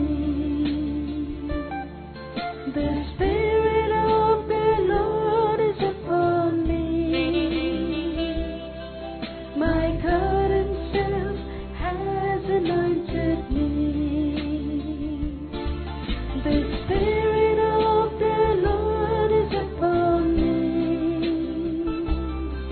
My God Himself has anointed me. The Spirit of the Lord is upon me. My God Himself has anointed me.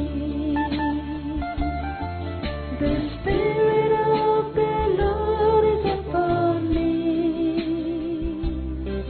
My God Himself has anointed me. He has sent me to proclaim the good news to the poor. He has sent me to proclaim the good news to the poor.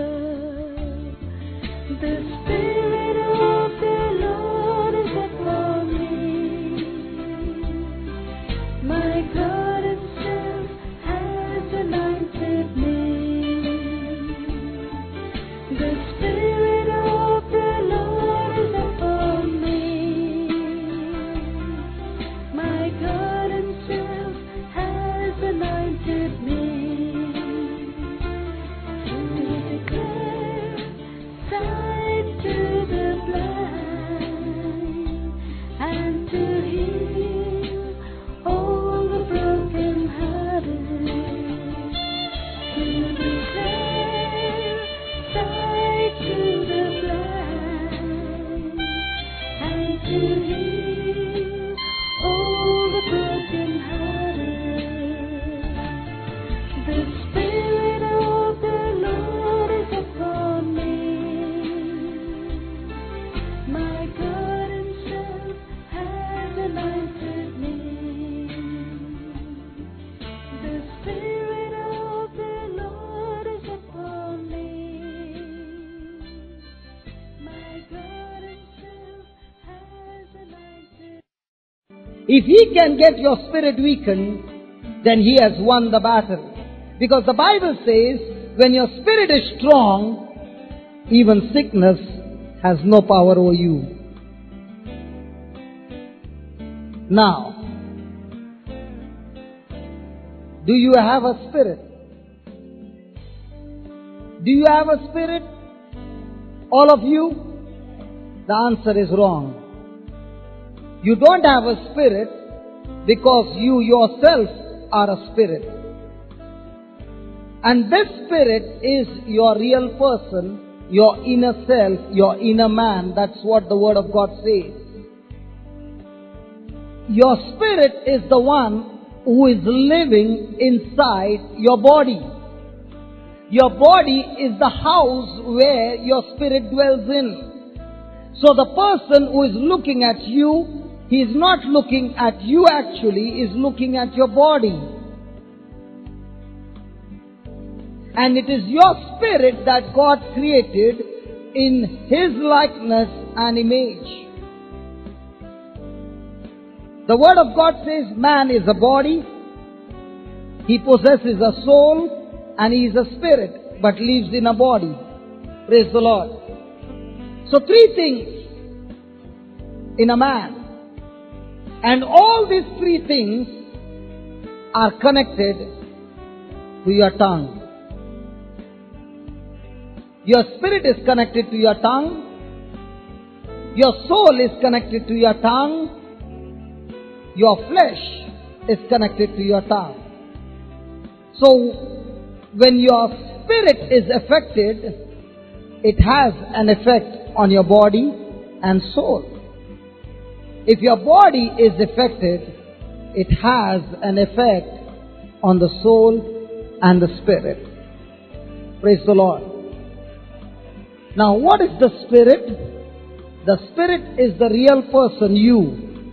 And this spirit possesses a soul where you have your intelligence, your will, your desires, your emotions are all your soul. That is where you start thinking. Your thought life is your soul. Praise the Lord. Praise the Lord. Now, the enemy's job is to weaken your spirit. And the entry to your spirit are the 5 senses of your body. Which are the 5 senses?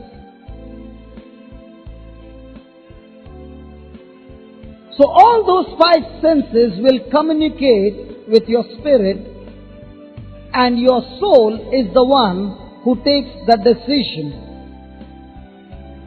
Now, in this world, there are millions and millions and millions and millions of tiny demons whose job is to bring thoughts in your life. And their only purpose is that they bring thoughts of unbelief and doubts in your life. And the moment they start doing that, you start communicating or start meditating on those thoughts that are not in line with the Word of God. Now, those thoughts begin to increase, and without your knowledge, your mind is being leeched. Do you know a creature called leech? Leech is that creature that sucks the blood or the life out of an animal. Now these demons also begin to leech your mind and they begin to suck the life out of you. So their purpose is to bring doubts and unbelief.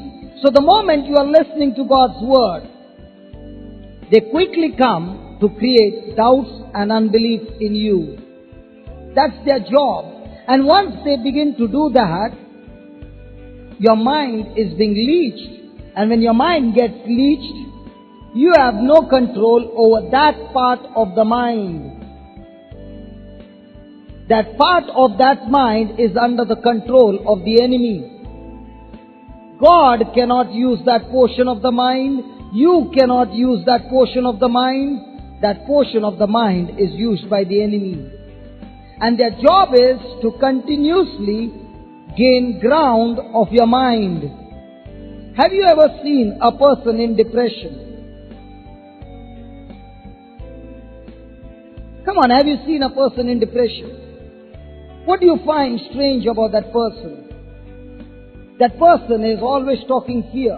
That person is always speaking words that are not in line with the word of God. That person is speaking all negative words, and those words are having a hold on that person's life and destroying that person. Have you heard people committing suicide? Is it easy to commit suicide? Come on, have you heard people putting kerosene and then they burn themselves? Come on, is it easy? Then how come those people do? Let me explain to you. When you get those thoughts in your life, and those thoughts will keep on saying, you are a failure, you are good for nothing, nobody loves you, you are a burden to the family, and all those negative words. Now when these things happen to you, it is a case of oppression. Have you heard the word oppression? O-P-P-R-E-S-S-I-O-N, oppression. What's the meaning of oppression? Oppression means a pressure that comes from outside to cave you inside is oppression. Now these thoughts come into your life to oppress you and to make you think not the way God wants you to think. Now when a person is oppressed continuously, and if he doesn't hold on to the word of God, there comes a time when he gives into depression. So the thoughts which were in the mind has got a control over the person's mind. Now those thoughts have control over that person's spirit. And we read over here, when a person is weak in spirit, he will not be able to overcome sickness. He will not be able to overcome trouble. He will not be able to overcome any crisis in his life. That's why the Bible says, who can bear a broken spirit? Nobody. When your spirit is broken, you are already a slave of the devil. And when a person is in that condition, the enemy goes on having a hold on that person's spirit. There comes a time when that person even begins to plan how to go about and commit suicide. And when the person is going on thinking on those things over and over and over and over and over and over again, there comes a time when he gets the power from the enemy to do those wrong things. That's why you will find when a person is in actually that act of committing suicide, the person actually goes into action. But the moment the process has begun, that same person is screaming for help. Have you noticed that? Why? Because by now, those demons have left that person and that person is in pain. That's why you find many a times, especially in Western countries, children go to school carrying a gun and they start firing. And when they are finished murdering, they don't even know they have killed so many other children because they have lost their senses. And when they come back to their senses, they don't even know what power took over them and they had finished with everything. Have you read that? How do you get that? By the movies that you see. Those five senses are the gateways to enter into your spirit. And if you are not alert and caution enough to guard those five senses, you will find yourself in oppression and in depression. Praise the Lord. Hallelujah. So when a person gets leached in the mind, that person begins to get more and more leached and more broken in the spirit, because that person is only listening to the words of a stranger and does not listen to the voice or the words of the good shepherd. Praise the Lord. My condition was a condition of oppression and depression. I went into depression so much that my spirit was broken so much that I wanted to give up my life. I wanted to commit suicide. I even planned how to commit suicide, because there was no hope for me till I listened to the gospel of Jesus Christ, and that word of God gave me the assurance and strengthened my spirit. Listen, the word of God says man does not live by bread alone, but by every word that comes out of the mouth of God. Now what word is he talking about? The word of God is the food for your spirit. Just as you eat physical food every day for your physical body, so also for your spirit to be strengthened, you require the spiritual food, and that is the word of God. And when you have this food in your spirit starts getting strengthened. The moment you stop eating of this food on a daily basis, you will find that your spirit is getting weakened, because the whole day you are listening to the words of the world system or of the devil. Do you get that? Do you get that? So when I was in depression and my spirit was broken, I had lost all hope. There was no hope for me till the word of God came inside of me and made me alive. The meditation of the word of God strengthened my spirit, and I could overcome the sickness and disease that I was going through. I could overcome that oppression and depression, and that's exactly what happens when you come here. Your spirit is being fed with the word of God, and wherever the word of God is, there is the anointing of the Holy Spirit.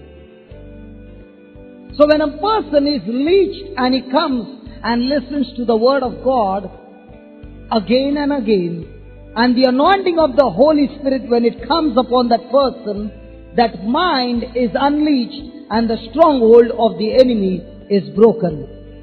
Praise the Lord. Praise the Lord. That's why you find the change in your life. Because you are receiving the word of God, and that word of God is casting out all imaginations which are not in line with the word of God. And if your spirit is not fed with the word of God, then you will definitely believe the words of the enemy.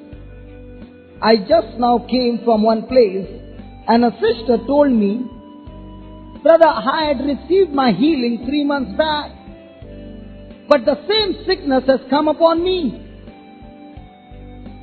I said, "Sister, what is more important is not the healing, but what is more important is to keep your healing." Because when you believed in that word of God came inside of you and brought you good health. But once you receive the good health, I said there will be testing. And what was the test in your life? I asked her, did those symptoms come back? She said, one day I found a small symptom, and I said, did you say it's come back? She said, yes, I said that. I said, you just opened the door for the enemy to strike you. Because the moment you said that, you came out of faith and you began to operate in fear, and now fear will produce everything that you speak. Just as faith will produce everything that you speak, so also fear will speak everything in your life that you speak. Praise the Lord. Praise the Lord. And that's why you got to be very alert and cautious in the words that you use in your day-to-day life. Because that word of God has the power to strengthen your spirit. So also the words which are not in line with the word of God has the power to break your spirit. Ask yourself, are you feeding your spirit on a daily basis?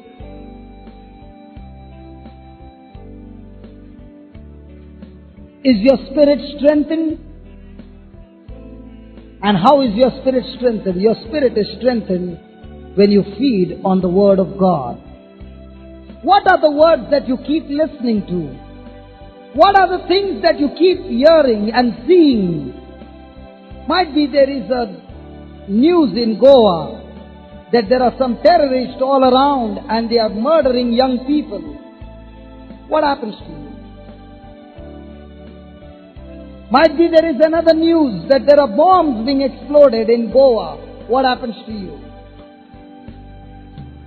Now you allowed those news to enter in your ears and enter your spirit.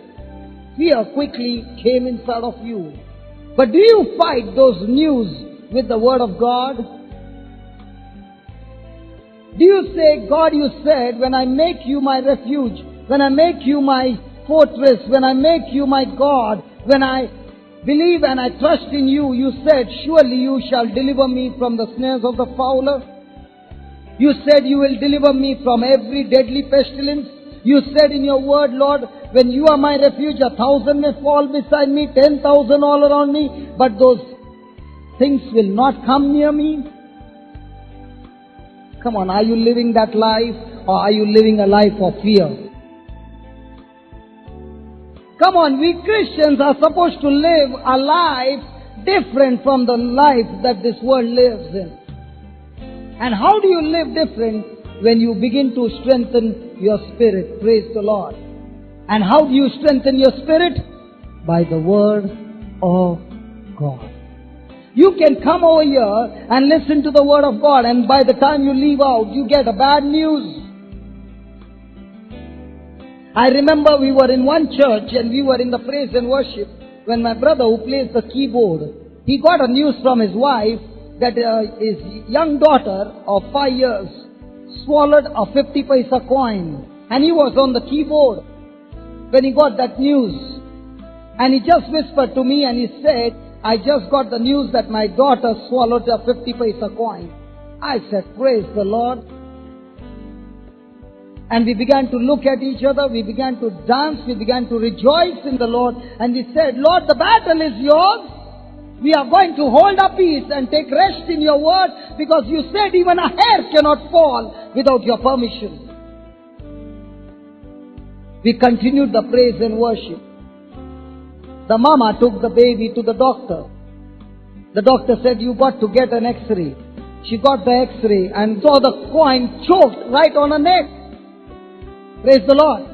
So when she saw that, she said, devil, even though I see this report, I refuse to believe, because according to the word of God, my daughter is completely healed. And she continued to rejoice. My brother began to rejoice. And every morning they would wait for the coin to come out. You understand what I meant? After 2 weeks, I asked him, brother, what about that 50 paisa coin? He said, it did not become 1 rupee, brother. And I asked him, what about that coin? He says, I don't know. It's not in the body. I don't know whether it came out or it disappeared by our prayers. Hallelujah. Hallelujah. Which word are you listening in your heart? Which is that word that is rooted in your heart? Is it God's word?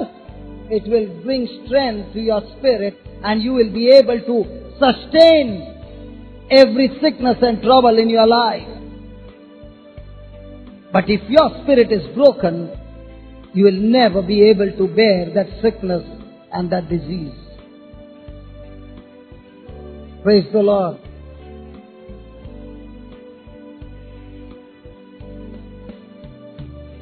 Which word are you meditating on?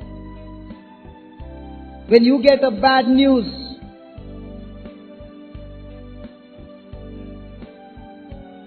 Come on. Or might be you are praying for your loved one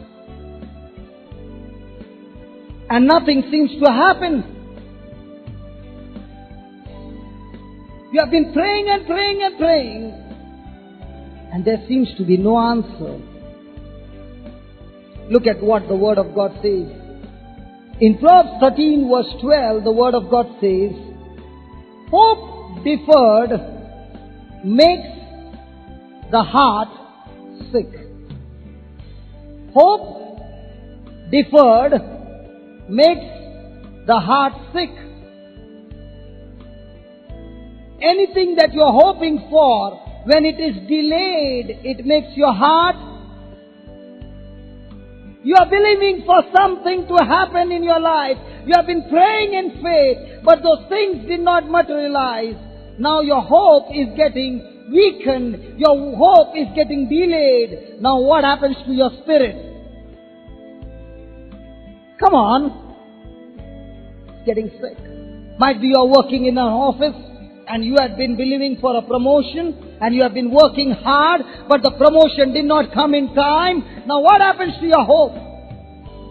It got delayed. And what happens to you? Sick. Might be you got married, and when you got married everything worked out fine, but as days went by and you found your spouse not in the Lord, you are praying and praying and praying, and you thought by now he should have been sitting beside you in the church, and this fellow doesn't come for Sunday Mass, and you are believing for everything and it's not happening that way. Now what happens to your spirit? Might be you were thinking that you would get married by now, and you have been waiting for the one to come, and you have been getting proposals after proposals, and you were believing for something to happen, and it did not happen. What happens to your heart? You are believing for great things to happen in your children's life, and it didn't happen the way you thought, and you're still believing, but the hope is delayed, and what happens to your heart? So you got to be very alert. You got to guard your heart. That's why the Bible always says, guard your heart. Now your heart does not mean this heart. Hello, where's your heart? Oh, you got a heart? Where? In the Bible, this is not the heart. This is your heart, the innermost being, your guts, right inside is your spirit being. So that's what he's saying, guard your heart. So he's saying, hope deferred makes the heart sick, but when the desire is fulfilled, it is a tree of life. But when the desire is fulfilled, it's a tree of, you had been believing for something to happen, okay? You had been praying and it got delayed and it got delayed, and you were about to give up. Now what happens to you at that time? You feel sick, you don't want to talk to anybody, your life is messed up, you don't want to mingle with anybody, and one fine day, that desire which you had got fulfilled. Now what happens to you? You look 10 years younger. When the desire is not fulfilled, you can go to the best of the parlor, put on the best of the things, but yet you look, praise the Lord. So if I put up good makeup and my spirit is sick, after some time it will show up. What is inside you has the power to come outside you.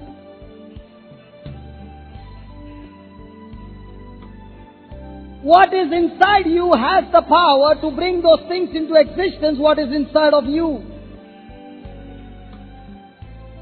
So if your spirit is strong and strengthened, you can bring those things into existence on those things that you are believing for.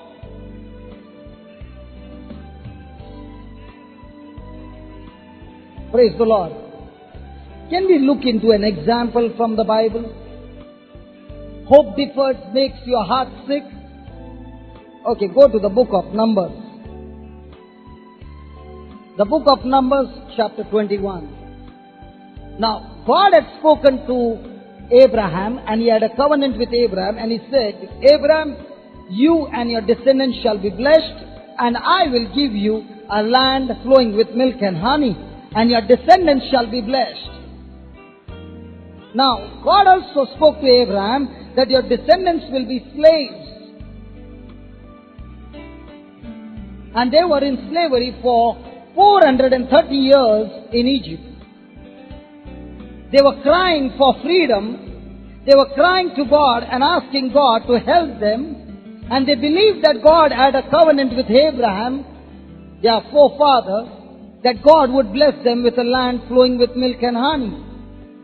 Now God answered their prayer and sent Moses as their deliverer. Now Moses came into the picture. God began to use him. He performed great mighty signs and wonders. Destroyed Egypt with different plagues. And Pharaoh told Moses, take your people and go. And when they came out of Egypt, they came with great rejoicing. Do you know when they left Egypt? They left Egypt millionaires. Praise the Lord. With great joy they came out rich. And God said, I'm going to take you to the promised land, a land flowing with milk and honey. Now, has God fixed their destination? Come on, talk to me. Yes. It was God's plan that they should be blessed.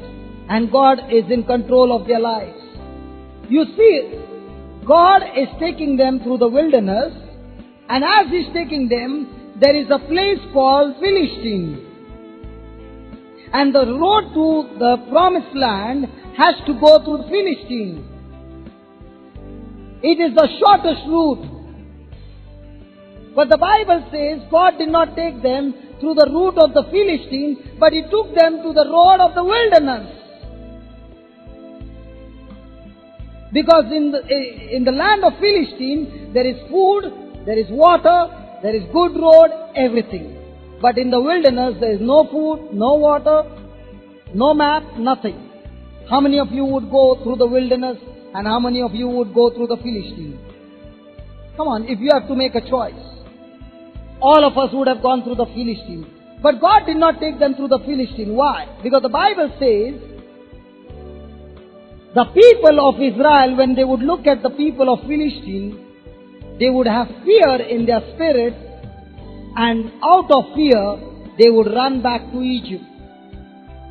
Because all their lives, they have been having a mentality of slavery. They were born slaves.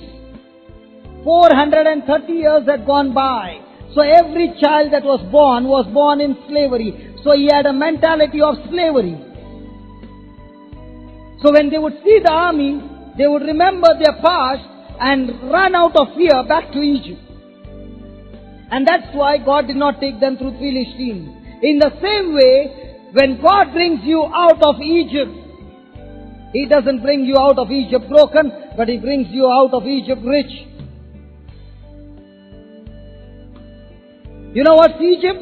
A past life, when you did not know Jesus. And when He brings you there, from there, He doesn't take you through the land of Philistine, because that's the shortest route, but in that route you can get lost.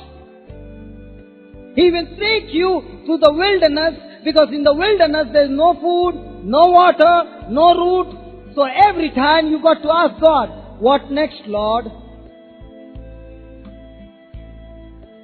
So you got to come out of slavery mentality to be totally dependent on God for every provision of your life.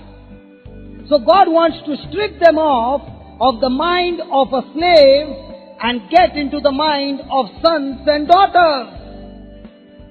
Oh, are you listening? So today also God wants to change your mind. To come out of Egypt, what you learned in Egypt, get out of there and start renewing your mind with the Word of God, and that mind is the mind of Christ. Praise the Lord. And how can he do that? He can do that in the wilderness. So what is the Word of God teaching? Not that all things that look good or seems to be good is good for you.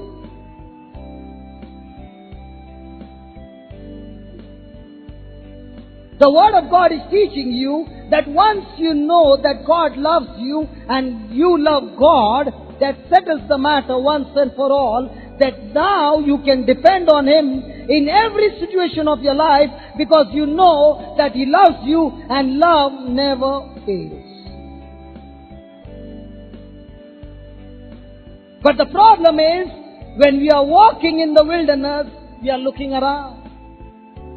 And when we look around, we are looking at those things, we are hearing those things, and our spirits are getting weakened, but we are not looking and hearing what the Lord is saying through His Word in the wilderness.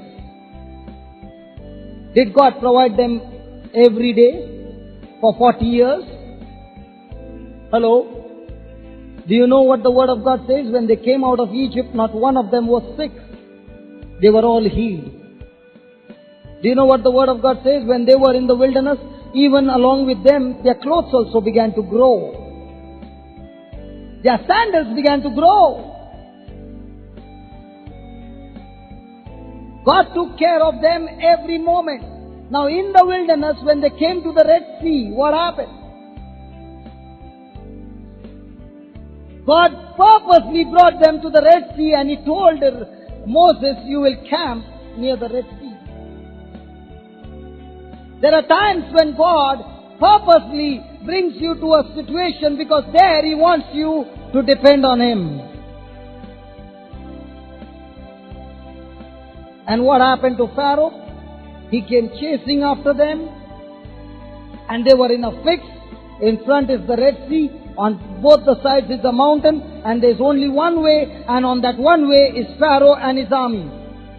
And when the people get into fear, they want to kill Moses at that very moment. When your spirit is sick and weak, at that time you want to kill somebody close to you. The very person you loved once. Because that's the job of the devil. He wants to make your spirit weak so that you are not operating in love, but you are operating in hate and anger and frustration, and you are going to harm somebody you love the most. Isn't it true? Who do you think hurts you the most? Hello? Who do you think hurts you the most?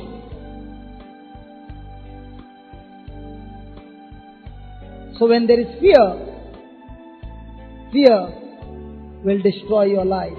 Fear will give Satan the access, the entrance into your life and destroy your life. The only way the devil can operate in your life is operating in fear. The only way God can operate in your life is when you begin to operate by faith, by the Word of God. Now what happened? They came to the Red Sea and they began to cry. God spoke to Moses. Moses struck the water. The Red Sea parted. They walked to the other side. Pharaoh and everyone were killed, and they began to rejoice again. Now in chapter 21, we see one more condition over there. Verse number 1. When the Canaanite king of Arad, who dwelt in the south, heard that Israel was coming by the way of Atharim, he fought against Israel and took some of them captive. And Israel vowed a vow to the Lord and said, if you will indeed deliver this people into my hands, then I will utterly destroy their cities. Now here's a king who not only fights the battle, but takes some of them captive. They are filled with fear. But at the same time, they begin to ask God for help, and God helps them, and they are able to destroy the army. And the Lord hearkened to Israel and gave over the Canaanites and they utterly destroyed them and their cities and the name of the place called Harmah. Now when they had God's power with them, when they asked God to intervene in their lives, God helped them and they won the battle. Now listen to the next word, what he says. And they journeyed from Mount Hor by the way to the Red Sea to go around the land of Edom. The land of Edom. Now the Edomites were the cousins of the Israelites. And the Israelites had planned that because they are their cousins, they would go through the land of Edomites and they would reach their destination quickly. So they told the king, listen king, we will not touch your food, we will only drink water, we will not touch anything when we pass by, and we will pay you the money for our water. But the king of Edom came with a big army and he said, I do not permit you to go through my land. And he stopped their way and the Israelites had to turn all the way round to the Red Sea. Now, the question is, has God changed the people's destination? Come on. Did he change their destination? No. He wants to take them to the promised land. And that's the truth. But along the way, as they were going to the promised land, what happened? There was some obstruction, and because of which reaching their destination has got delayed, and because of which what happened? Listen. The people became impatient. The people became because of the way. So when do you get impatient? When do you get impatient? Have you ever got impatient? Do you sometimes in once a year get impatient? What's the meaning of getting impatient? What's the meaning of patience?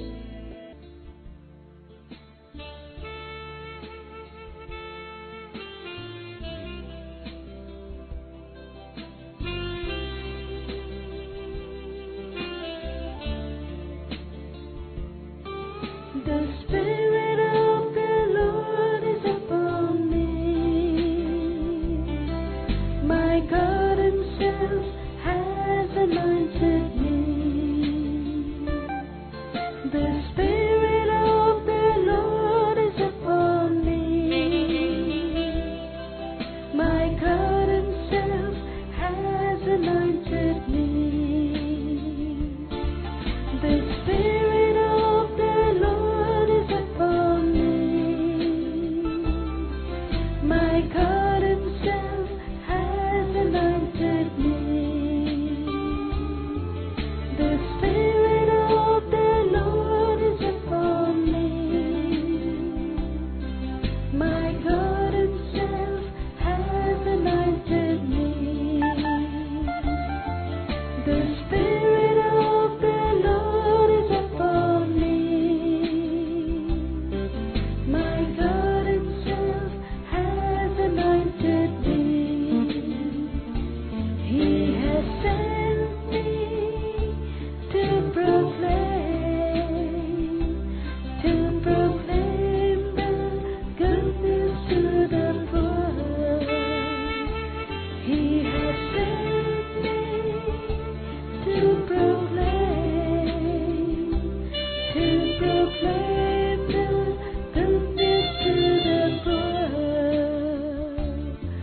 The Spirit of the Lord is upon me. My God Himself has anointed me. The Spirit of the Lord is upon me. My God Himself has anointed me to declare sight to the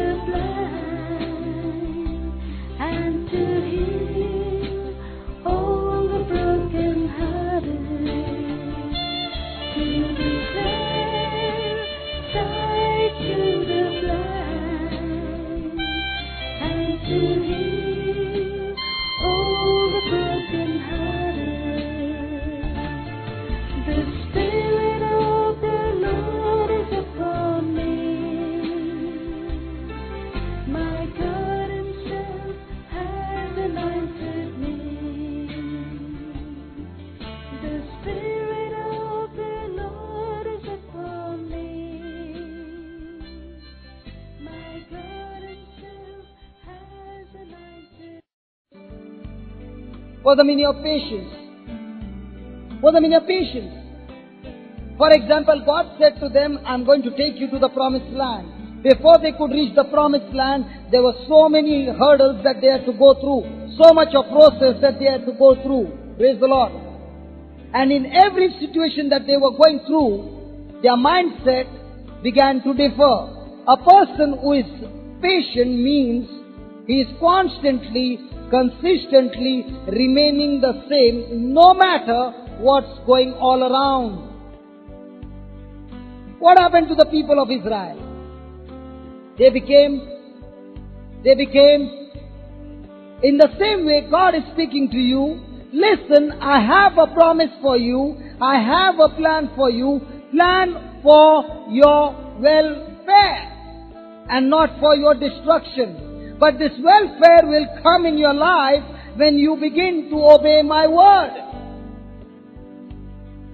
And as you are obeying my word, your destination is the same, but there is a delay because the enemy has been obstructing your blessings. And one of the best way that the enemy uses to obstruct your blessing is hate, anger, frustration, false accusation. What happens when you are falsely accused? You become happy, isn't it? Have you ever been falsely accused? What do? You cry? My God. Hello, have you been falsely accused? What do? You cry? From today I'm going to teach you a secret. You will never cry in your life. Okay, have you ever been hurt for something that you did not do? What do? I cry. From now on, you will not cry. Praise the Lord. What do you do when you get hurt? Listen, 1 Peter 3:9. You got to train your spirit. How do you train your spirit? You got to train your spirit by speaking the word of God over and over again to your own self. You got to speak the word of God to your own self. And how do you do that? 1 Peter 3:9 says, do not repay abuse for an abuse. Do not repay insult for an insult. But on the contrary, repay with a blessing. Repay with a blessing. Repay with a... Then he says, for to this you have been called. For to this you have been called. You mean to say, brother, I have been called to be abused? Bad news, yes. That means I have been called to be insulted? Yes. If you are a Christian, and if there is nobody abusing you, and nobody insulting you, then you better look into your life. You might not be a Christian. Because when you are a Christian, your qualification is that you will be going through unjust suffering. You will be going through unjust false accusation. Praise the Lord. You will be insulted, you will be abused. And the Bible says, when such things happen to you, you turn around and repay with a... And he says, if you can do that, and if you will do that, then you will inherit a blessing. You know what's the meaning of inherit? Do you know what's the meaning of inherit? In Goa there are a lot of properties, I believe. What happens to that property? Your neighbor gets it, right? What happens to the property? It comes into the family. All the children get the property. Why? Because you inherited it. You received it as your birthright. So if you want to receive birthright blessings of God, then you got to go around blessing, especially those who insult you, those who accuse you. So the next time you are insulted, what are you going to do? Do you know when you start blessing those people who accuse you falsely, you not only inherit a blessing, blessings come in search of you. And when you start blessing those people who come against you, they too get converted because of love flowing through you. Now instead of your spirit getting weakened, your spirit is getting stronger. Write this in your heart, not in the notebook, in your heart. Say this. Every false accusation is the last stage before supernatural promotion. Wow, I like that. I like that. That light is turned on. See, listen, when you understood what it means, you mean to say, brother, this is a symptom? Oh yeah, this is a symptom. It's coming quickly. This is a sign. Sometimes you got to take some signs even from the devil. Where do you think false accusation comes from? From God or from the devil?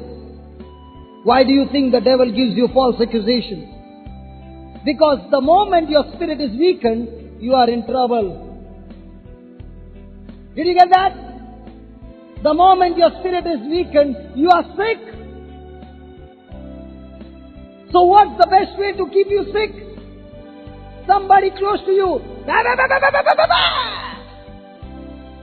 The blessing was close at hand and you messed it up. Why? Because you refused to work the way the Bible asked you to walk. You're not operating according to the Word of God. And the moment now, when you have this Word in your spirit and you've trained your spirit, from now on, if anybody accuses me, I'm going to turn around and bless them. If somebody insults me, I'm going to turn around and bless them. If somebody slaps me, I'm going to turn the next cheek and bless them. You got to train yourself and say, from now on I'm going to do this, I'm going to do this, I'm going to do this. Say it every day. And then see, those things will begin to operate in your life. Do you want a scripture for that? Yeah, Matthew 12. Verse 34. How can you speak good things when you are evil? How can you speak good things when you are evil? For out of the fullness of the heart, the mouth speaks. Out of the fullness of the heart,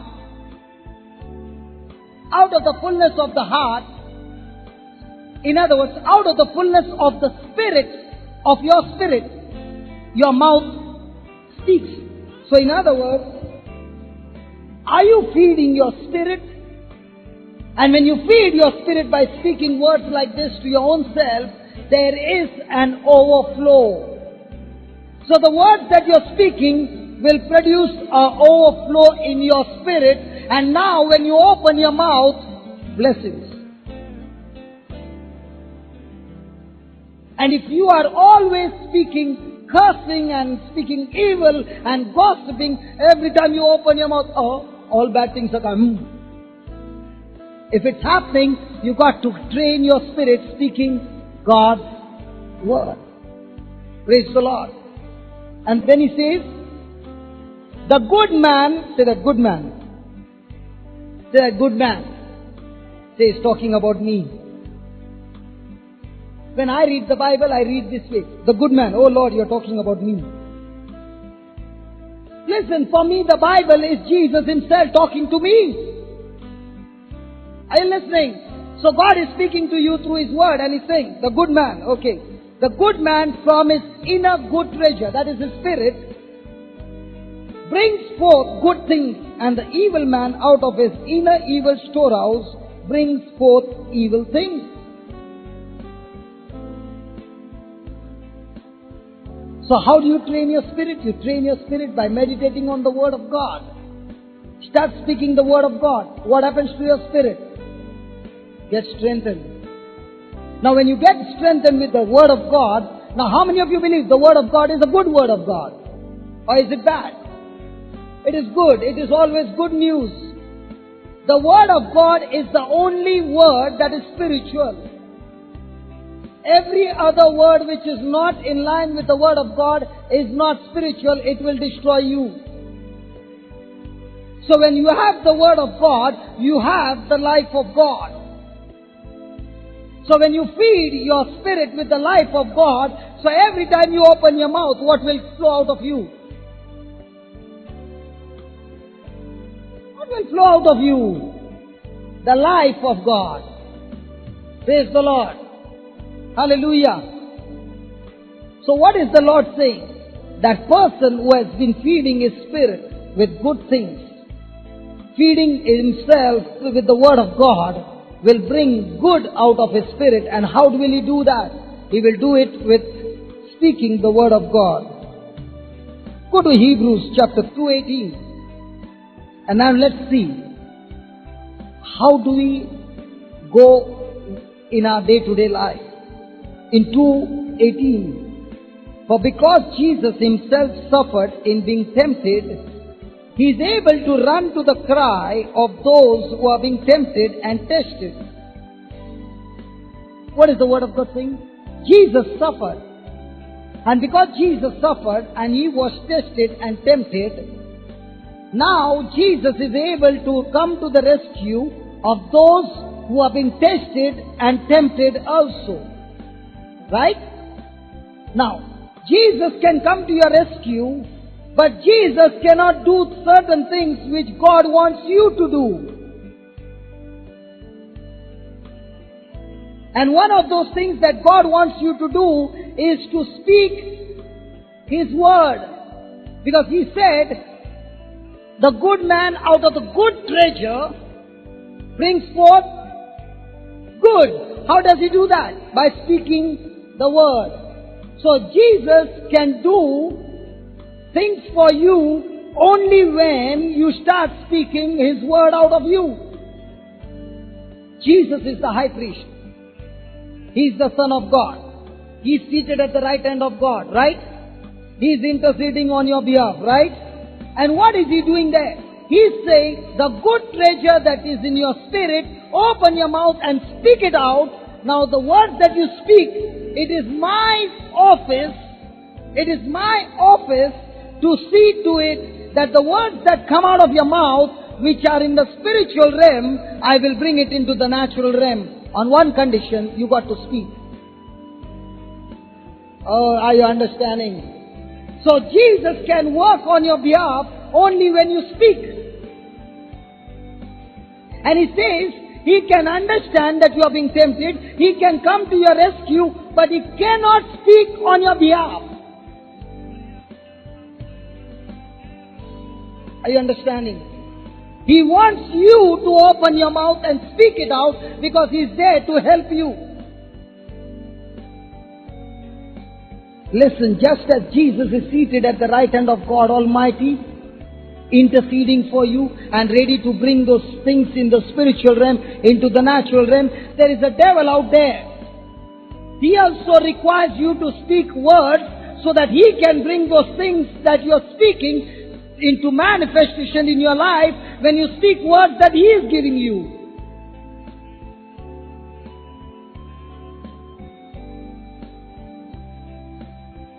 So who is having a hold on your life? Your tongue. And listen to 3:1. Listen to this. You will be surprised. So then, brethren, see, listen, he's saying, listen, because Jesus can understand you, because Jesus is here to help you. So then, brethren, consecrated. Say that I'm consecrated. Say that I'm consecrated. Set apart for God. Now what did you do? You brought a good treasure out of your heart. So when you read the word of God, quickly start making prayers on that word. Are you listening? So then, brethren, consecrated and set apart for God, who share in the heavenly calling. Say that, I share in the heavenly calling. Now every day when you start reading the word of God this way and start making prayers this way, every day prayers will be interesting, isn't it? Now you can say, Lord, I thank you that my husband, my wife, my children are all consecrated, set apart for your kingdom. And we all have a heavenly calling on our life. My family has a heavenly calling. Now, is that the word of God? Now, did you bring that good treasure out of your heart? And whose word did you speak? Now, who is going to look after that word to come into manifestation? Jesus. So, do you have to bother? Tell me the truth. Now, how many of your spirits are getting strengthened as you are listening to God's word? Now, why is it getting strengthened? Because this word is strengthening your spirit. Praise the Lord. And then he says, so then, brethren, consecrated and set apart for God, who share in the heavenly calling, consider Jesus. Now, do you believe you have been set apart for God? Do you believe you are consecrated for God? Do you believe you have got a heavenly calling? Then what are the things that you consider? He's saying if you're going through any trial or any crisis or any situation in your life, you consider, what are you considering? The problems. And if you consider Jesus, he says, Jesus, the apostle and high priest, whom we confess. Whom are you confessing? Your crisis? Your problems? Are you confessing Jesus? And when you're confessing your problems and your crisis all the time and you're meditating on those things to change in your life, you are inviting more trouble in your spirit, and now your spirit cannot fight. And you are getting weakened, you are having more sickness, more problem, and when those problems begin to increase more and more, you are taking decisions in the flesh and you are destroying your whole life. Is it true? Go to Hebrews 4:14. Listen. Inasmuch then as we have a great high priest, listen, your tongue is connected to your spirit. So when you open your mouth and start speaking what the word of God says, you are speaking in the spirit because you are believing what that word says. And that word coming out of your spirit has the power to bring those good treasures into manifestation in your life. What do you think I'm doing from last 1 hour? Speaking words flowing out of the spirit. And when those words flow with faith, we see the manifestation, the anointing of the Holy Spirit. Do you understand? So he says, inasmuch then as we have the great high priest who has ascended and passed through the heavens, Jesus the Son of God, let us hold fast our confession. Listen, he's saying Jesus is your high priest. He is the one who is interceding for you in heaven. He is the Son of God. And he's saying, listen, if you want God to move on your behalf, you've got to hold fast to your confession. What's the meaning of the word confession? The meaning of the word confession is to say as it is. If you go for confession of your sins and you twist the story and you confess your sins, is that confession? No. You got to confess as it is. So he's saying, when you take the word of God, you got to confess as. Now what was that preacher, young preacher confessing? That it is in my family, the doctor said, this one said, and that one said. He was confessing outside the word of God. Do you understand? But when he began to confess what the truth said, the truth changed the situation of his life. In the same way, the word of God is saying, you got to hold fast to your. Now many times we come over here and we hear people saying, brother, I have attended 3 retreats and 4 retreats, but nothing seems to happen. And I said, how many words of God do you confess every day? Do you have that white book? Oh, I got. Is it still brand new? Brother, not even a scratch on it. Praise the Lord. Will that book, if you hold it close to your heart, help you? The book has got no power. But when you open the book and you study that word and let that word flow out of your spirit, now there is power. Praise the Lord. And then he says, for we do not have a high priest who is unable to understand and sympathize with us and have a shared feeling with our weakness and our infirmities, but one who has been tempted in every respect as we are, yet without sin. Let us therefore fearlessly and confidently and boldly draw near to the throne of grace.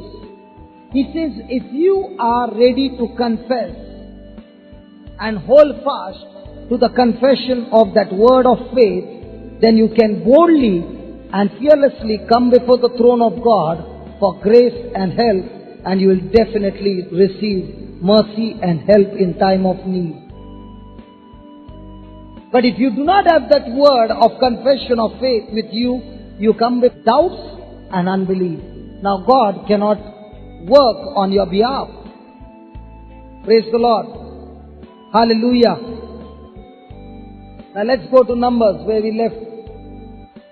What happened? These people were discouraged. These people were discouraged. Why were they discouraged? Because there was a delay.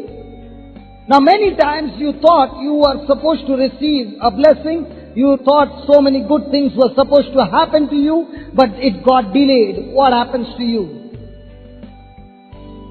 You become impatient. There is a brother in our ministry, Brother Claude. He has a daughter. Her name is Angel.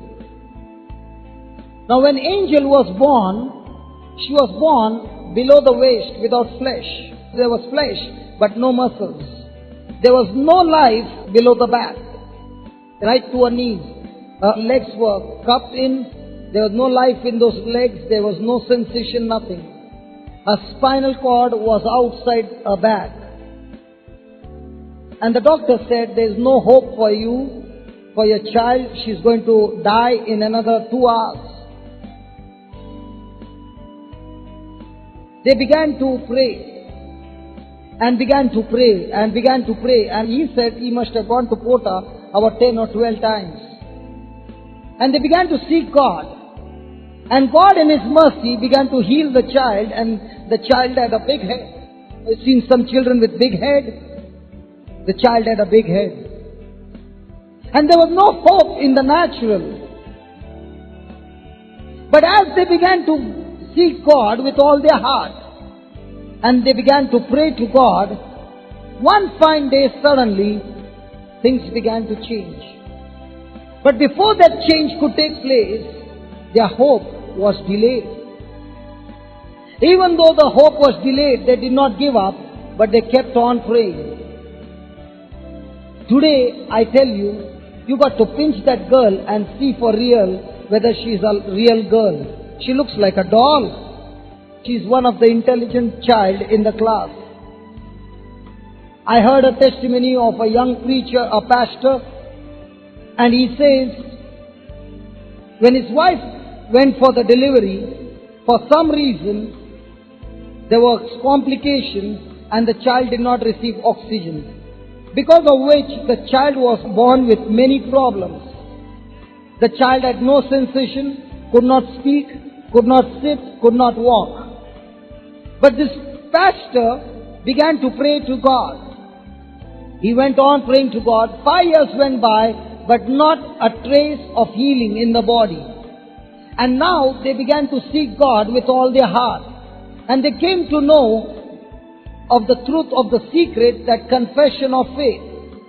So they began to take the words of God on healings and began to confess about their child. Lord, we thank you that you have healed our child. Lord, we thank you that we can see with our eyes of faith that by the wounds of Jesus, my child is completely healed. My child is speaking, my child is running, my child is normal, and you have healed my child. Months went by, but no trace of healing. But this pastor and his wife would not give in. They kept on praying. And one fine day, the child, for the first time, sat down on his own. And there was that sign. They could see the desire coming alive. It brought life into their spirit. Now they began to fight and fight and fight. And today, the child is 32 years old, married, having children, and living a normal life, doing everything just like every other child. Hallelujah! Hallelujah! The hope was delayed, but the destination was the same. And they kept on believing, not allowing their spirit to be weakened by what the enemy was saying. The enemy will say, you prayed, but nothing seemed to happen. Let me ask you, have you ever damaged your nail? Okay, you damaged your nail. After some days, what happens to that nail which has turned black? It comes out of its own. And when you see the nail underneath, does it look like a nail? No. It looks like just a muscle that is out of shape. But as days go by, the new nail is on its way. Now when you look at that nail which is not yet developed, do you have any fear? No.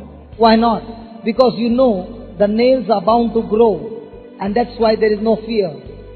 Now in the same way, when you have the Word of God, do you believe in that Word of God that even now I can't see anything, but this is what the Word of God says, and God who has promised me this Word never fails? Before the whole thing comes, you will always find tiny little signs that God is showing you.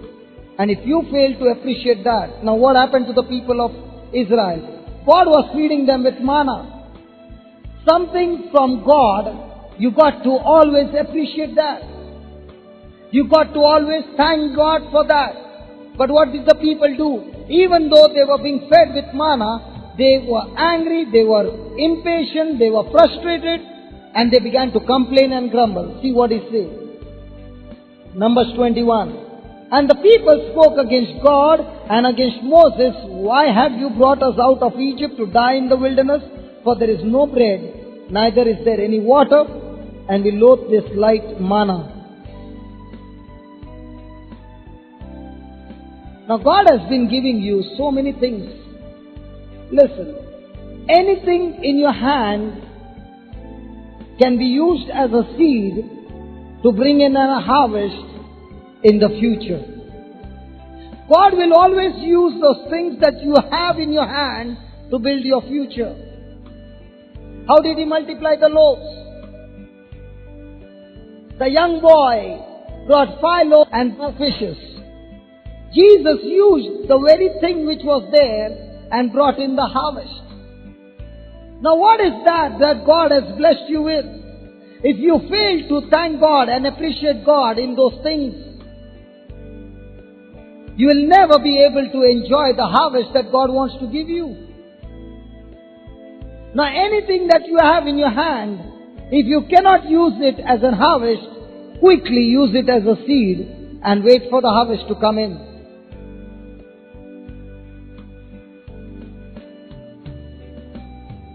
But don't complain and grumble. What did the people of Israel do? When there was a delay, they began to complain and grumble. What happened? Then the Lord sent serpents among the people, and they bit the people, and many Israelites died. What do you think? God is so wicked? He sent the serpents in the wilderness, isn't it? Yes? Do you think God sent the serpents? He brought a drum full of serpents and opened the drum and sent them in the Israelites' camp and told the serpents, go and bite each one of them who are complaining and grumbling. Okay, they were complaining, that's why God sent the serpents. Do you know the book of Deuteronomy says that there were serpents in that desert from the beginning? If you look at Discovery Channel, you will find in the desert there are so many dangerous serpents always there. So in other words, the serpents were always there when the Israelites were crossing. But the good news is, not one of them could bite any of the Israelites when they were under God's protection. But the moment they began to complain and grumble, they came out of God's protection, and now the serpents who were waiting for them began to bite them. So who brought the serpents to bite them? Their own complaining and their own grumbling. So you might pray the whole day, you might do everything in the Word, but if you have a habit of complaining and grumbling, you just come out of God's presence and you are in the presence of the devil and is waiting to bite you. So every time you are opening your mouth and complaining and grumbling, you are opening the door for the enemy to strike you.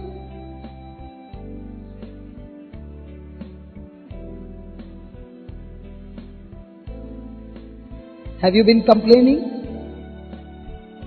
Have you been grumbling? Then there is a visitation from the snakes in your life. The serpents are coming to bite you and destroy your life. And that's what happened. They bit the people and they died. Then what did the people do? And the people came to Moses and said, "We have sinned, for we have spoken against the Lord and against you." The people understood, they realized their mistake, that all this time when we were traveling, there was not a single accident of any of the Israelites being bitten by a snake. But the moment we started grumbling and speaking against God and against God's anointed servant, the serpent came and bit them. So even when you speak against God's servants, God's anointed people, the serpents are biting you. Might be you had a bad experience with a priest or a nun and you're speaking against them. My dear, you are being bitten by the serpent. Might be you're speaking against the church. You are being bitten by the serpent. You are speaking against some man or some woman. You are being bitten by the serpent.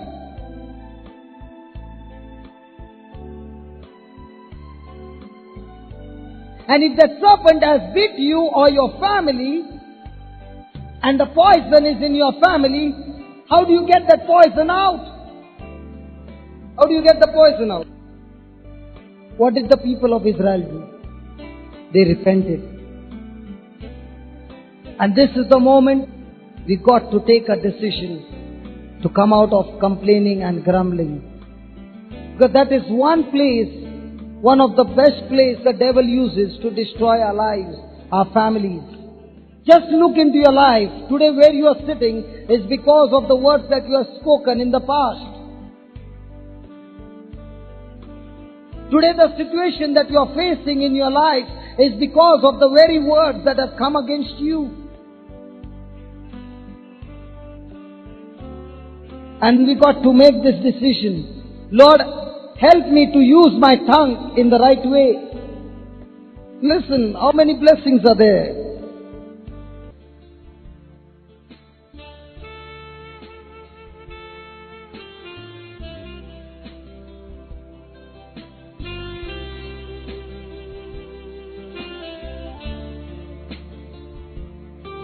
The Spirit of the Lord is upon me. My God Himself has anointed me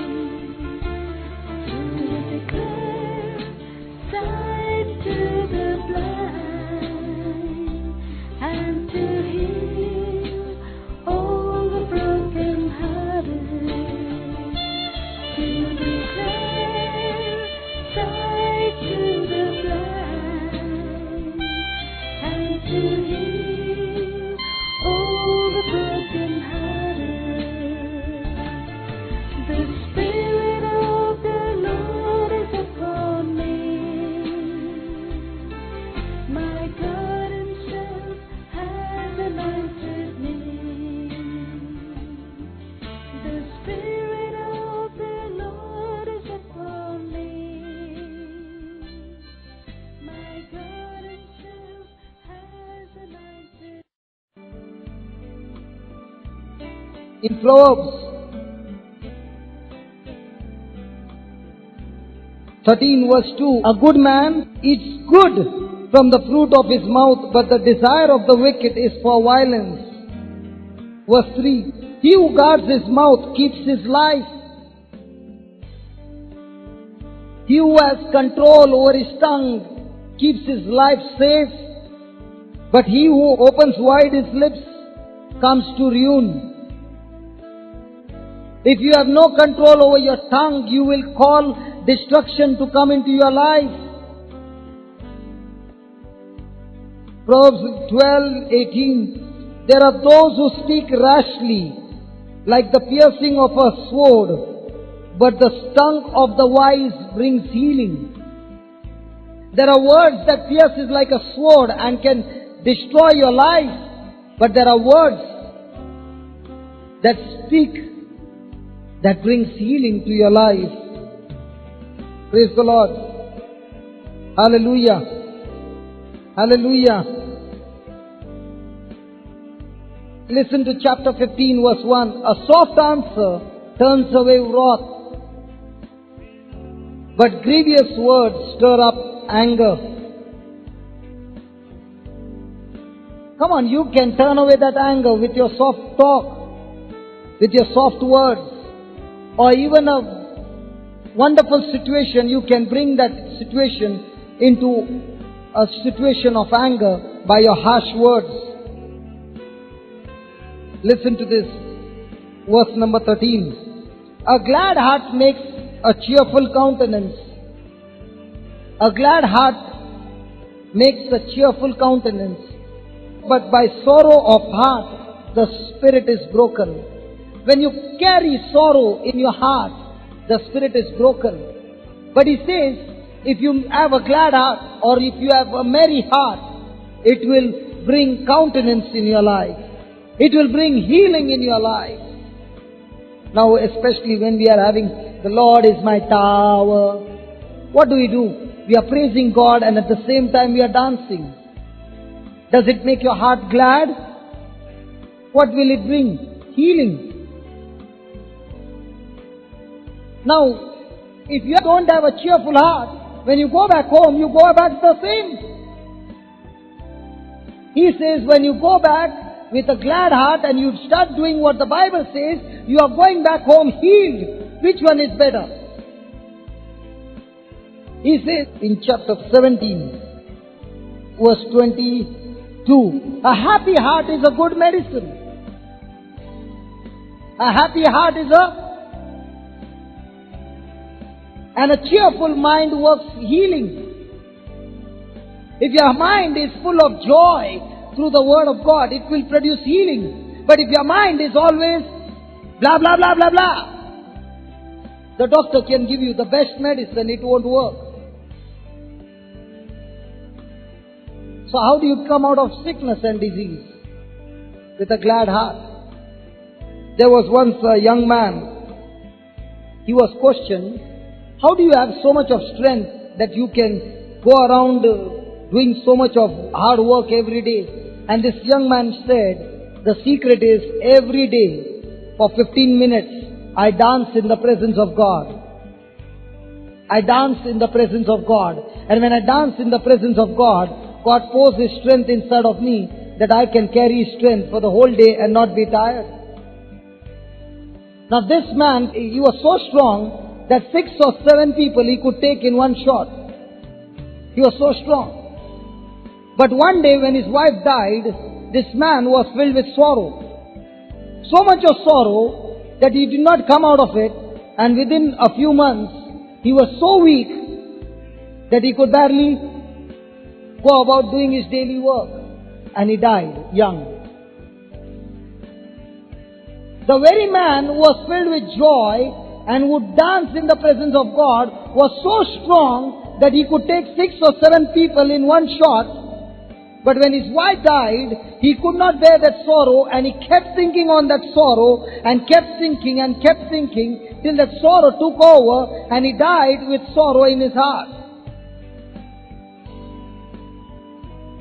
So that's why the Bible says a joyful heart or a merry heart or a cheerful mind works healing.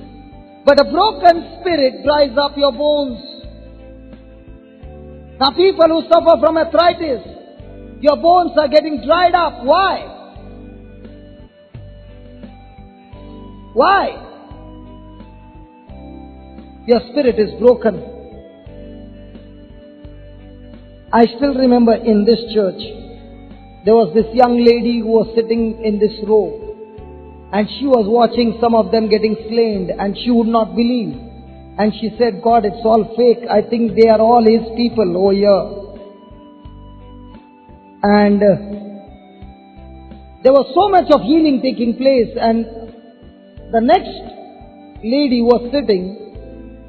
By the power of God, it so happened that I called that lady to come out. And she was sick with something, and she came here and she was standing here, and we just prayed and she went down, boom. And when this lady saw this lady getting healed instantly and filled with the power of God, she instantly began to cry and ask God for forgiveness. And this lady began to cry, and she said, the lady who was sitting there, the doctor has diagnosed that she is going to die any moment. And I want you to pray. And I said, listen sister, we can pray for her later on. But she kept insisting now. I'm not going back now. So I called that lady. And when she came here, the power of God came upon her and she was healed. And that's the time she confessed. Anybody knows how she is? She's fine. I think that happened 3 months back, and the doctor had said 10 or 15 days to live. She comes to church now. Praise the Lord. Can we give the Lord a big hand of praise? Come on. Hallelujah. Hallelujah. That's the time she confessed that word, and she said, I thought it was all fake. But when her heart opened up and when she began to believe, instantly the healing power came inside of her and she was instantly healed.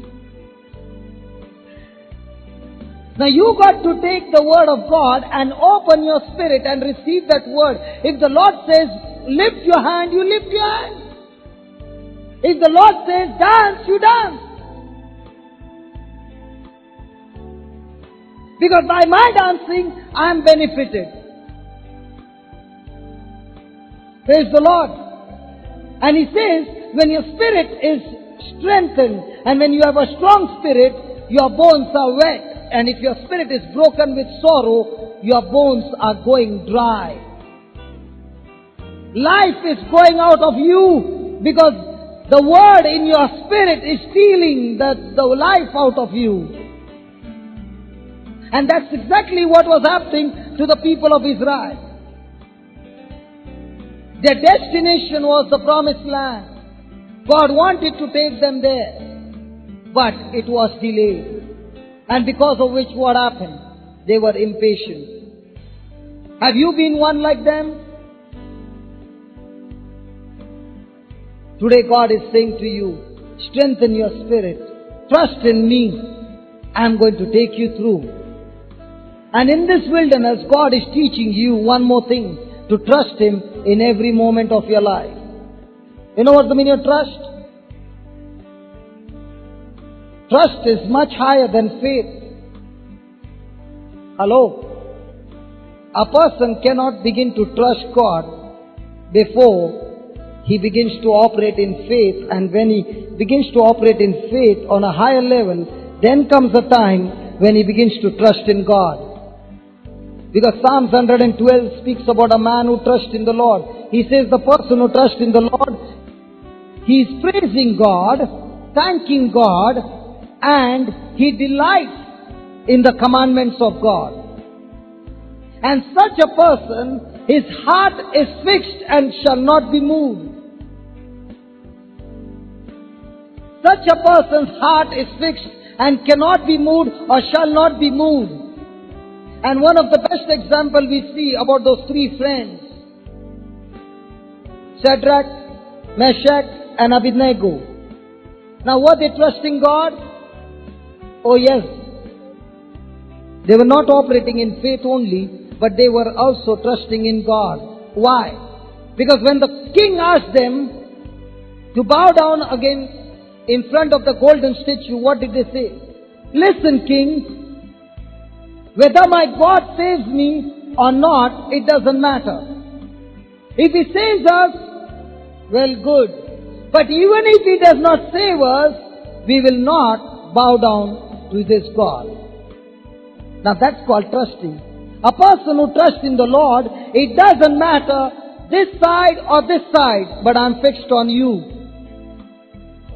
Whether I get blessed or I don't get blessed, it doesn't matter. I'm trusting in you. Whether I get healed or don't get healed, it doesn't matter. I'm trusting in you.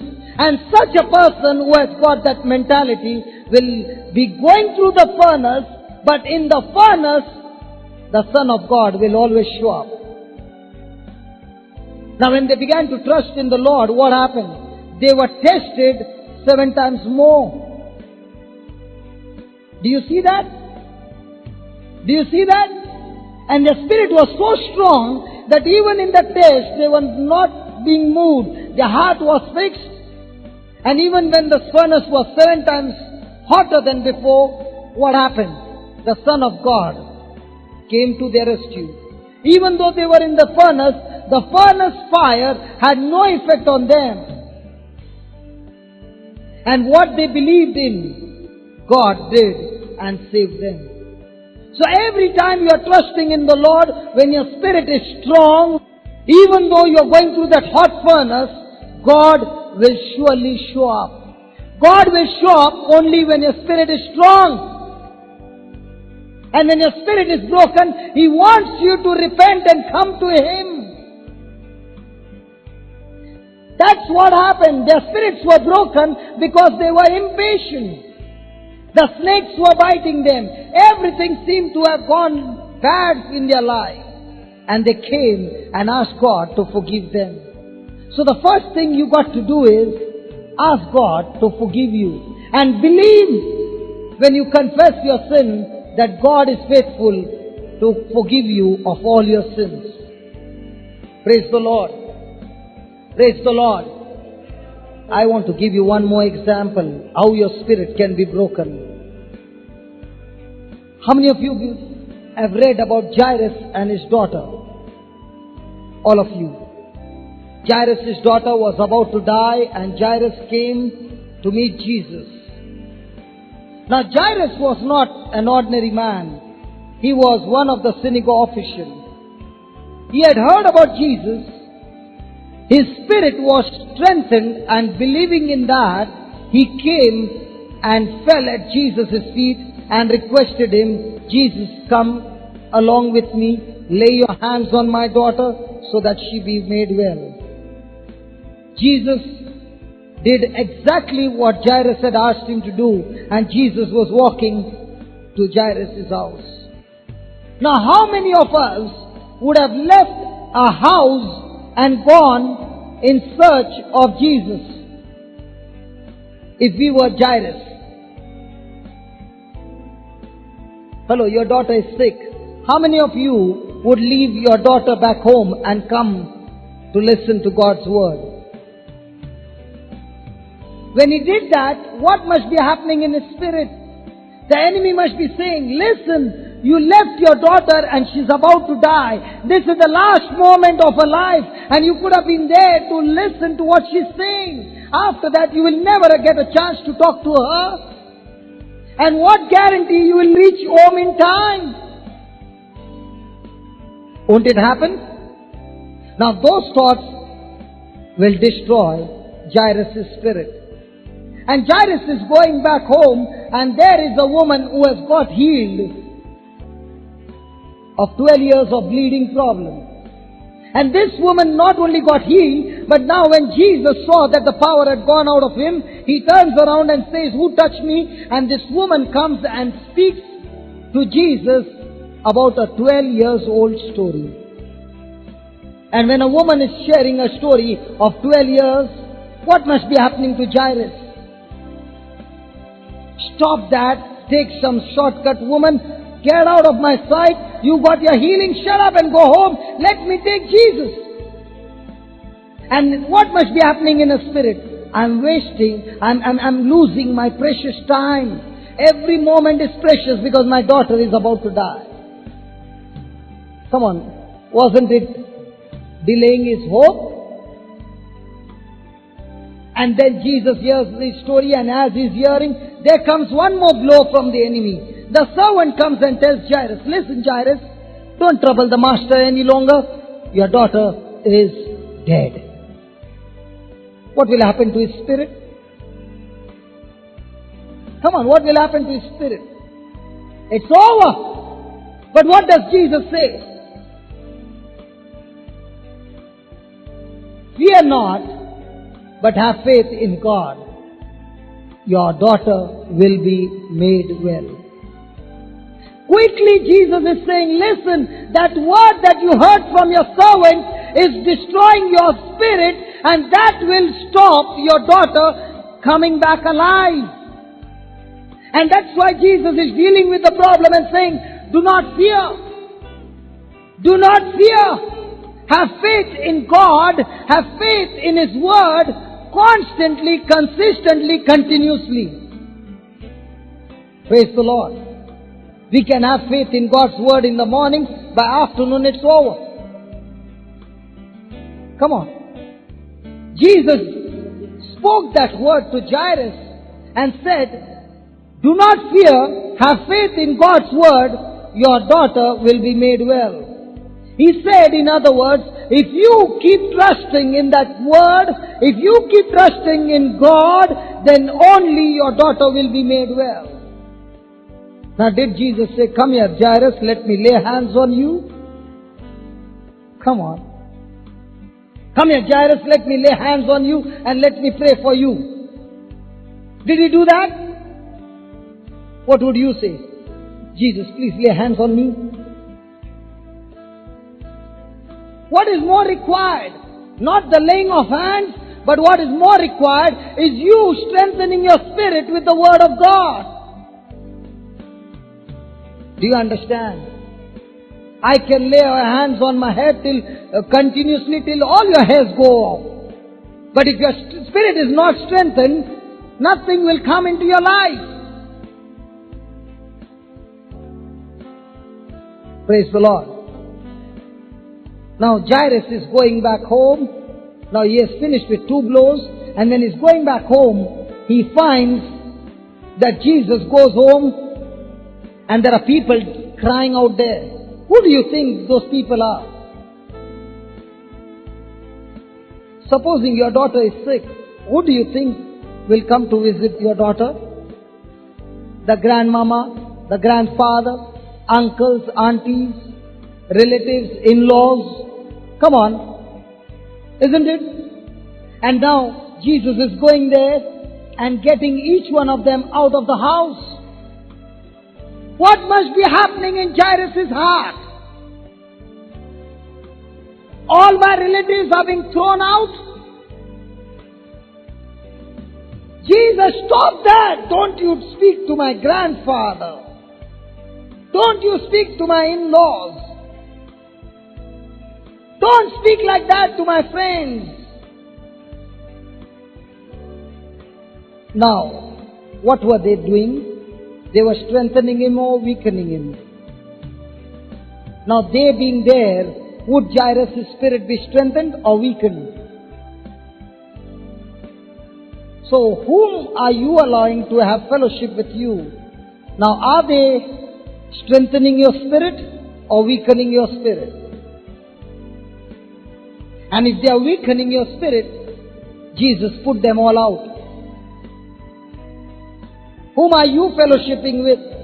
People who are speaking fear or people who are speaking faith? Are you sure? When you go and say, sister, you know I'm suffering from diabetes, the other sister will say, oh yeah, my neighbor just got his leg amputated. He was also suffering from diabetes. Hello? And the other one will come and say, you know, One of my neighbors, she lost sight because of diabetes. Now what happens to your spirit? Getting stronger. Getting stronger. So which kind of people are you fellowshipping with? It's very important. Whom are you mingling with? Whom are you sharing those things with? Are they strengthening your spirit or are they destroying your spirit? Praise the Lord. But what did Jesus do? He put them all out. Did Jairus speak a word? Because he trusted in Jesus. No matter what's going around, I don't care, Lord. I'm fixed on you. My faith is established on you and I shall not be moved. Praise the Lord. Can we strengthen our spirit from now on? And how do you do that?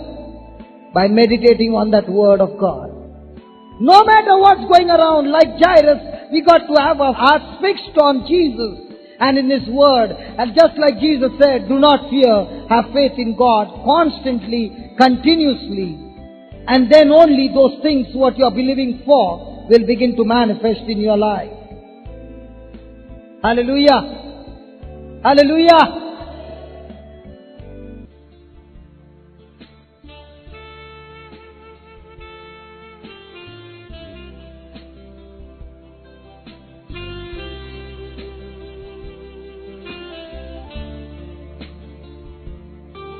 The Spirit of the Lord is upon me.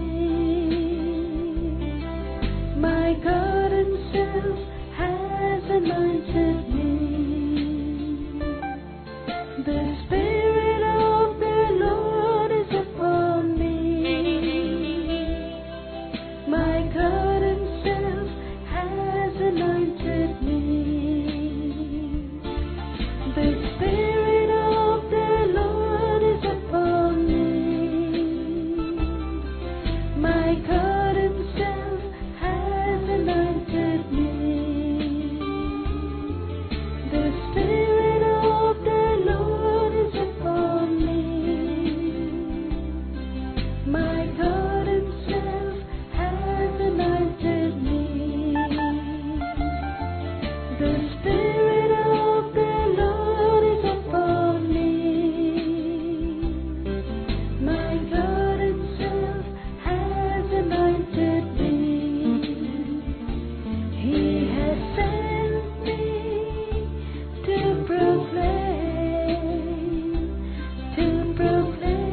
the good news to the poor. He has sent me to proclaim the good news to the poor.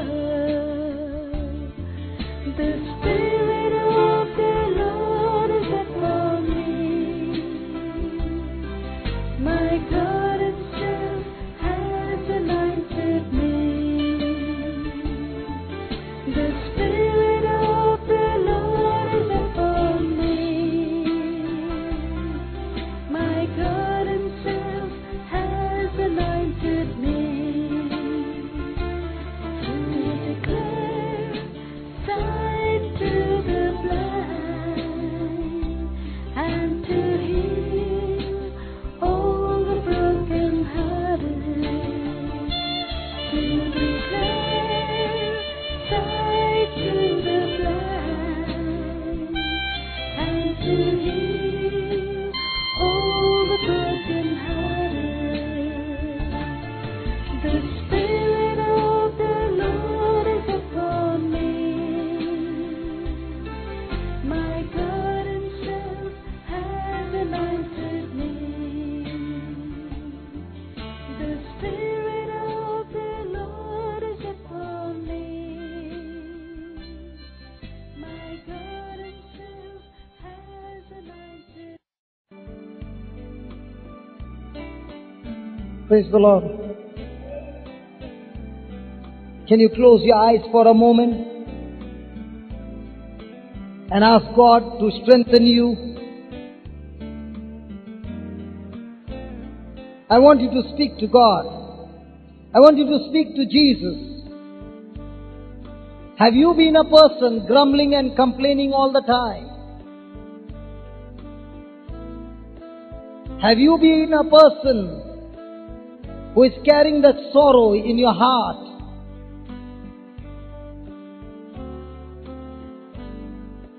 Are you that person whose hope has got delayed and deferred, because of which your spirit is sick?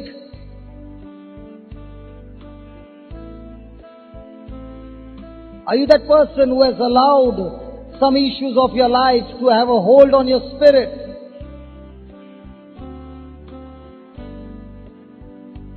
Have you been operating in faith and at the same time anxious and worried? If you are a person who is anxious and worried, then you do not have faith, but you have contaminated faith. And the Word of God says, Job was praying every day, making long prayers, offering sacrifice after sacrifice to God for his children's protection. But at the same time, his spirit was broken with fear. And in Job 3:25, the Word of God says, all those things that I believed, all those things that I feared has come upon me.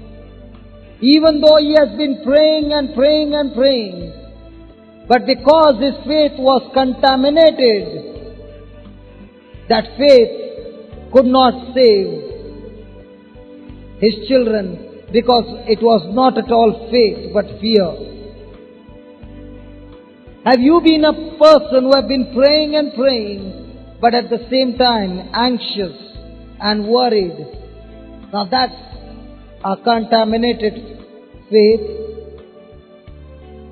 And that faith will not work but destroy your life.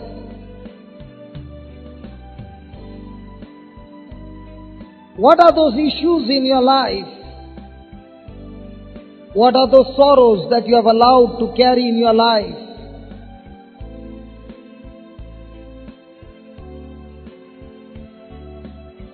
Jesus is calling out to you.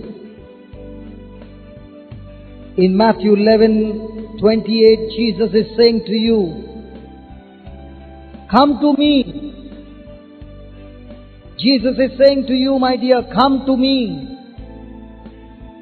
All of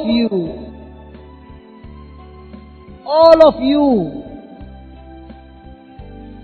who labor and are heavy laden and overburdened, and I will cause you to rest. Jesus wants you to rest, but only when you come to Him. Only when you give your burdens to Him. Have you been carrying this burden in your spirit? This is the moment Jesus is calling to you, and He's saying all of you. He did not say some of you, but He's saying all of you. Come to Jesus and give all your burdens to Him, for He cares for you.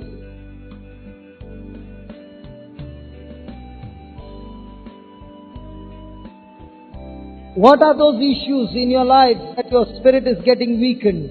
Give those areas to Jesus. Repent of all those things that you have been complaining and grumbling. Confess it to Jesus.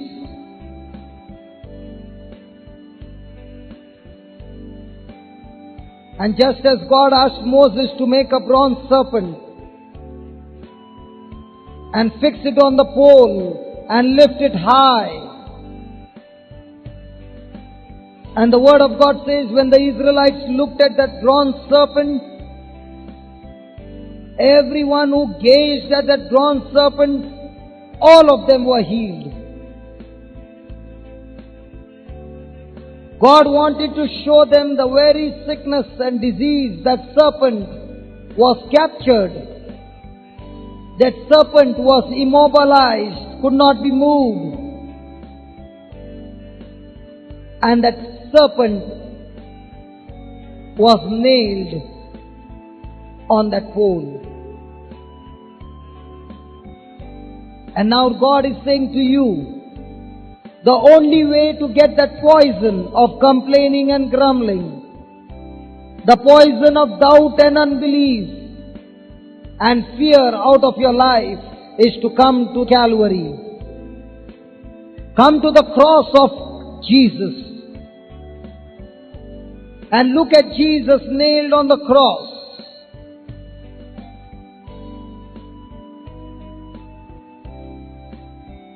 The Word of God is saying to you that Jesus has carried all your grief. He has carried all your sorrow.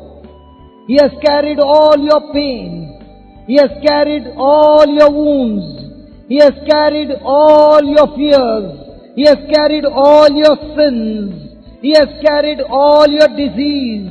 He has carried every sin of your life.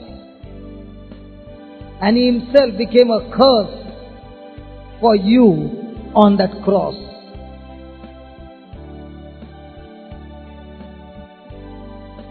So every sickness that you are going through, that sickness has been nailed on the cross. And as you look with your eyes of faith,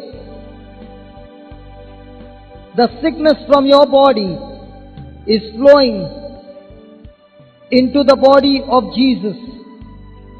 Please close your eyes. This is the moment the Lord wants to heal you. Look at the wounds of Jesus.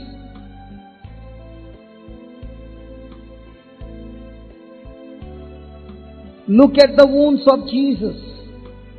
The very area of your body where you are sick. Right now, Jesus is taking in His body every sickness and disease, virus and germs out of your body into His mystical body. And the same blood that is shed on the cross of Calvary, that same blood is flowing all over you into every cell of your body. And the Word of God declares that they overcame the devil by the word of their testimony and by the blood of the Lamb. And the same blood of Jesus is here to cleanse you. Right now, Jesus, the high priest, is saying to you, do not consider the things that is going around you, but consider Jesus, the Son of the living God, who has the power, He is the one who destroyed the devil. Jesus destroyed the devil once and for all, so that you and I could be saved. He destroyed the devil to free every descendant of Abraham from every bondage and curse. And the same Jesus is here. The same Jesus is here. And His healing power is flowing inside of you. His precious blood is setting you free. Your spirit is being strengthened by the power of God. Every stronghold in your mind, every portion of your mind that is leached is being unleashed with the power of God. Because God is in control over your life. As you come to the cross of Calvary, Jesus is saying to you, my child, I love you. Even if you were the only person on this planet Earth, and if I had to die for you, I would still come and die for you, my child, because I love you. Right now, His precious blood is cleansing you. It's cleansing you from every sin. It's cleansing you from every bad memories, from every guilt feeling, from every bondage, from every curse, from every guilt feeling. The same precious blood is here. If you are a person operating in oppression or in depression, today the Lord is setting you free, my dear. He is setting you free, for He is saying to you, I am with you. I will never forsake you. I will never leave you. I will never leave you nor forsake you, for I am with you till the end of time. Jesus is here. My dear, recommit yourself to Jesus. Give those desires that you have been hoping for, and those desires that have got delayed in your life. Give it to the Lord. Give it to the Lord and say, Lord, I give all my desires to you, because I know that you always want me blessed. You always want me blessed, O Lord, and you are waiting to bless me. Lord, it was my fear. It was my unbelief, O Lord, that took me away from you. Lord, instead of believing and trusting in you, I believed in the enemy, the devil. I believed in the doubts and unbelief, and I failed to believe in you. And because of which, O Lord, I got worried. I got anxious. But now, Lord, I repent of all my sins, especially the sin of unbelief. And I come to you, Jesus. I recommit my life to you, Jesus. Take hold of my life, Jesus. And I am at rest with you, Jesus. Jesus, even though those Israelites grumbled and complained, you did not abandon them, Lord. You did not forsake them, O Lord, but you forgive them and you took care of them. So also I believe, O Lord Jesus, right now you are taking care of me. Right now you are leading me to the promised land that you have for me. Right now you are leading me to the blessings that you have for me. My dear brother, my dear sister, wherever you are seated, open your spirit to the Lord and give yourself totally into the Lord's hand. He loves you. He will never destroy you, because destruction does not come from you. It never comes from him. It comes from the enemy, the devil. God is a good God, and He always does good for you. Trust in Him. Give yourself to Him. And if you are going to go through the furnace, just like those three friends, trust in Him and say, God, I trust in you. I am seeking you, Jesus, with all of my heart. And just as you said, come to me, here I am, O Lord. I am coming to you, giving myself wholly and completely into your hands.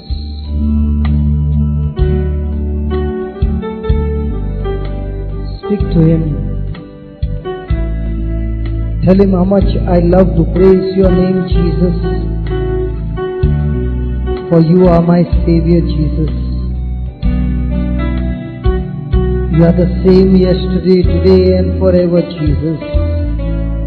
You are the same Jesus who walked to the house of Jairus, O Lord. And even though his daughter was dead, O Lord, you raised her up and gave her new life. Jesus, come into my house, O Lord. Come into my home, O Lord, and touch my child too, Lord. O Lord, you healed Jairus' daughter who was dead. Lord, my child is dead, spiritually dead, O Lord, and does not know you. Come, my Jesus. Come and take my child's shame. Come and take my child's hurts and wounds. Jesus, come and heal my child, O Lord, as I cry to you, Jesus. Jesus, you are the sweetest name of all, O Lord, and you are the only name that I know, O Lord, for you are the only name given in heaven and on earth, O Lord, for there is no other name but your name that brings salvation. Jesus, It is your name that strengthens my spirit, O Lord. And today, O Lord, you spoke to me and you said that you always have plans for my welfare and only for my welfare. Yes, Lord. Help me to trust in you at all times, especially when hope is delayed and my spirit is being weakened. Jesus, especially when my loved ones seem to go far away from you, Jesus. Jesus, as I worship you now, I believe with all my heart from the depth of my spirit that every child of mine you are touching, O Lord, and you are setting them free. Come, Lord, come as I call out to you, Jesus, the sweetest name of all. Jesus is calling you and is saying to you, come to me, all of you. This moment Jesus is inviting you in his arms and saying, my child, give your burdens to me. I know you are heavily laden and you are not able to carry those burdens. Give it to me, child. Give it to me. I am your Savior. I am your healer. I am your deliverer. I am the one who saves you. I am the one who heals you. And it is I who will cause you to rest. And then he's saying, take my yoke. Take my yoke upon you and learn of me. For I am gentle and humble in heart, and you will find rest. Recommit yourselves to Jesus. At this moment, Jesus is inviting you to take his yoke upon yourself. He's asking you to take his burden upon yourself. And his burden is souls that are getting perished, souls that are getting destroyed. Jesus wants you to carry souls who are perishing in your neighborhood. It is through you that God is able to deliver those souls that are perishing. And this moment Jesus is saying to you, take my yoke and learn from me. Take this burden of those lost souls. Might be that soul in your family, might be your spouse who has been unjust to you, hurting you, wounding you, rejecting you. Jesus is saying, take that burden to save this soul. Might be your children have been rebellious and rejecting you. Jesus is saying, take that burden of these souls upon you. The souls in your community, in your relations, in your friends who are being lost. Ask Jesus to strengthen you and to teach you. For Jesus is saying, learn from me, for I am gentle and humble in heart, and you will find rest. My dear, you can have rest in no other way but only in God's way. And the only way to find rest is to learn from the Master. And He's here to help you to save souls. He's here to strengthen you and is saying to you, for my yoke is easy, my burden is light, and it is easy to be borne. So as you recommit yourself to Jesus, ask Jesus to teach you, ask Jesus to put you, to use you in His kingdom. My dear, the very soul that is stealing your compassion, the very soul that is stealing your love, the very soul that is hurting you and bringing frustration in your life, that very soul has been assigned for your life. God wants to save that soul only through you. Now look at those people who have been hurting you and ask Jesus to strengthen you. Ask Jesus to fill you with His power. Ask Jesus to help you to love all these people, so that by the love of God you are able to bring them closer to God. Right now Jesus is giving you the power and strengthening your spirit to face every trial in your life. He wants you to give that sorrow that you are carrying from such a long time. He's saying to you that sorrow is destroying you. That sorrow is breaking your spirit. That sorrow is stealing the very life of God out of you. Give that sorrow into Jesus' hand, because He has taken your sorrow, your grief, your pain on that cross.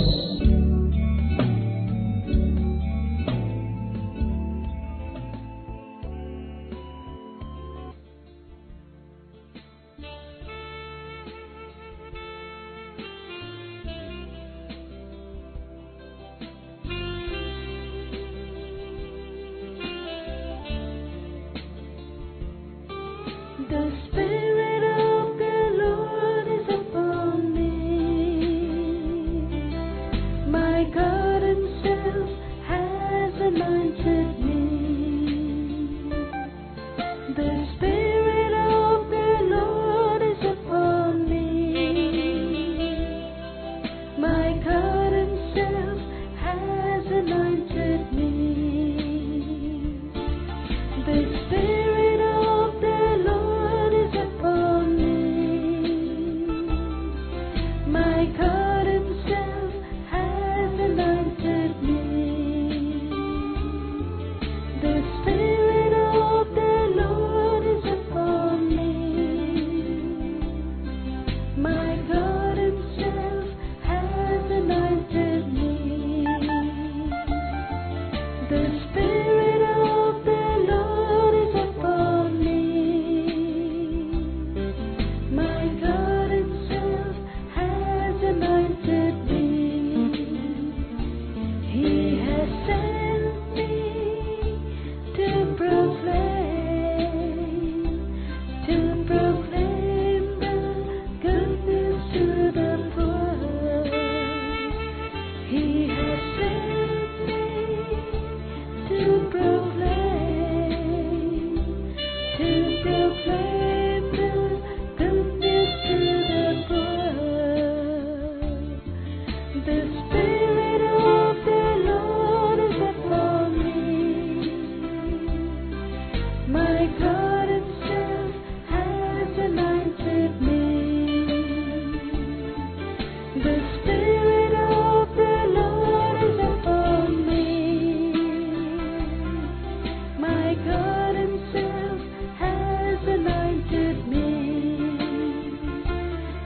to declare sight to the blind and to heal all the brokenhearted. To declare sight to the blind and to heal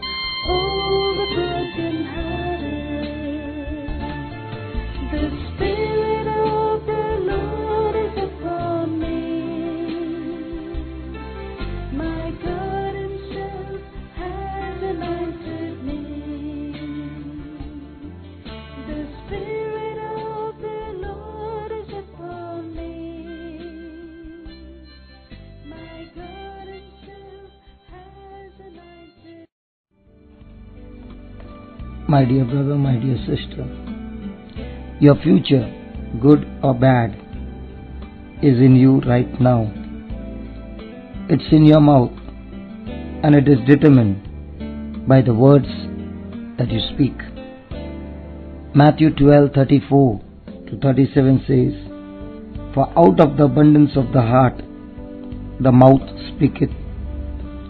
A good man out of the good treasure of the heart bringeth forth good things, and an evil man out of the evil treasure bringeth forth evil things. But I say unto you, every idle word that man shall speak, they shall give account thereof in the day of judgment. For by thy words thou shalt be justified, and by thy words thou shalt be condemned." It has been clearly shown in the Bible on the impact that words have in our lives, both now and throughout eternity. For we are being justified by our words or condemned by our words, and this is a spiritual law. It's one that cannot be changed. My dear, it is by your words that you receive Jesus in your heart. It is by your words that you are declared forgiven and cleansed by the blood of Jesus. It is by your word that you are redeemed from the curse of the law. It is by your word that you are purified and sanctified and justified. And it is by your word that you are also condemned when you don't receive Jesus as your Lord, God and Savior. And Jesus is showing you that this is a spiritual law. For he said that every idle word that man shall speak, they shall give account thereof in the day of judgment. Every word is accounted, good or bad. That means every word coming out of your mouth has power either to do good or to do evil, to bring blessing or curse. In other words, you are the prophet in your own life. It does not matter what anyone else says to you, not the preacher, not your parents, not your spouse, not your friends, not a prophet, not even the Bible or God himself, because even his mighty word can have effect or no effect over your lives until you put the word in your mouth and speak them in faith. You need to put the word of God in your mouth and meditate on it and speak it out in faith, and then only it has an effect on your life. In other words, what we are today and what we have today is because of what we have said yesterday. It is the very same word that we spoke yesterday has manifested and come into our life in the natural realm. Your words are the vehicles for your future. It is your word that will carry you to your destination. What are the words that you speak? Every word of God is a good word. God's word is spirit and they are life. And when you speak God's word, they bring life, they bring good. And only when this word is in your heart, it will bring forth the treasure, the good treasure. Might be you are hoping that nothing bad happens, hoping that nothing happens that you can't handle. But when the curse comes, or crisis comes, or trouble comes, because of what you have been saying and thinking, we try to change our things in a few moments of prayer and tears, and we do not realize that over a period of time, might be months and years, that our words have actually caused them to happen in our lives. So when crises come, our minds are engaged with anxiety and worry and doubt and fear, and we meditate continually on the lies of the devil, and this brings forth doubts and unbelief. And as you meditate, it enters into your spirit until it overflows in abundance out of your mouth. Then it is released in words of fear, and then it takes action. That's why Matthew 6:31, the Lord says, do not worry saying, because when you worry, you are bound to say things which are not right, which are not in line with the word of God. Because continuous meditating on the lies of the devil brings forth fear and unbelief and doubt. It is stealing the very word in your heart and destroying you. As I said, there will be a continuous abundance of overflow, of unbelief, of evil. And when this overflows, it will just flow out of your mouth. Now from what the word of God is saying, Jesus is saying here is, if you and I just go along in life hoping that nothing happens, nothing bad happens, and if we fail to walk by faith, we do not apply the word of God, then we are not exercising faith, but we are exercising faith in something bad happening to us, and it will surely come to pass. What you are believing right now is giving life to those things that you believe. Is it a Bible faith or a negative faith? And if you are meditating on the lies of the devil, then what you are meditating on is surely coming into your life. Job 3:25 says, all those things that I feared has now come upon me.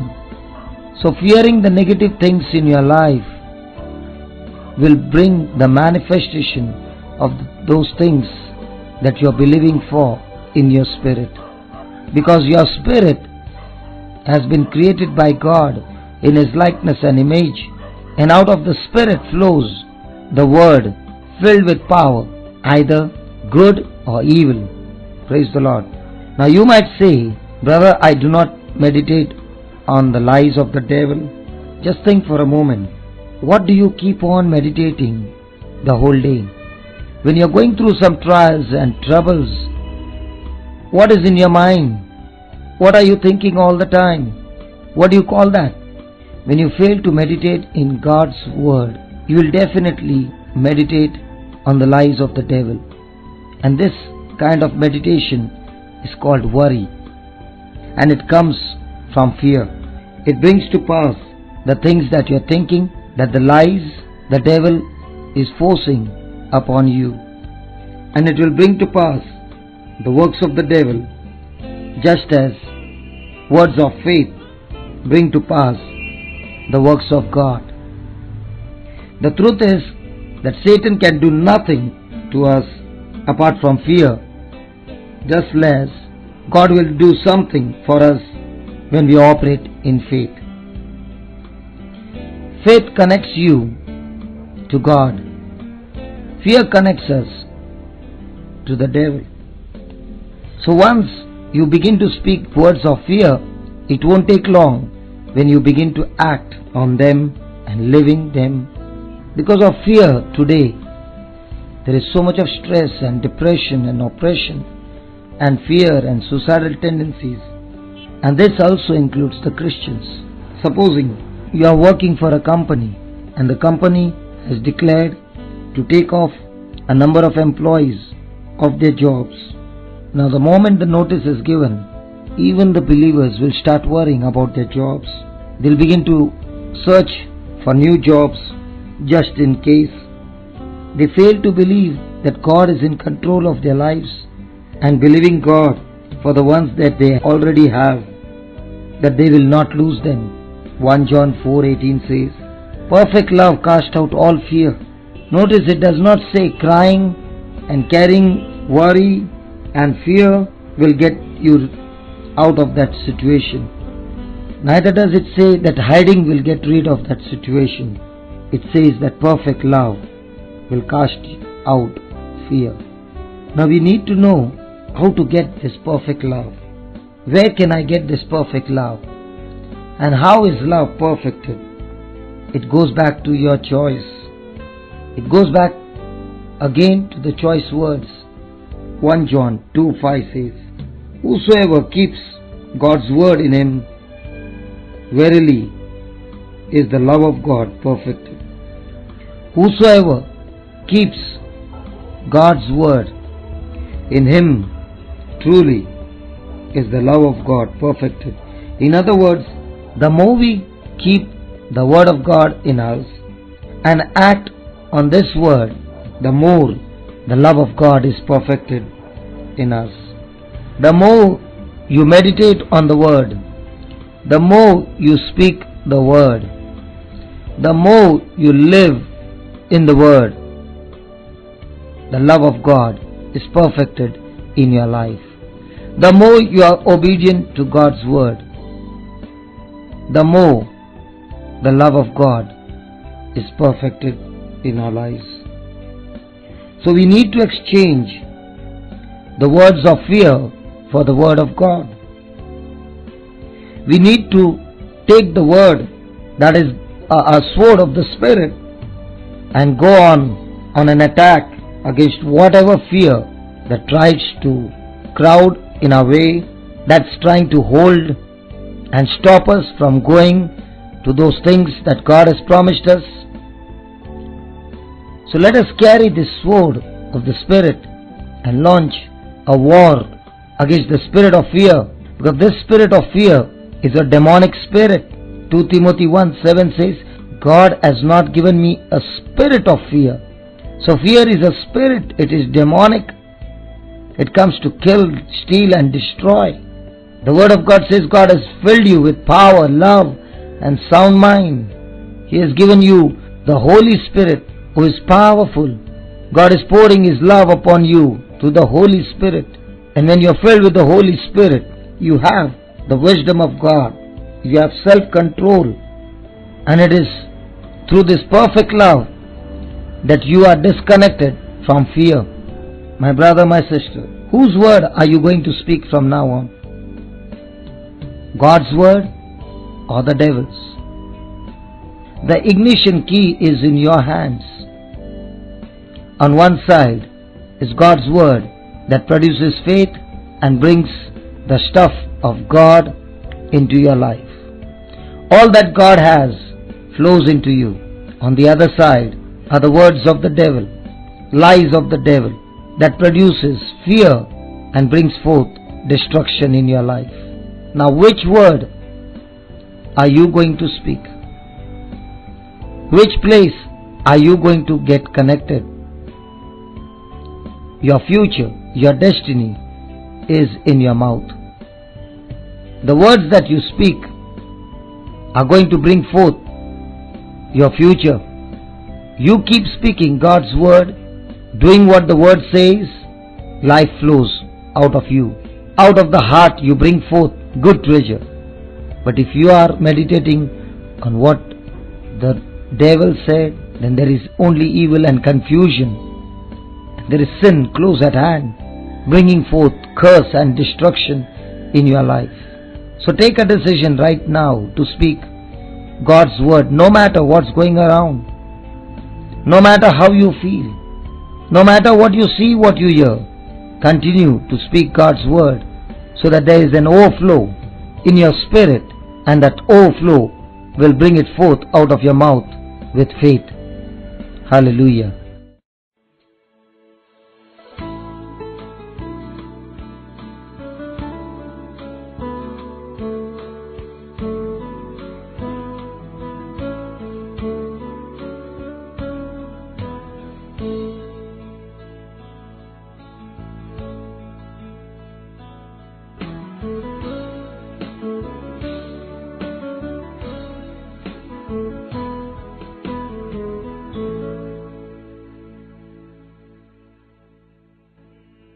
Thank you, Lord. Praise you, Lord. Hallelujah, Jesus. I remember a testimony of a young man who said that a young preacher had come to his place. He had come to attend his mother's Bible study. And this young preacher was concerned about his health. He was a young man, and most of his people in his family, including his father, his grandfather, had died young of heart disease. And this young preacher was already showing signs of it. After the Bible study, this young man, who was a preacher, went to this person's mother for prayer. And he began to tell her the problem. He said, "My grandfather died of heart trouble. My father died of heart trouble. Now I have high blood pressure and I have heart trouble myself." This woman, the mother, said, "I thought you said you were a preacher." The young man said, "I am." She said, "Tell me the truth about that." The young preacher said, "I just told you the truth. My grandfather died of heart trouble. My father died of heart trouble. Now I have high blood pressure and heart trouble myself. Everyone in my family died young." She turned around and she said to him, "What does the Bible say to you?" At that point, this mother literally caught hold of this young man's ears. She grabbed him with both her hands and began shaking his head from side to side, looked into his eyes and said, "Tell me the truth about it." And the young man said, "I told you the truth about it." She turned and said, "Do you have any idea what Isaiah 53 says? Do you have any idea 1 Peter 2:24 says?" Still, she was shaking his head and she was holding his ears and shaking him all around. And she said, "They say that by Jesus' stripes you were healed." She said, "By Jesus' stripes you were healed, you were healed, you were healed." The young preacher stood there stunned, and the revelation of that word hit him. And there was a change in his heart. Later on, he told this young man, "People had told me that I wasn't going to live very long. The doctors had given me bad reports. But your mother got me through with the truth, and suddenly I realized I had been believing the lies of the devil. It hit me so hard that I was out." And he said, "I believe your mother saw the spirit of death on me, and she knew she had to change my thinking quickly or else I was going to die. And she rebuked, and she caught hold of me and spoke that word with authority, and that opened my heart, my mind, because the word of God says, by Jesus' stripes you were healed, you were healed, you were healed. You were healed, not you are going to be healed, you were healed." And once I got hold of that truth, I would not let it go. And this young man began to attend this mother's Bible study regularly and began to grow in faith. And as he began to study the word, believe the word, apply the word, his blood pressure began to settle down.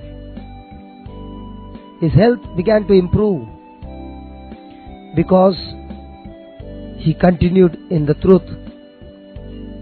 He continued to abide in the word, and the word revealed to him the truth, and the truth made him free.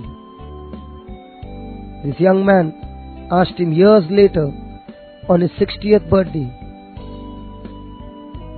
and he said the doctors had told him that he was in perfect health with the heart of a 16-year-old. The young preacher continued to preach the gospel all over the world. It is the truth that sets you free, my dear. And only when he got that truth inside of him, he understood the lies of the devil. The light was turned on inside of him. When his soul began to prosper, the third letter of John verse 2 says, "I pray, brethren, that everything may go well with you." everything, all may go well with you, and that you may be in good health, just as your soul prospers. You got to change your thinking and renew your mind with the Word of God. And only when you renew your mind with the Word of God and start thinking according to the Word of God, that truth set him free. And that same truth is setting you free, my dear, who is listening right now. Because the Word of God that goes forth will not come back empty. It will accomplish that which it has been sent forth for. Hold on to that truth. Renew your mind with the Word of God. This man got the revelation of the Word of God, and he stood on that Word and began to meditate on that Word, and that Word changed his thinking. He came to know that every report of the doctor was only a fact and not a truth. Because facts are changeable. They are subject to change. They are temporary. But only the Word of God is truth. Because the Word of God is the same yesterday, today, and forever. And only when you apply the truth in your life, the truth has the power to change every fact of your life. He stood on that truth, he caught hold of that truth, and the truth brought out new facts according to the truth inside of him. What is inside of your heart will begin to manifest outside you. Come on, my dear. The Word of God says, by Jesus' stripes, you were healed. You were healed. You were healed. Receive your blessing right now and declare. Put that notice on hell and say, I receive my health. Jesus has healed me. The next time the devil tells you, oh no, the symptoms are still there, who cares? The truth says, I have been healed. And when I continue to believe what I believe in my spirit, it has the power to bring those things into manifestation in my life. I'm talking to you. And I declare you, by the wounds of Jesus, you are healed. You are set free. Thank you, Jesus. Hallelujah. My dear, life as a born-again child of God is the most marvelous adventure you can ever imagine.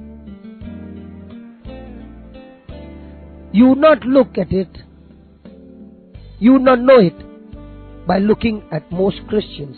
But it is. If we truly knew all that Jesus has done for us and all that He has provided through His death and resurrection, we would wake up every morning full of joy, ready to go and get the lost. We would get out of our bed saying, there's somebody out there who needs healing today. And I can bring it to them because Jesus has anointed me. Jesus has commissioned me. Because He said in His name, when I believe in His name and I lay hands on the sick, they shall be healed. There's somebody whose life will be changed by my testimony. The very affliction that the devil brought into my life, God changed that affliction into a testimony. He changed it into His glory. There's somebody who needs the joy and love of the Lord, and they are going to receive it through me because I am an ambassador for Christ. Christ has anointed me to go and preach the gospel to the lost and bring the joy and the love of the Lord in their life. My dear, if we had a revelation of our inheritance in Jesus, I tell you, every day would be a day of great blessing, not only for me, but also for those whom I'm going to minister to. If I got this revelation in my heart, every time I move out of my front door, there is a confidence inside of me knowing that there is a treasure out there waiting for us. And what's the treasure? Wealth of souls waiting to be won. The harvest is plenty, my dear. And God has given us endless opportunities to bless people and minister to them by the power of God that is residing inside each one of you. The truth is that we have been washed by the blood, filled with the Holy Ghost power, and you and I can go around having victory in every place that we go. Because we have been designed by God to demonstrate the triumphant life of Jesus everywhere we go. We don't even have to worry about overcoming the devil and all his junk, because Jesus already fixed that creep. He already destroyed him on the cross, and as long as we walk in faith, our victory is indestructible. And that's what 2 Corinthians 2:14 says. It says, now thanks be to God who always leads us in triumph in Christ Jesus, and through us diffuses the fragrance of His knowledge in every place. He always leads us in triumph, God Almighty, and let's be thankful to God. And it is through us we become the fragrance of His knowledge in every place. We are the ones who share Jesus with everyone in every place. You become a sweet fragrance when you share Jesus to those who are in need. I tell you, outside in this world there are so many longing. They are waiting their lives to be changed. And God has chosen you, my dear. Go around and share the gospel that God has done in your life. Go and share your testimony. Go and share what the Lord has done in your life, and God will manifest His glory. Fear has destroyed the faith of too many of God's people. Fear robs you of your victory and deceives you in accepting defeat at the hands of a one who has already lost the battle on the cross. And it is because of this fear that countless believers have not been able to go into that great adventure of this Christian life. They are afraid to go out and lay hands on the sick. What if that person does not get healed? They are afraid to go into the deep waters and become fishers of men. And if that's the case, nobody ever gets saved. Nobody ever gets filled with the Holy Ghost. If you are only going to work and coming home, watching TV and going to bed, who are going to go and get this harvest? As born again children of God, we don't have any business living like that. We should be that people, daring people on this earth that the earth has ever seen. We ought to be doing the impossible things by faith every day, and turning the world upside down for Jesus and having the time of our life. Oh, praise the Lord. You might say, I love to do that. Oh, I long to live that way more than anything in this world. My dear, I got a good news for you. You can. Because Jesus has already done all that is necessary to enable you to do it. He has already conquered fear on the cross. He stripped it of its power over you, and He has set you free. The devil wants us deceived. He does not want us to know that. He wants us to think that we have to struggle all along trying to manage our fears. He wants us to believe that we have to put up with them and live with them and try to overcome them. But the truth is that Jesus has already overcome for you and for me. He has redeemed us from fear. In fact, in Luke 1, according to the Word of God, He came to save us from fear itself. He came not only to save us from sin, sickness and death and hell, but also to save us from fear. That's what Luke 1 says when Zacharias, the father of John the Baptist, prophesied about the coming of the Messiah. Look what he said about Jesus. Blessed is the Lord God of Israel, for He has visited and redeemed His people, and has raised up a horn of salvation for us in the house of his servant David, as he spoke by the mouth of his holy prophets, who had been since the world began, that we should be saved from our enemies and from the hand of all who hate us, to perform the mercy promised to our fathers, and to remember his holy covenant, the oath which he swore to our father Abraham, to grant us that we, being delivered from the hand of our enemies, might serve him without fear, in holiness and righteousness before him all the days of our life. Verse 68 to 75.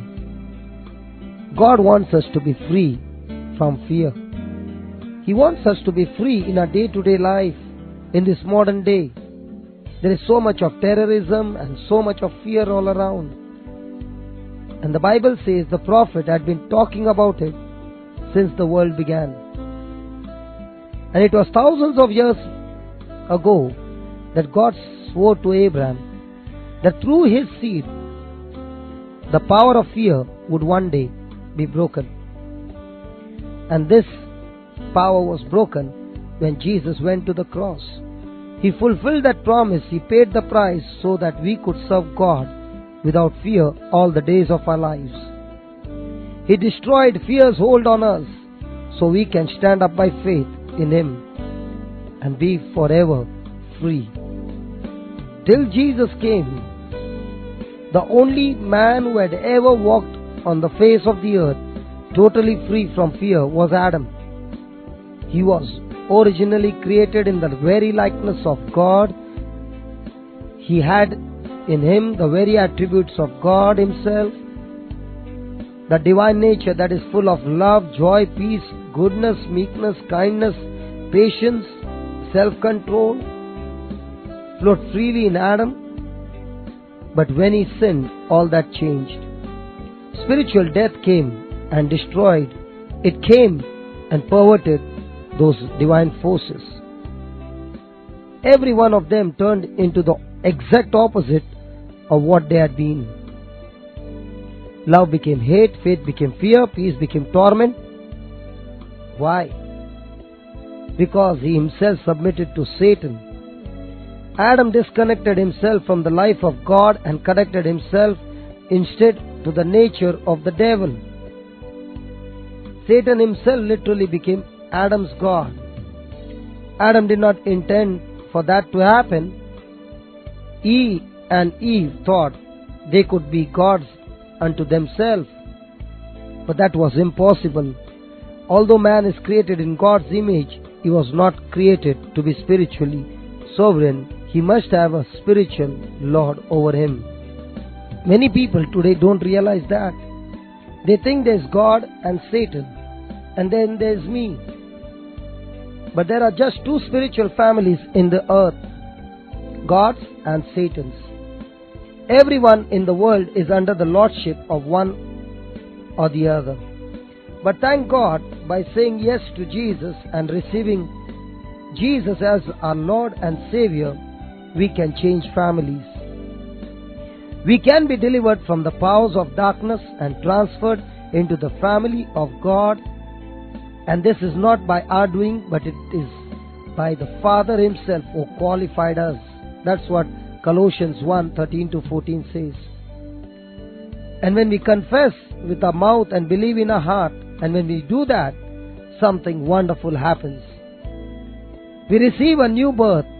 We are born again. We are grafted in Christ Jesus. 2 Corinthians 5:17 and 18 says that.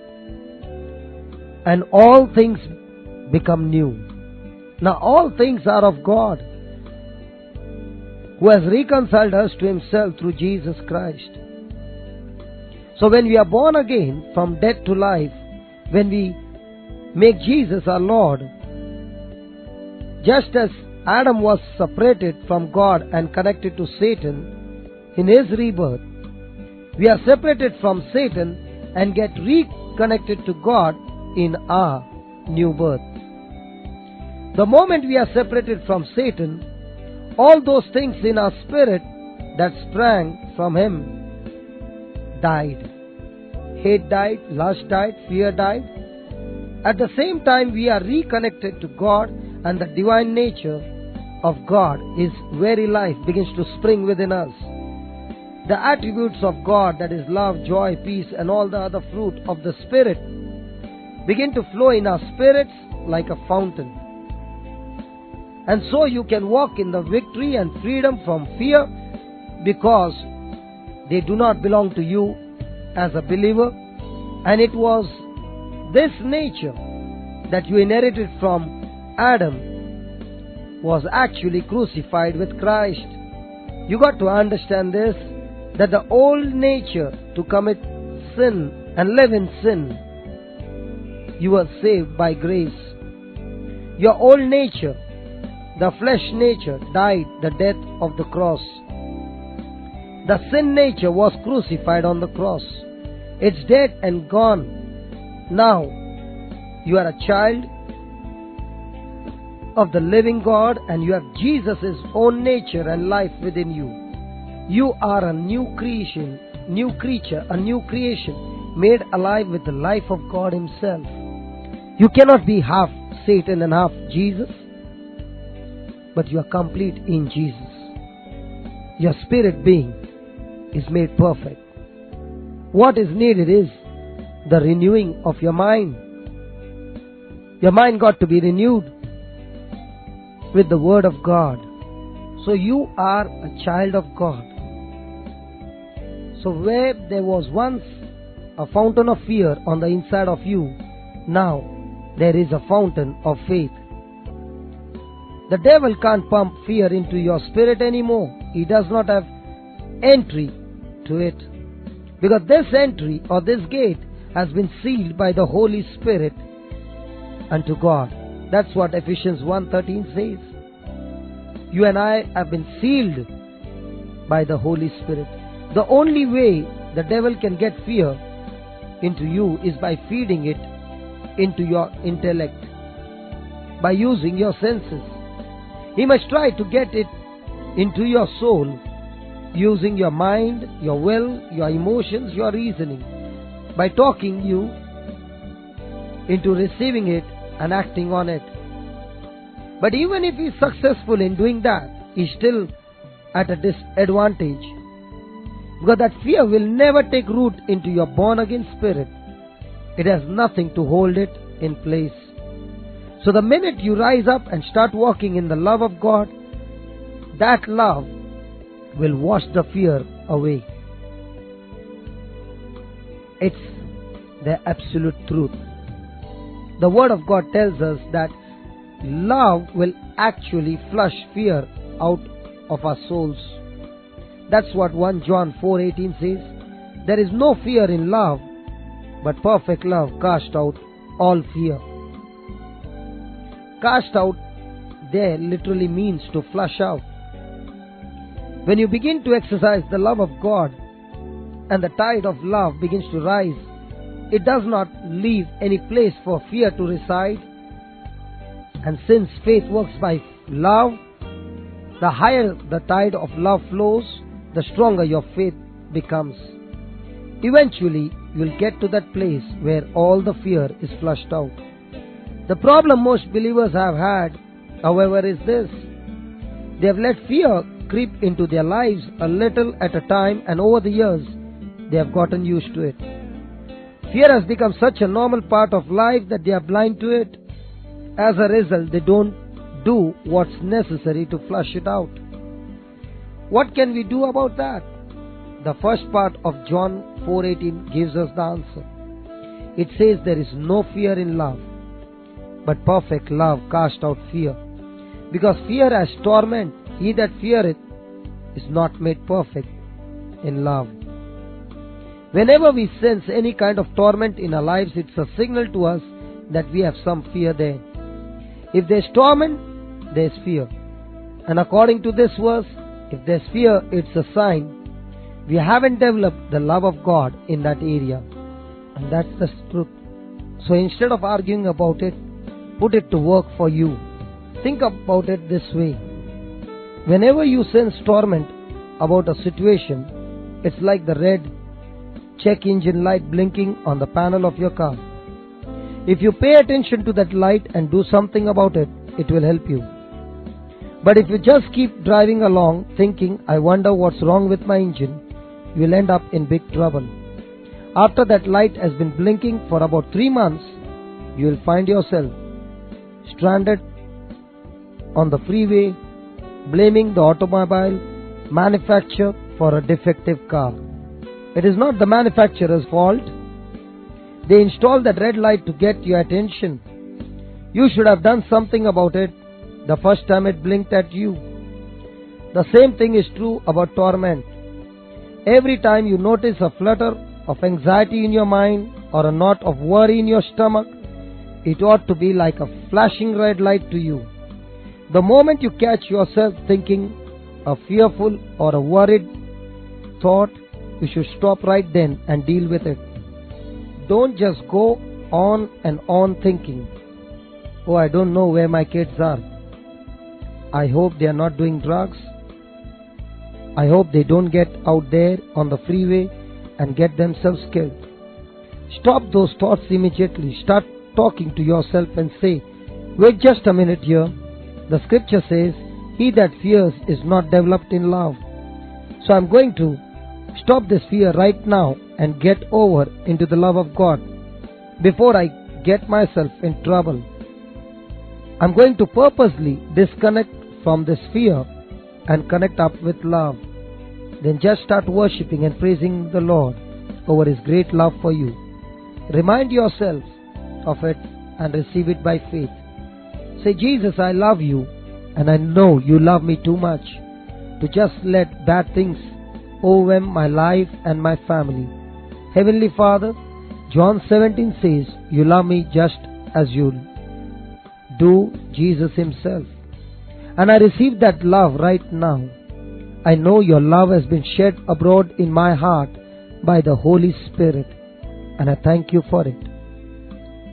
Don't do it just once or twice either. Do it every time you begin to sense that torment. The moment it arises, immediately move over into the love of God. Then start finding ways to manifest that love towards others. Go find somebody to love somewhere. As you do, that love will begin to grow. Keep that up, and the process of flushing fear out of your soul will continue until you reach the place where there is no fear there at all. You will begin to live the fear-free lifestyle Jesus died and rose again to give you, just as the prophets foretold.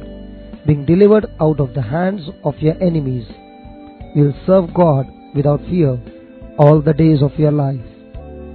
You will get up every morning with a big joy in your heart and a gleam in your eye, ready to bring the saving, healing, delivering power of the Lord Jesus Christ to a lost world that is waiting to receive it. Your life will truly become the great adventure God intended it to be. Praise the Lord. God bless you. Amen. Praise the Lord. Thank you, Jesus. Thank you, Jesus. Hallelujah, hallelujah, hallelujah, hallelujah, hallelujah, hallelujah. Praise the Lord. Hallelujah. Thank you, Jesus. Hebrews 6:12 says, be not slothful, but followers of them who through faith and patience inherit the promises. Be not slothful, but followers of them who through faith and patience inherit the promises. My dear, it is not easy to walk by faith. If it were easy, more people would be doing it. However, for anyone who is willing to pay the price, walking by faith is doable and well worth the price. Walking by faith means believing what God has said in His Word and acting on it before you see any evidence of that promise coming to pass. Walking by faith means believing what God has said in His Word. What God has said in His Word and acting on it before you see any evidence of that promise coming to pass. In other words, you should believe the word enough to make your words agree with what God's word says. Romans 10:8 says, God says about your situation, and you say what God says, and you got to know that. Romans 10:17 says, faith comes by hearing, and hearing by the word of God. So to have faith, the word of God is required for you, and it is this word that brings faith, and it is through this word that you grow in faith. Faith comes by hearing, and hearing the word of God. It does not come overnight, but you got to continue to grow in faith by seeking God and His word. Hebrews 11:6 says, God is a rewarder of them that diligently seek Him. God is a rewarder of them that diligently seek Him. The Hebrew word for seek also means research, and that is the best word. What it takes to walk with God, to walk in faith, and to walk in the blessing and will of God. To research means to spend time in search of the word that is essential to walk the walk of faith. You got to spend time in the word, to be soaked in the word, to renew your mind with God's word and allow it to take over your thoughts. Let the word of God bring you thoughts of God backed up with the action in obedience to the word, and your life begins to change. No matter how busy you may be in your life, but you got to meditate on the word, speak the word, think on the word, renew your mind on the word, and apply the word in your day-to-day life. If you are to walk by faith, if you want to walk by faith, then you must take time and make time for the word. You got to rearrange your schedule. You got to even change your job if necessary to get time in the word. And the word of God says, the one who seeks God, His kingdom and His righteousness, all else will be added unto you. It is researching His word that you will get to know God. It is when you begin to trust in God, He is able to meet all your needs. Psalms 34:10 says, they that seek the Lord shall not want any good thing. In other words, they that seek His word and His word is applied in their day-to-day life, God will lead and provide every good thing necessary. So you got to stay in the word, and your faith will grow exceedingly, and you will be able to believe God for anything that you find in His word. Praise the Lord. Thank you, Jesus. In Mark 11:23, the word of God says, for verily I say unto you, that whosoever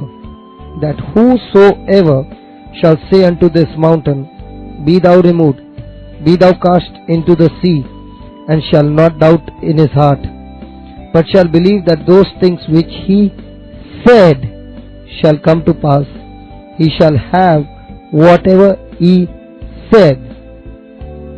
That word, whatsoever you ask or you speak, whosoever speaks to the mountain, the word of God says, that word coming out of your mouth has got power. And that's why the word says, whosoever shall say to this mountain, not the mountain, but Jesus is showing the mountain, absolute mountain. And He says you can speak to the mountain to be removed. And when you speak it with authority and with faith and command it to move and get into the sea without a doubt in your heart, without unbelief,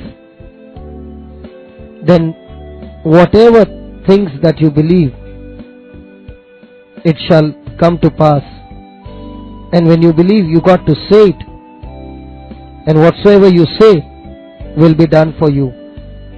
So when you ask something in prayer, it's very important that you keep on believing even after the prayer is over. For example, if you believe that you are healed, but still the symptoms linger on, don't say it did not work. All that prayer that you have said and you have received by faith, that one word that it did not work has undone the whole prayer. That's all it would take for you to lose what you received in prayer. Because Mark 11:24 says, whatsoever you ask in prayer, believe that you have received, and then it shall be given to you.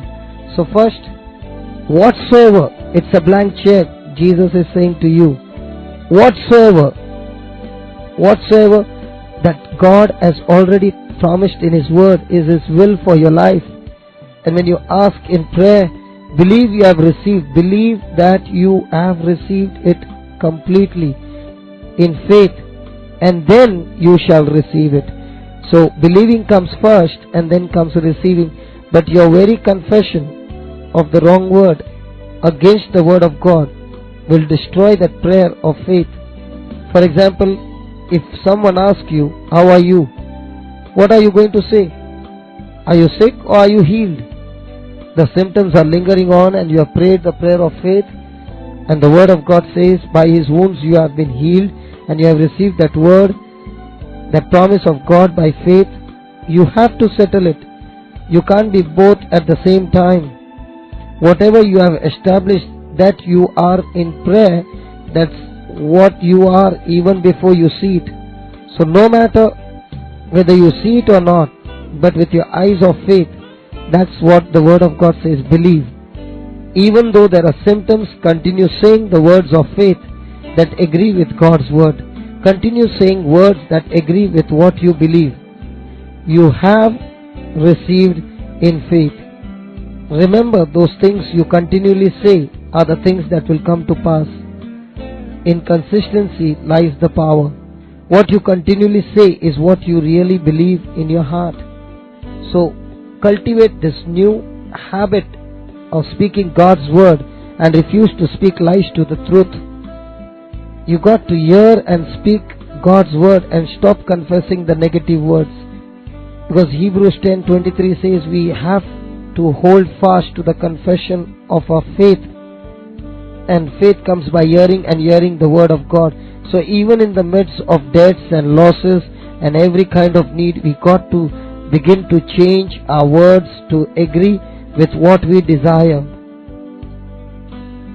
And when we begin to do this practice, might be the progress will begin slow, but you might be feeling to give it up, but continue to do it, because that's what the word of God says.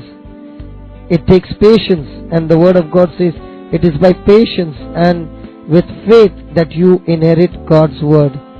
Hebrews 10:35-36 tells us, what do you feel like giving up?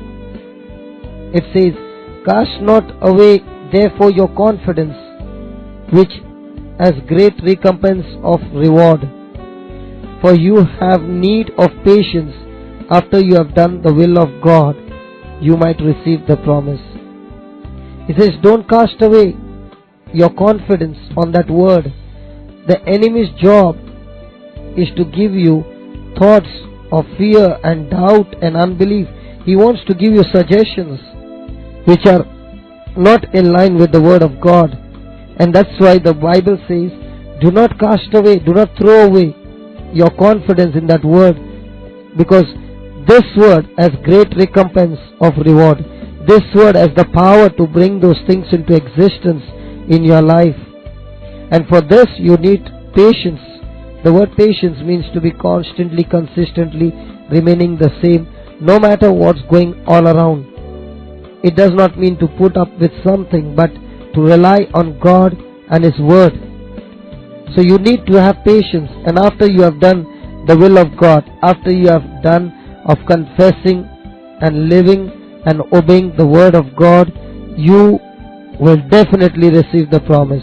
So don't cast away your confidence or your faith in the word of God. Pay attention to your words. If you catch yourself talking unbelief, which is opposite of what you are believing for, repent and ask God to forgive you. Because every time you catch yourself talking unbelief, you are undoing the prayer that you have prayed in faith.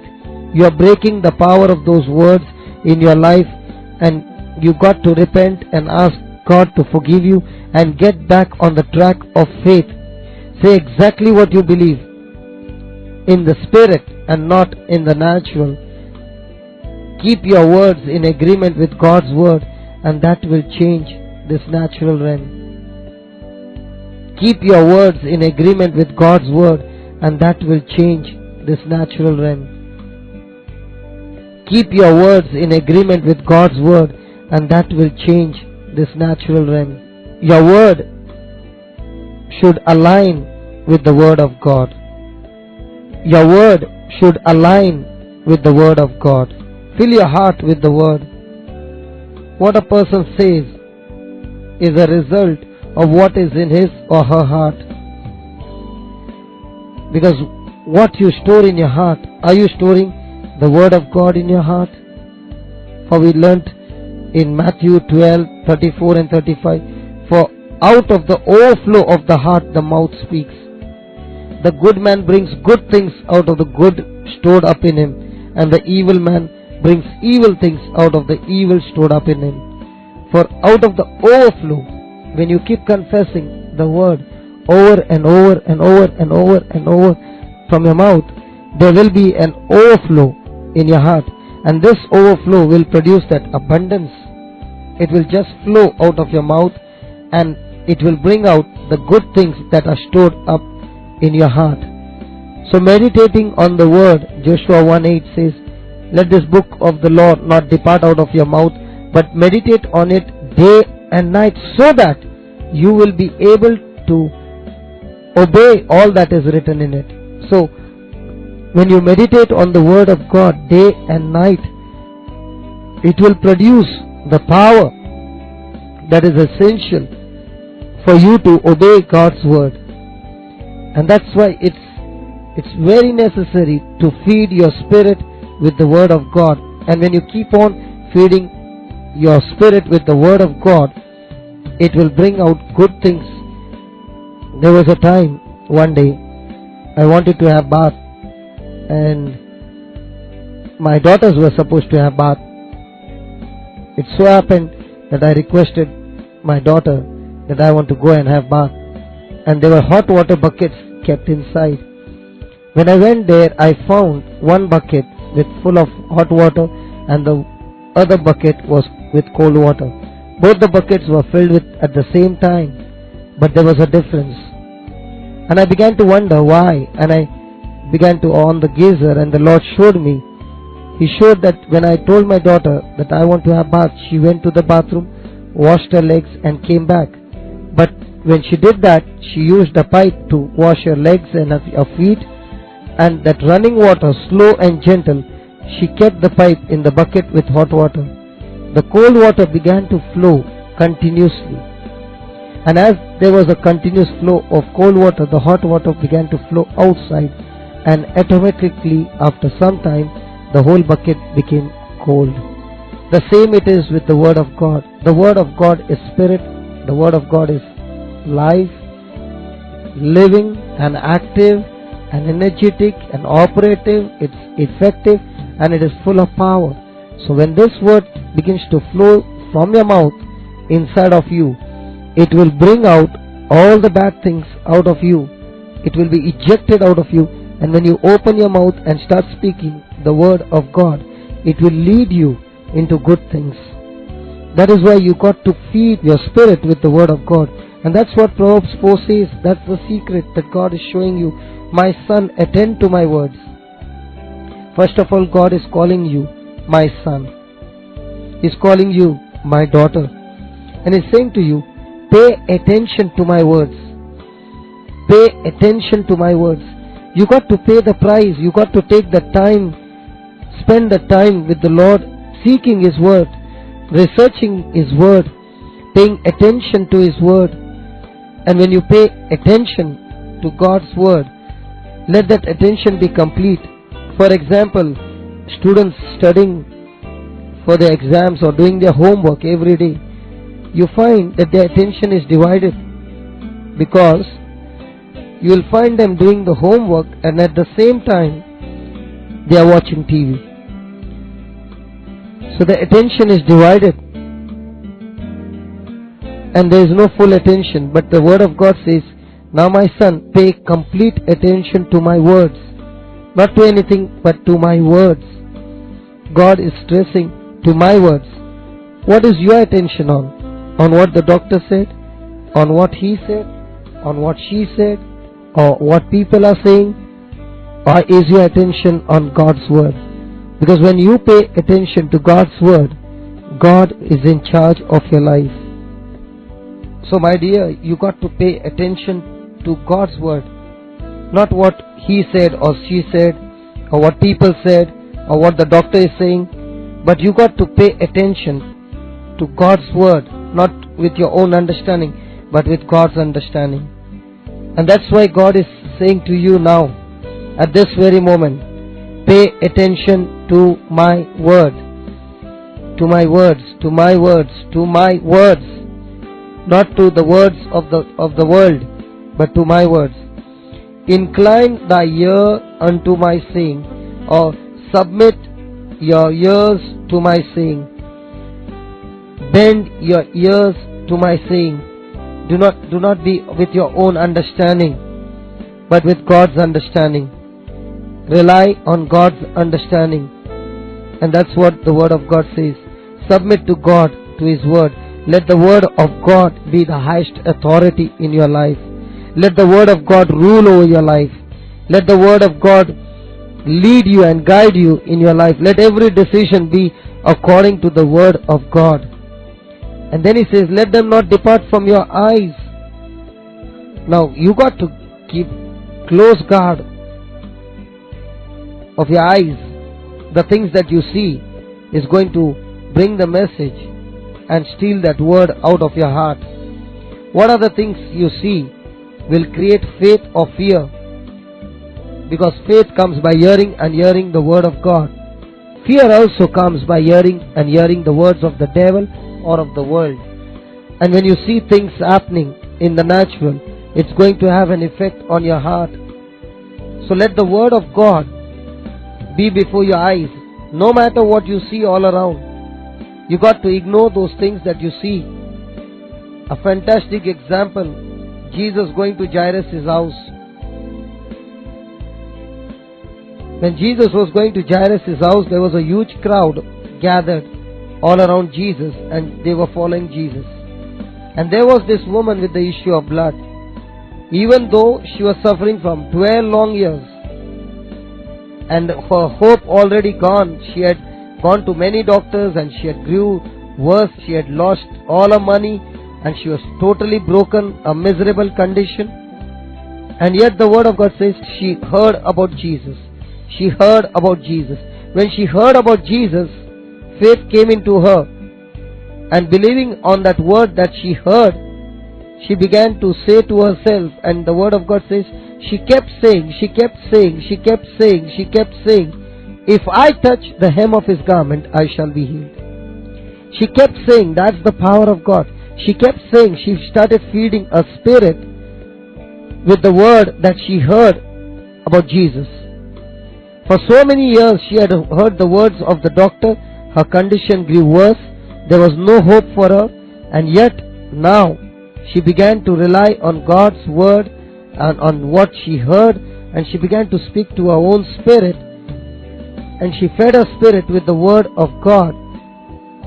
And she kept saying, if I touch the hem of his garment, I shall be healed. She kept that before her eyes.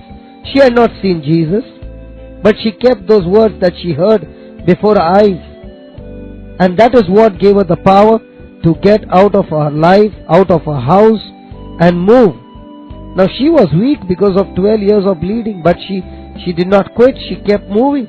Now when she saw the crowd, might be when she saw the crowd, she must have thought, I can't go through. But the words that she kept before her eyes, the things that she heard, she made up her mind, and in her spirit she took that decision. No matter what happens, I'm not leaving. I'm taking what belongs to me. I'm going and touching the hem of his garment. And to do that, she must have pushed through the crowd. So many thoughts coming before her eyes. What if she falls down? What if people stamp her? What if she dies? She's so weak she can't be able to go through the crowd. But she kept moving forward step by step every moment. And she kept saying, if I touch the hem of his garment, I shall be healed. Now what she kept before her eyes and before her ears, and she kept saying, produced that strength in her, and the things that she believed in began to manifest. The word of God says she came through the crowd and touched the hem of Jesus' garment from behind and again sneaked into the crowd. The very contact of faith that she had, when she exercised her faith with what she believed, what she sought, what she researched, and when she came and touched the hem of his garment, the power was released even though Jesus did not know she was touching her. The power was gone out of Jesus and she was healed. She felt she was healed, but the healing was completed when Jesus asked, who touched me? And she came forward with fear. Because in those days, if a woman has issue of blood, she is declared unclean and she could be stoned to death. And here she is touching not only an ordinary man, but she is touching a man of God, a prophet, a messenger of God. She cannot be saved. She thought she would touch the hem of his garment, receive a healing, and escape in the crowd, and Jesus would not know. But Jesus began to look around and said, who touched me? And when Jesus saw her, she came before and fell at Jesus' feet and told Jesus the whole truth. And Jesus said, my daughter, your faith has made you whole. She had got a healing when she touched the hem of Jesus' garment. But when she confessed and testified what had happened to her and how God had touched her and healed her through Jesus, the power had gone inside of her and she received a healing. The confession of faith and testimony made her whole. To be made whole means to be healed in your physical body. There is no lack in your physical body, in your emotions, in your spiritual life, and also in your finances. In fact, this sister, this woman who had an issue of blood for 12 long years, she literally stole the miracle that she believed for. The same word is saying to you, let the word of God not depart out of your eyes. No matter what's going around, keep the word of God before your eyes, before your ears, in your mouth, and this will help you to keep them in the midst of your heart. Your sense gates are the gates for things to enter into your heart. If you can scan your sense gates and have a control over them and not allow, not permit anything to penetrate through the sense gates, but the word of God, then those things that you are believing for in your heart will bring forth the harvest. And that's why he says, be alert. Be alert at what you see. Be alert when you hear something. Be alert when you open your mouth and speak, because there is power. Keep them in the midst of your heart, for they are life unto those who find them. For the word of God is life. The word of God is life unto those only that find them. So you first got to find the word, keep the word in your mouth, in your heart, guard it against the enemy, and when this word remains in your heart for the time, and you are speaking it in faith, it will produce the power, God's divine power, God's divine life begins to flow into your body and bring that healing inside of you. Because it's God's word that brings healing. God's word is divine, and this divine power inside of you will bring divine life and supernatural healing inside of you. And the word of God says, only those who understand, only those who find them, only those who keep this word, apply this word and live this word, they will receive healing and life. The word of God says, and health to all their flesh. And health to all their flesh. So if you want health to all your flesh, you got to keep the word of God in your heart. And how do you do that? First, by paying attention to your word, to God's word, then inclining or submitting to God's word as the highest authority of your life, then keeping these words before your eyes, before your ears, in your mouth all the time, and so that you are able to guard your heart, and then this word will produce that health that you are seeking for. Now this will not happen overnight. To become a strong believer and walking in faith, it won't just happen like you get something out of the sky or something happening suddenly. People of faith are not automatically created. They just don't happen overnight. They grow according to how much word they put in their eyes and ears. They grow, the people of faith, they grow according to how much word they put before their eyes and ears. People of faith allow the word to get down into their heart and come back out their mouth. So are you a person of faith? And if you want faith and to grow in faith, you got to feed your eyes, your mouth, your ears with the word of God. And the more you feed and the more you allow the word to get down into your heart and come back out of your heart by daily confessing the word of faith, then you will begin to see victory in your life. Because the word of God takes on the supernatural force of faith, and that is what changes circumstances and situations in your life. So very essential that the word of God is in your heart and in your mouth. Because this word is the secret to a powerful and victorious life. So whatever is in your heart in abundance will overflow out of your mouth. And what comes out of your mouth is what you will bring to yourself. Whatever is in your heart in abundance will overflow out of your mouth. And what comes out of your mouth is what you will bring to yourself. You can bring healing or sickness, abundance or poverty. You will bring forth whatever you have planted in your heart. So just think for a moment. Are you feeding your heart with the word of God? Are you speaking and confessing the word of God? Or are you confessing and believing the things that you see in the world? Today you are a picture of what you spoke from your heart in the past. And if you want a good life and if you want to change your life, then you got to fill your heart with good, and that is the word of God.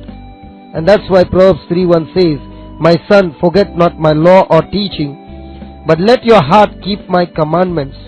My son, forget not my law or teaching, but let your heart keep my commandments. God's law and God's teaching never fails. And you are able to keep God's commandments when you keep your heart and your mouth filled with the word of God. You can do that by keeping those commandments in your eyes and ears every day. The word you deposited in your heart in the past isn't sufficient for today. It is not what you remember or even agree with, but what you actually do that brings results. It is not that you have attended a retreat or you have been listening to the word of God now that will bring a change in your life. What is your response to those things that you have heard? That is what which will bring a change in your life. How much of time are you spending studying the word and applying the word in your day-to-day life? That is what is going to bring a change in your life. When you speak the word back out of your mouth, that's how you receive it. Therefore Jesus said in Mark 11:24, "Therefore I say unto you, what things soever you desire, when you pray, believe that you receive them, and then you shall have them." That word receive is an action word. It means to take. It means that faith is a taker. It means to pray a prayer of faith. You have to take something. When you pray with your petitions backed up with the scripture or a promise that God has promised, and you ask for it, then believe you received it. When you pray by faith, take it. That means when you leave the place of prayer, you live with whatever you asked for. In other words, you have reached a place that you take it. From the time you take it, you have to keep it until it is a finished work. In other words, what you have believed in prayer and you have asked God in prayer and believing that you have received it, keep it, and that will bring the manifestation of what you are believing for. What you have received in faith will be manifested in your life. Take possession of it with words like, thank you, Lord. Thank you, Lord, for blessing me with this job, and I take it right now because you have given me a better job. I have received my healing.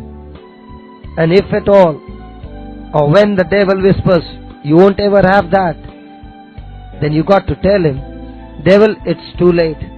I've already taken it. It's mine. Because God promises good things in His word. But if you don't ever take them in prayer, you aren't giving Him anything to work with. If you keep saying, Lord, I need this, you are still asking. To walk by faith, you have to take it at some time or other. Believe you received what you asked for when you prayed. And that's the key of faith. If you are just going on asking and asking and asking, you are still not operating in faith. Because God wants you to first believe that you have received it. So you got to believe one time or the other. So believe right now that you have received it and you have taken it right now. And what you believe that you have received, what you have asked for when you prayed, then your job is done. Praise the Lord. Hallelujah. Hebrews 11:1 says, now faith is the substance of things hoped for, the evidence of things not seen. Your faith in God and His Word will take what you have hoped and believed for out of the spirit realm and bring substance in this physical world. The very things that you're hoping for, the very image that you have made. Hope is an image. Hope is a vision. Hope is a dream. Hope is a goal. Hope is a plan that you have in the spirit that you are believing for. It's in the spiritual realm. It's a thought that you are believing for. And faith will bring substance or supply the material needed for those things that you are believing for to be manifested in this physical realm. And the substance that you receive, this substance is stored in the Word of God. And that's why faith comes, or the substance that brings things from the spiritual realm into the natural realm. That substance is stored in the Word of God. So the Word of God is the power of God, is the love of God, the faith of God that is stored in the Word. And when you begin to hear it over and over again, that substance will supply the raw material to bring those things that are in the spiritual realm into the natural realm. If I hadn't used my faith and spent my time taking the Word of God, there would be no change in my life. Because just as faith comes by hearing and hearing the Word of God, fear also comes by hearing and hearing the words of the devil or of the world. Today my life is changed because of the time that I spend in the Word and applying the Word in my life. Where the Word of God can never change. The Word of God never fails. So are you spending more time in the Word than the very investment that you are doing right now, spending over a period of time? Your life begins to get better and better. And that's what Deuteronomy 11:21 says, that it's a day of heaven upon the earth. So are you willing to pay the price to walk by faith and live in that kind of victory? You got to pay attention to the Word. You got to spend time with the Word. You got to do things in the Word. Thank you, Lord, for all the changes. Thank you, Lord, for your understanding that you have given us. And I pray, Lord, all those who have heard your Word, help them, O Lord, to apply this Word in their day-to-day life. Loving Father, I thank you that great change is taking place in their lives. Help us, O Lord, to take this decision to meditate on your Word and to believe your Word. Please forgive us, O Lord, for the times when we operated in unbelief, But now, O Lord, we come to you and we ask you to forgive us and help us in our walk of faith in our lives. We thank you and we praise you, Father, in Jesus' precious mighty name. Amen and amen and amen. Thank you, Jesus. Praise you, Jesus. Hallelujah. Thank you, Lord. Praise you, Lord. Hallelujah. Hallelujah. Hallelujah. Blessed is your name, O Lord Jesus. Hallelujah. The word of God in Hebrews 11:8 says, by faith Abraham, when he was called, obeyed and went forth to a place which he was destined to receive as an inheritance, and he went although he did not know where he was to go. The word of God says it was by faith that when Abraham was called, he obeyed God's word, and he went forth to a place which was destined for him to receive as an inheritance.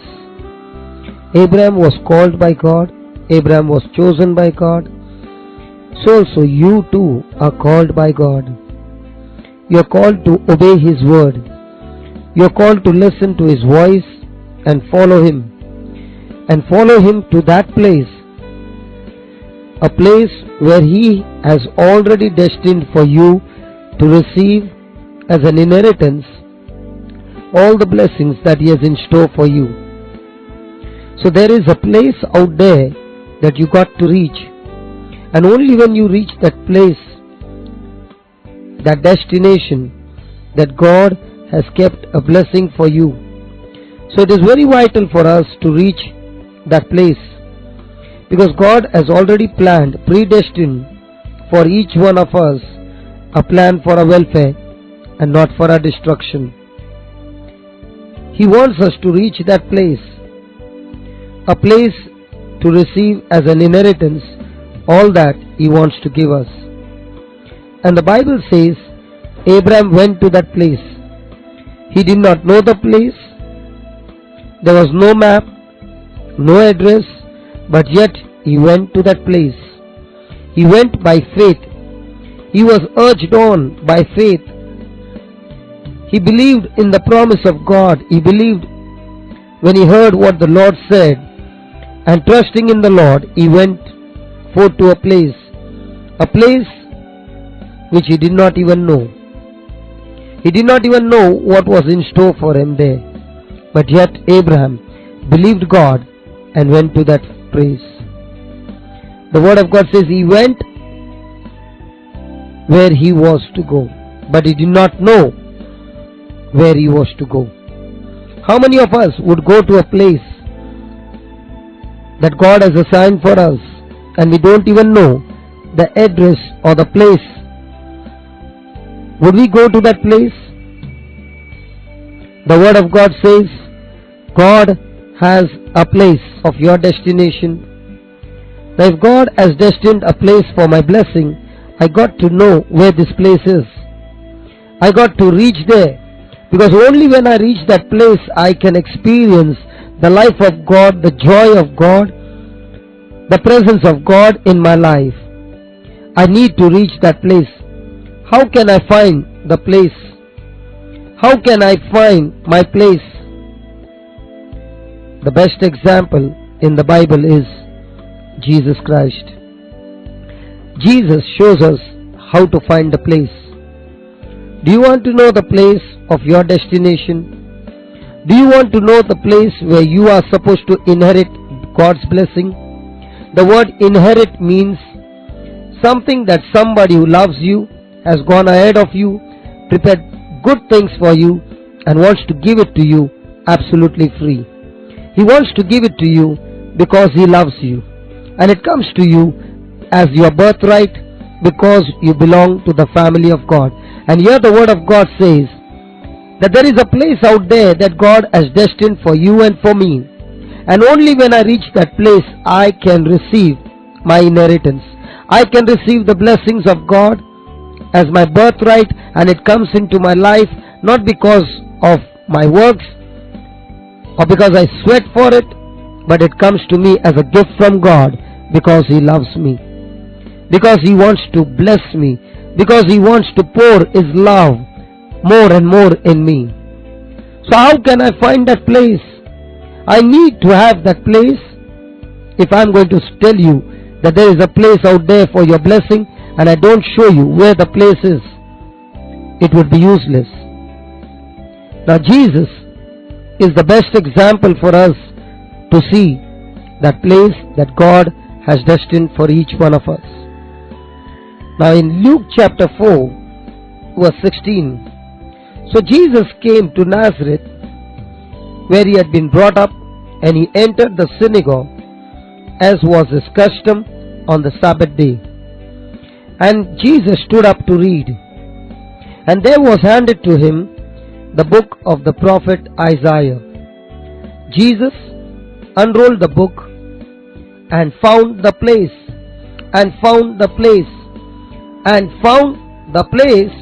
where it was written. So when Jesus opened the book of Isaiah, he found the place. What place did he find?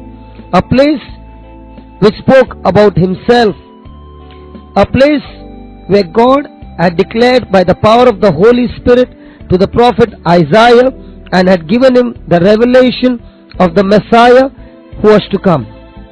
And Jesus found that place. He found the place where it was written, and Jesus read, "The Spirit of the Lord is upon me, because God has anointed me. He has anointed me to preach the good news, the gospel to the poor. He has sent me to declare, to proclaim release to the captives and recovery of sight to the blind. He has sent me to set forth as delivered those who are oppressed, and to proclaim the acceptable year of the Lord." Then Jesus rolled up the book and gave it back to the attendant and sat down. And the eyes of all in the synagogue were gazing attentively at him. And Jesus began to speak to them. "Today, this scripture has been fulfilled while you are present and hearing." Today, this scripture has been fulfilled while you are present and hearing.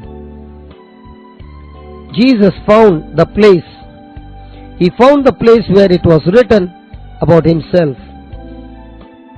He found that place and began to proclaim that word by faith. And when he had proclaimed that word by faith, he rolled up the book, gave it back to the attendant, and declared to the people who were attentively gazing at him in the synagogue. And Jesus declared to them that today the scripture has been fulfilled. In the same way, God through His prophets has given us promises. God through His Son has promised us so many things in the Bible. And those promises can be fulfilled only when you find the place that is written about yourself.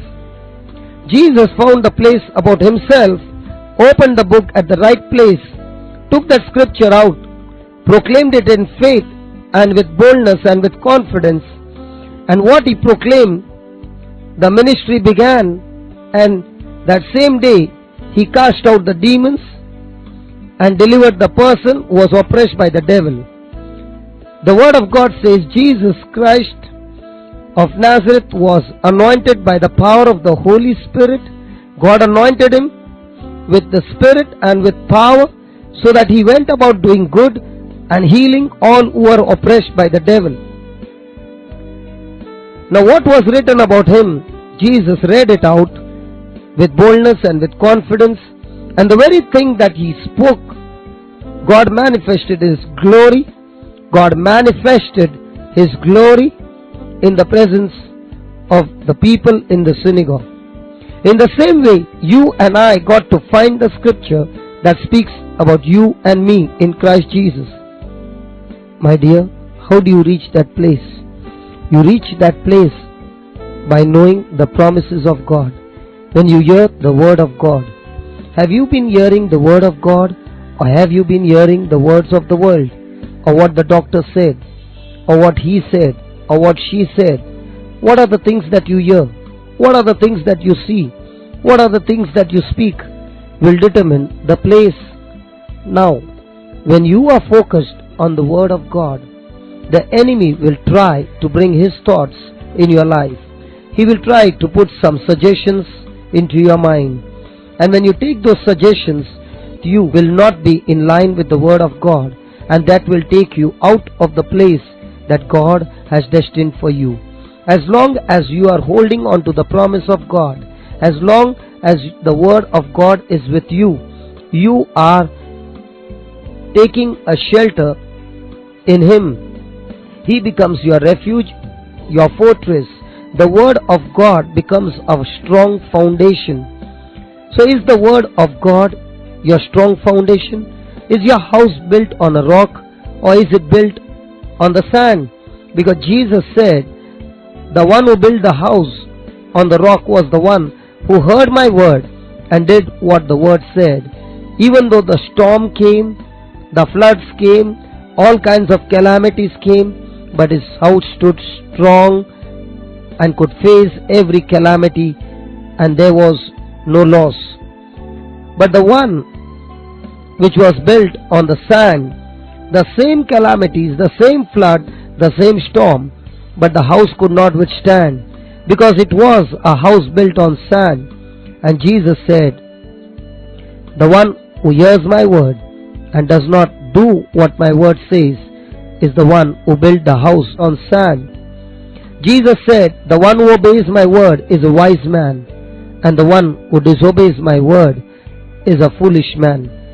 Are you a wise man, or are you being foolish?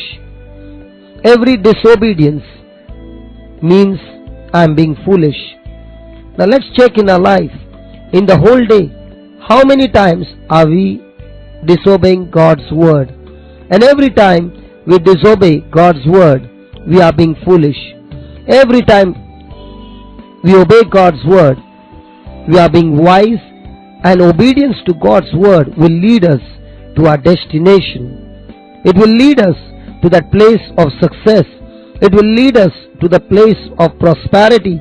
It will lead us to the place of welfare.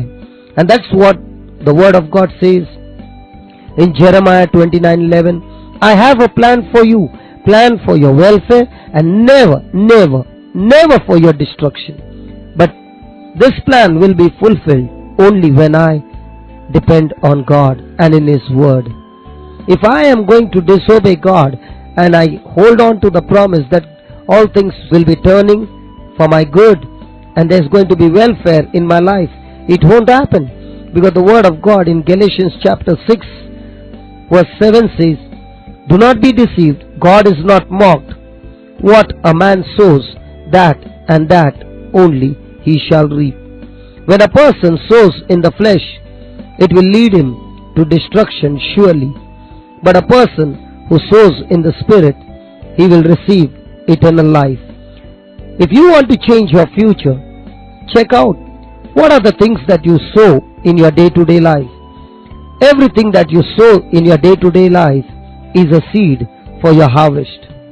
And if you have been sowing the wrong seeds in your life, the wrong harvest is surely coming. The word of God in Romans 8:28 says that God works all things together for good for those who love Him, those whom He has called according to His purpose. He says even the good and the bad, all things work together for good only for those who love Him. Now if you are saying, I love you Lord, and you do not obey His word and His commandments, Jesus said, the ones who hear my word and keep my word are the ones who love me. And for those people only, all things will work together for good. And God will work them for good, because even in those negative things that are going around in your life, God has a purpose, God has a mission, because God's plans are not our plans. The word of God says God's ways are not our ways, God's thoughts are not our thoughts. His thoughts and His ways are higher than the heavens and the earth. Because there is no one who can plan like God. He is a master planner, and He plans every moment of our life, because even though we miss the mark, He has better plans all the time to get you to the place of your destination. The quicker I submit to God and His word, and I am humble and obedient to God's word, the quicker I reach to my destination. Who am I in Christ Jesus? What has Jesus done for me on the cross? I got to take those scriptures which are declaring about me, the scriptures that are written about me. I got to sit with the Bible, seek God with all my heart, and find the place that God has written His love letter to me. And that love letter is the Bible.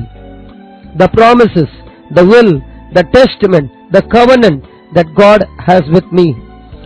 If I don't find the place, I will be wandering all around and not receive what belongs to me as my birthright. As a child of God, I got to search the place of my inheritance. And when I find the place of my inheritance, just as Jesus spoke boldly and confidently, so also I got to speak boldly and confidently, trusting in the Lord that God would surely manifest His glory just as He did with Jesus. My dear, are you seeking God with all your heart? Have you been finding the place in the Bible by yourself under the anointing of the Holy Spirit? Make this your decision today itself. Lord, help me to find my place in the Bible.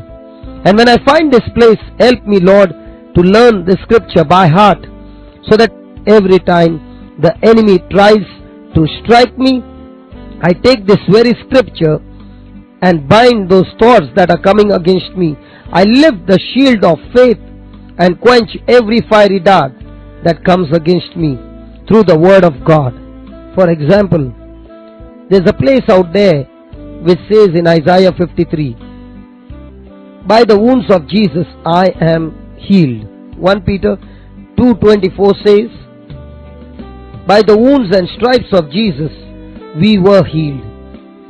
Now that we includes you and me, and the word declares that we were healed means already healed. Now that scripture speaks about you and me being healed completely by what Jesus did on the cross for you and me.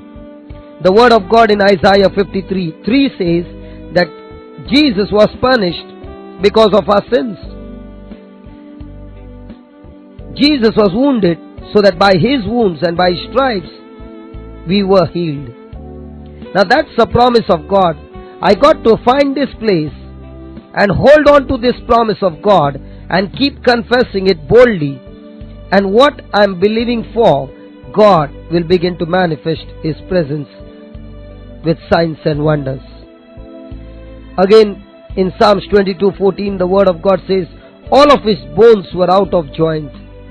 The word of God declares, all of Jesus' bones were out of joint. They were not broken, but they were out of joint. Now that's a place for a person who is suffering from arthritis. This person can take this promise and say, Jesus, all of your bones were out of joint for my sake. And by that pain, O Lord Jesus, I receive my healing. I receive my healing right now. And I command that pain to leave my body right now. Because this place says that through these wounds, I am supposed to be healed. And I receive my healing now. I receive my healing now. That's what the word of God says. Thank you, Jesus. Praise the Lord. Thank you, Jesus. When Jesus said those words in Isaiah, the Spirit of the Lord is upon me, my God Himself has anointed me. When you say these two words, the Spirit of the Lord is upon me, He is the same Holy Spirit who was on Jesus. He is the same Holy Spirit who is God Himself, the third person in the Trinity. He is the same Holy Spirit who created this whole world. He is the same Holy Spirit who was with Adam, with all the prophets, great men and women of God in the Word, in the Bible. He is the same Holy Spirit. And when you say, the Spirit of the Lord is upon me, my God Himself has anointed me, you are saying that the same Holy Spirit who was with Jesus, who was with the early Christians, the apostles, the disciples, Elijah, Elisha, Daniel, Isaiah, Jeremiah, Ezekiel, Abraham, Isaac, Jacob, all the great men and women of God, Moses. Now the same Holy Spirit you are declaring by faith that He is upon you. The same Holy Spirit who was on Paul and James and John and Peter, the same Holy Spirit is upon you. And why do you think God has anointed you with the Holy Spirit? He has filled you with His power and with fire, so that you too, like Jesus, can go around healing all those who are oppressed by the devil. That's what the Word of God says. The Word of God says Jesus went about doing good. So when the Holy Spirit comes upon you, when you keep confessing and keep saying and proclaiming it in faith and with confidence, the same Holy Spirit will help you to go around doing good. You will be able to proclaim the Word of God with authority and with power, that all those who are broken in spirit, all those who are poor in spirit, they will come thirsty and hungry to receive the Word of God flowing out of your belly. That's what the anointing of the Word, the Spirit of the Lord does. So, you will have a beautiful preaching ministry when you keep confessing that the Spirit of the Lord is upon you. You will be able to heal the oppressed and the brokenhearted. Then the Word of God says He has sent you to proclaim release to the captives. Now there are so many people who are in captivity. Let's take for example a person who is drinking alcohol. You go and tell that person, please don't drink alcohol. Does he listen to you? No. Then what do? The Word of God says, when you believe that the Spirit of the Lord is upon you, God Himself has anointed you with the power of the Holy Spirit. He says, you got to open your mouth and speak it out and declare and proclaim. All those who are in captivity of alcohol, I'm speaking to you. Get out of that captivity now. I command that captivity, that spirit that has made you captive, in the name of Jesus, go off this person's body and life right now in the name of Jesus. And all those who are in oppression and in captivity, I command them to be set free right now in Jesus' name. Now when you find that place and you open your mouth and start speaking these words, all those who are in captivity shall be set free. That's what the Word of God says. He also says that He has sent you to declare sight to the blind. Sight to the blind means all those who are spiritually blind, they shall receive spiritual sight. The Bible says when a person turns to the Lord, the veil is removed. There are so many people who are blinded, and the Word of God says they are blinded by the god of this world, who does not want God's people to know Christ. He has given you the power to set the oppressed and the depressed free. There are so many who are in depression, who are in oppression. You can open your mouth and command that spirit of oppression, the spirit of depression, the spirit of suicidal tendency to get out of that person's life, and it shall surely go. And it shall surely go. That's what the Word of God says. So you got to open your mouth and speak, because this is your inheritance. This is your birthright. And the Word of God says He has anointed you to declare the year of the Lord's favor. When you start declaring, Lord, let your favor come upon this family, upon this person, upon this community, the Word of God says God's favor will come upon that family or those people, because of the anointing on your life.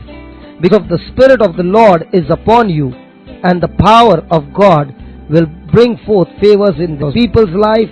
Their lives will be changed, their lives will be transformed, and they will live for Christ. Thank you, Jesus. Praise you, Jesus. For example, there's one more place called the spirit of adoption. The word in Romans 8 says that you have not received the spirit of slavery to fall back into bondage of fear, but you have now received the Spirit of adoption, and it is by the power of this Spirit that you can call God Abba Father.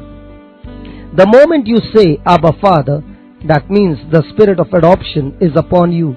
And when you keep on confessing the Spirit of adoption is upon you, the spirit of slavery, the spirit of bondage, the spirit of fear, all these demonic spirits will be cast out of you every time you keep confessing the Spirit of adoption is upon you. There's one more place called Jesus the Most High God. According to Psalms 57 verse 2, the word of God says that I call to God the Most High, and there are 7 things that He does for me. The first thing He says, when I cry to God the Most High, He comes and performs on my behalf. God begins to come and perform on your behalf. How many of you want God to perform some things for you right now? What will you call Him? You will call Him, Jesus, you are the Most High God. When you call Him by His name, He performs according to His name. Because Psalm 91 says, He will set me on high because He knows my name. The word of God says, I will set Him on high because He knows my name. So when you call God by His name, He will come and manifest His glory, His presence in your life. The first thing He will do is He will begin to perform on your behalf. Second thing, He will reward you. Third thing, He will bring His plans in your life. How many of you want God's plans to come into your life? How many of you believe God's plans are better than your plans? And the Word of God says, if you want God's plans to be accomplished in your life, you got to call Him by His name. And His name says, Jesus, the Most High God. The Word of God says, point 4, that when I call Him Jesus, the Most High God, He will surely bring His plans to completion in my life. He will surely bring His plans to completion in my life. Which one is better? You struggling to get your plans into completion, or God Himself coming and completing it for you? Thank you, Jesus. Then He says, fifth, He will send help from heaven. How many of you want help from heaven? What will you call Him? Jesus, the Most High God. The sixth, He will save you from slanderers and reproachers. He will save you from slanderers and reproachers. And 7, surely His blessings, His mercy, His love, His kindness will follow you all the days of your life. So many blessings when I cry to God, the Most High God. In the same way, my dear brother, my dear sister, you got to search your place, your inheritance that God has promised in His Word. Seek God with all your heart. Sit with the Lord. The Holy Spirit will teach you and reveal to you your inheritance in the Bible. The more time you spend with the Word and you feed your spirit with the Word, your faith level will begin to increase more and more, and you will be able to face the attacks of the enemy. Thank you and praise you, Father, in Jesus' name. Amen. The word of God in Philippians 4:19 says, my God shall supply all my needs according to His riches and glory through Jesus Christ. He says He will meet all my needs through my Lord Jesus Christ. So I found this place that there will be no lack in my life, because Jesus is my good shepherd. Because Jesus is my good shepherd. And because of Jesus, my good shepherd, I shall lack nothing. So I will hear His voice and follow Him, because I am His sheep. And the word of God says, no one can take me out of His hand. What a divine protection. I got to seek the place in the Bible, and whatever the promise says, I got to take it and proclaim it, just like Jesus proclaimed that day in the synagogue and received God's mighty presence with signs and wonders. My dear brother, my dear sister, You got to take that time with the Lord and find the place for yourself. You got to search for yourself.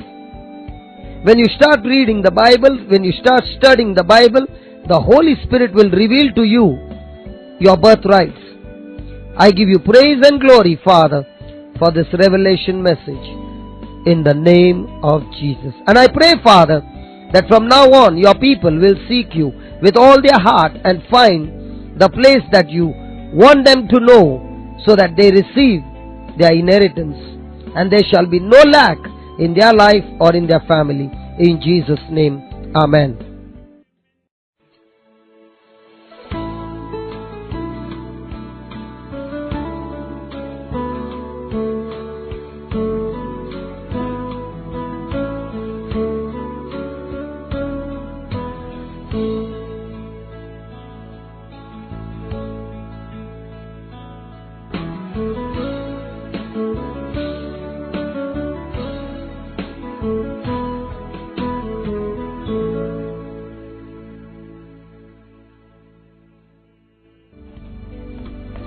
My dear brother, my dear sister, receiving the blessings of God begins with believing what God says in His Word and then walking in that truth. You will receive the blessings of God only when you begin to believe what God says in His Word and then begin to walk in that truth that you believe in. Now, what do you understand by the word believe? The word believe means to make a decision followed by an action of what you believe or what you have decided. And it is only this decision followed by action that leads you into the truth, and from then on begins the receiving of the blessing. When we worship God or honor God or give reverence to God, we do it in complete obedience. And it is this obedience to God and His Word that leads you into that power of operating in your spirit, and such power is called operating in the fear of the Lord. And the Bible says it is this fear of the Lord that is the beginning of wisdom. The fear of the Lord is not to fear God. The fear of the Lord is to obey His word out of love, to give honor to Him, to give reverence to Him. And Psalms 111:10 and Proverbs 9:10 says it is wisdom that will bring true riches in your life. It is this. The fear of the Lord is the beginning of wisdom. Another element in honoring God is being willing to lay aside things that can separate you from Him, things that can open the door to darkness in your life. In other words, giving God the first place in your life.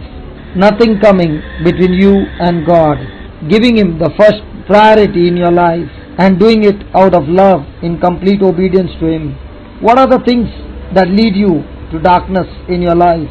What is it that is taking you away from the presence of God? That is leading you into sin? That is leading you away and keeping you busy with things that lead you away from God? To prosper in God, we must be alert. Our minds must be alert to see, where am I going? What am I doing? Am I always staying in the light? Am I doing things pleasing to God? Walking worthy in His sight? Am I bearing fruit in every good works that I do?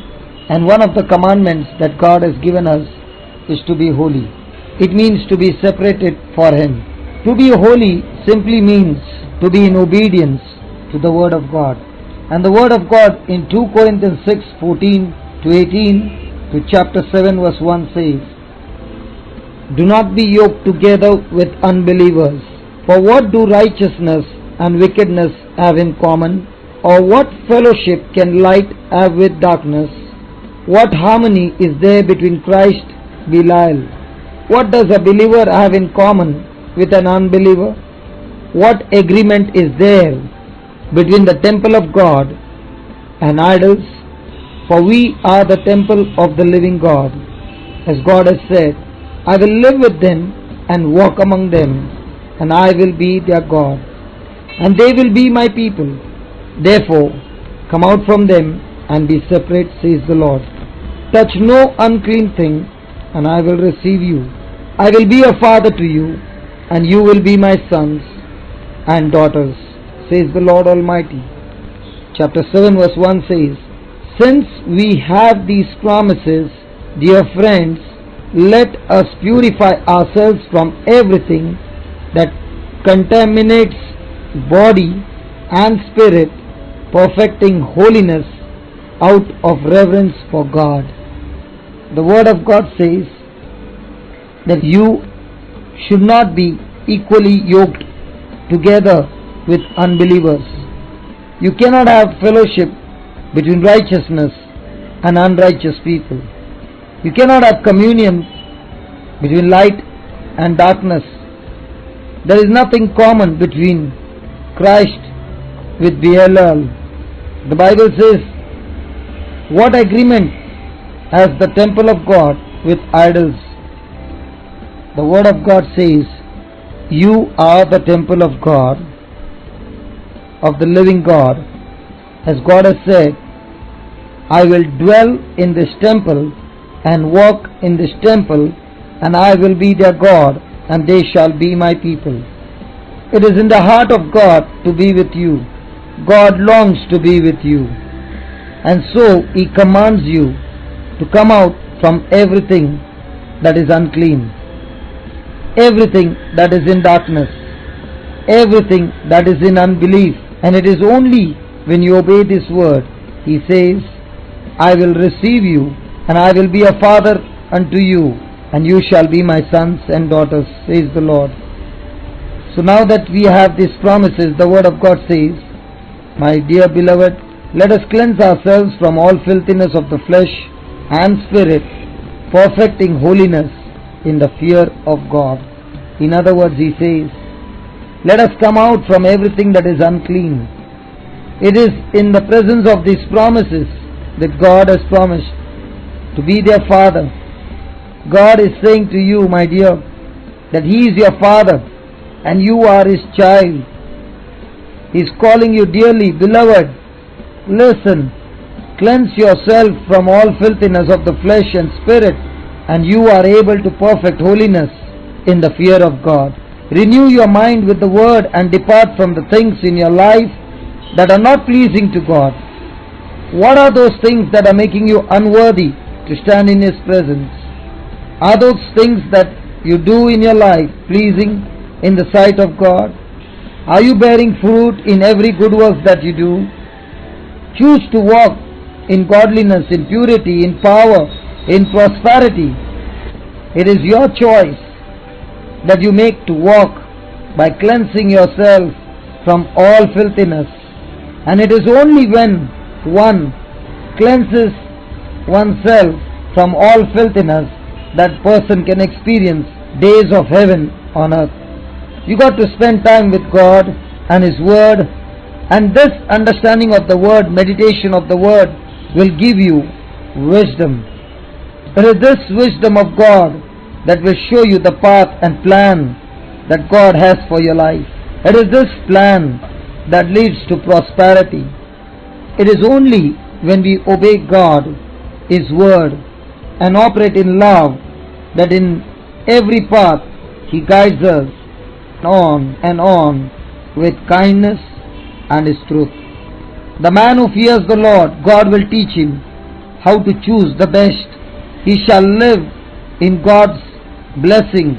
Psalms 25 verse 10, 12 to 13 says, "When you walk the obedient path, God encloses you." That circle is around you all the time when you are walking in the truth. And it is this obedience to the Word that brings God closer to you. This obedience got to be done out of love. And that is why Psalm 91 says, "The plague may come, but it shall not come near you, nor your dwelling, because you have made the Lord, the Most High God, your refuge, God Almighty, your habitation." The Word of God in Psalm 91 says, "He who dwells in the secret place of the Almighty, he who dwells in the secret place of the Most High, shall abide under the shadow of the Almighty. He will say of the Lord, You are my refuge, you are my fortress, you are my God, and in you I trust."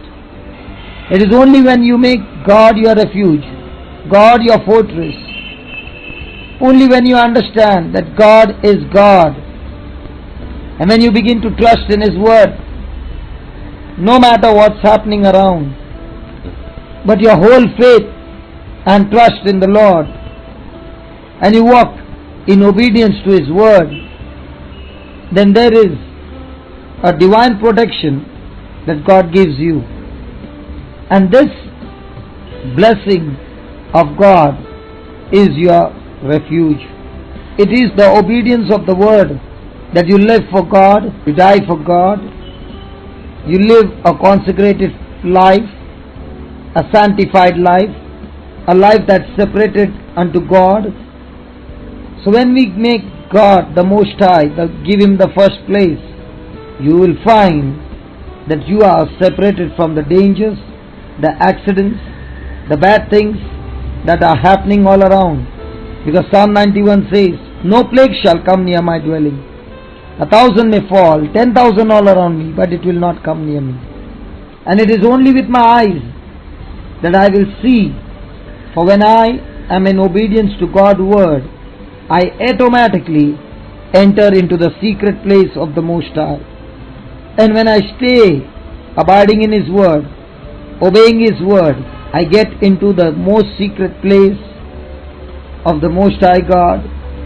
And this place is inaccessible because the Lord Himself is my refuge and my fortress. It is I and you who have to make the Lord your refuge and Most High, your dwelling place. And only when we make Him the Most High, by confessing His word and giving Him the first place, obeying His word at all times, then your whole life becomes a dwelling place, and there shall no evil befall you, nor any plague or calamity come near you. It will not come near your tent. A tent is as being the home that I live in. This tent is also symbolized as the body that my spirit lives in. Now when we separate ourselves unto God, He becomes our tent, our covering. He overshadows us, encircles us with Himself.